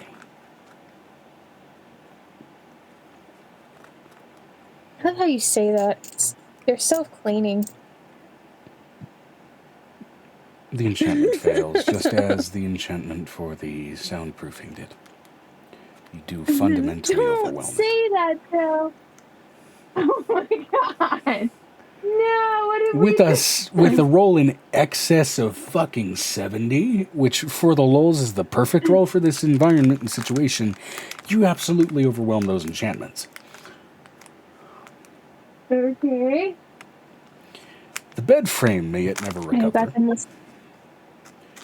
No, the bed frame is probably the most sturdy thing. The bed frame is made for that. And the mortar between the stones of the walls you feel may yet contain and calcify the echoes of this event for centuries and millennia to come. Joe, please don't say that. That'd be horrible. Please don't do that. Joe, no, not that bad. I am being poetic. Don't embarrass me like this. I am being poetic. Terrifying. It need not be strictly literal. God, that's terrifying. Don't do that.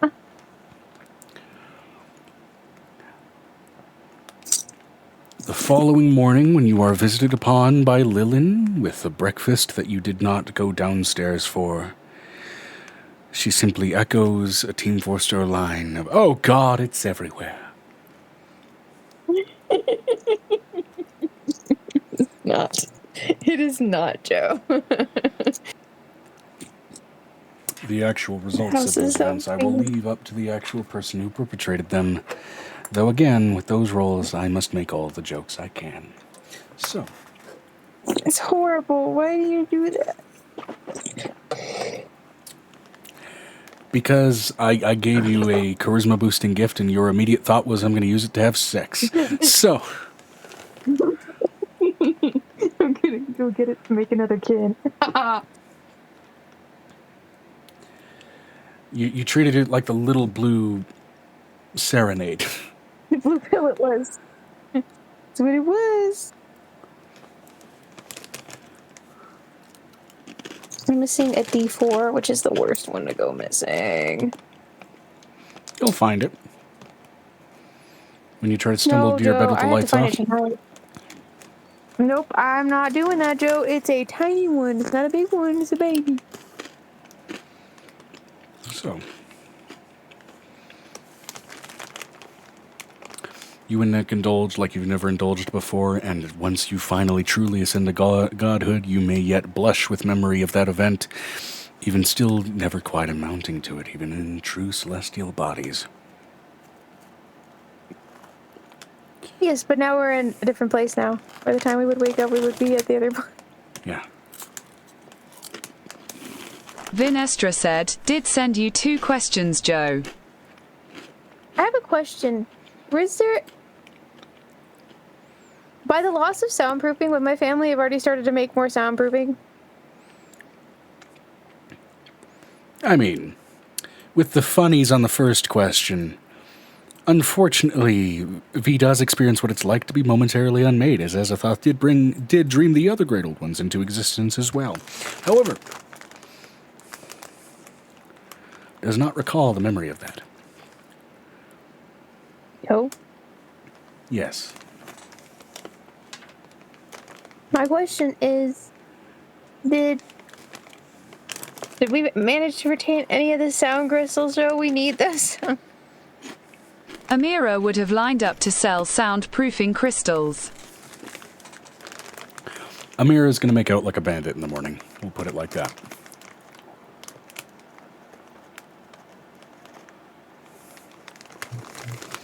They'll be easy enough to replace. But replaced they must be. So I have a question. My kids hear any of it? Are they in the soundproof space?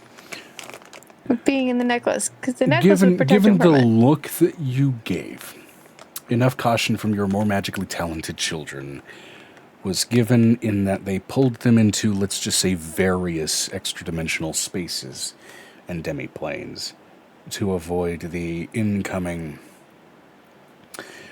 what Mom and Dad do during their nightly wrestling matches.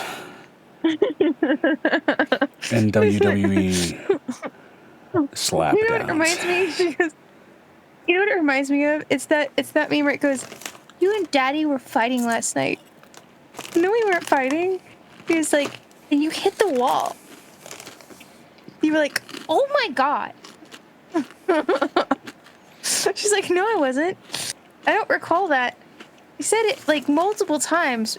Oh my fucking...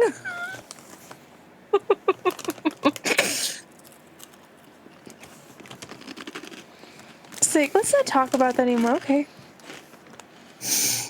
Dad was doing his Randy Savage impression for hours. Oh, yeah! Oh my God, it's horrible. So she looks over at Nicodemus the next morning and she's like, I think we should lay off the extra go juice. Are you sure you have any go-juice left? Oh, my God. I could go over another round. Are you sure? I'm a woman. And that's Nick saying that. Yeah. 𝕲𝖊𝖓 said that alien meme. She's like, I forgot you don't have a refractive period. Roll a performance check. You said it.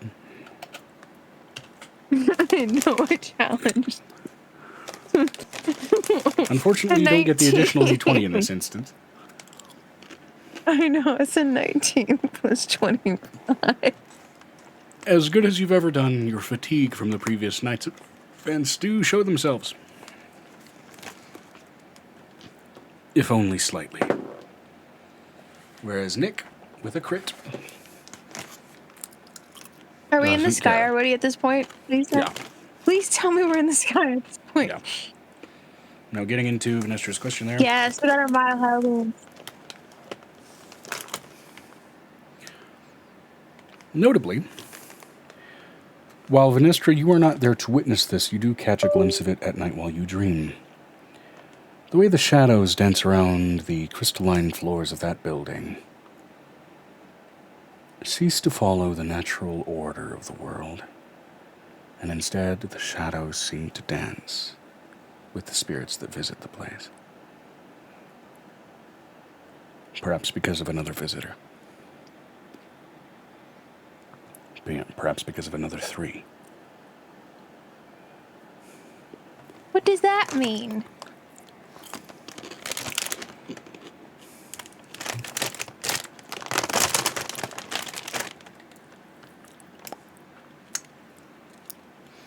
Means you all have made Joe, some I don't really know fun all the choices. parts. Joe, please don't tell me I've screwed us over by bringing him back. No, you didn't. You specifically said good-natured entity, and I gave you one.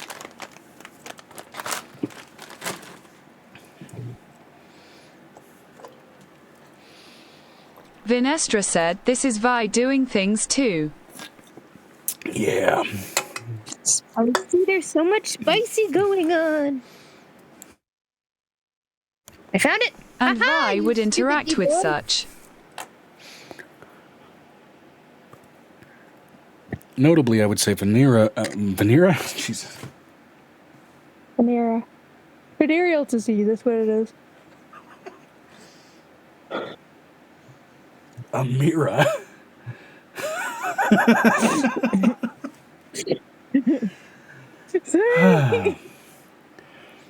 Finds a less tangible new clientele for her business. And in so actually is starting to receive a new type of payment. Ethereal coin.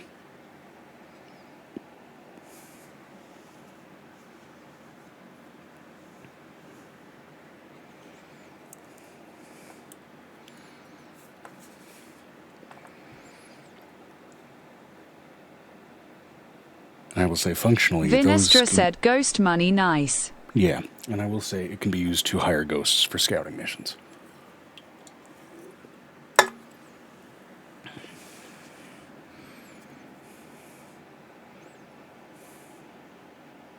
Even the dead have some form of society if they haven't chosen to go up or down. So, all the same, flight was taken on the 15th, and you arrive with a quickness and, in some cases, worn out yet practiced steadiness upon a butte and plateau just above a part of the city of Wingstone. Already the flapping of massive draconic wings flying before and landing ahead of the gateway outside of the keep, where one dragon landed and became a house once again. A few more arrive, yet to greet it, but we will do that next time.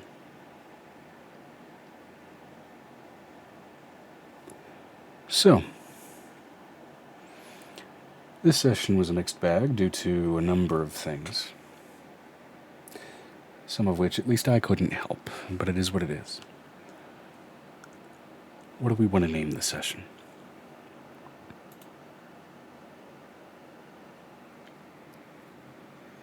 Megan. What? What do we want to name the session? Technical difficulty. I mean, fair. That was more so an issue at the start of the session, though. So given what has occurred, what do we want to name the session? 𝕲𝖓 said 70 miles in the air. I mean, I'm not against it.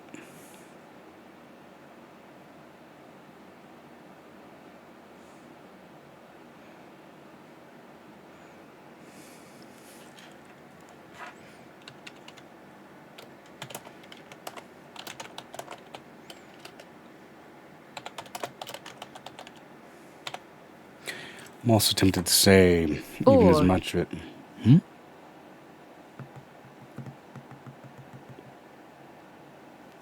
Or... Bottle run. Bottle run.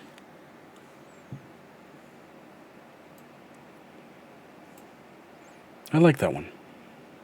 Trying to remember the term. Megan? How do you feel with that? Bottle run? 𝕲𝖓 said liquor run. Liquor run. I like that. I'm also tempted to say a hand-in-hand Oru, but that's, that's me.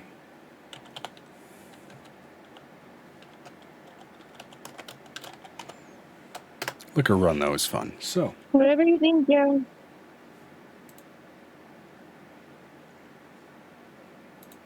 This is to go even further beyond a nat 20.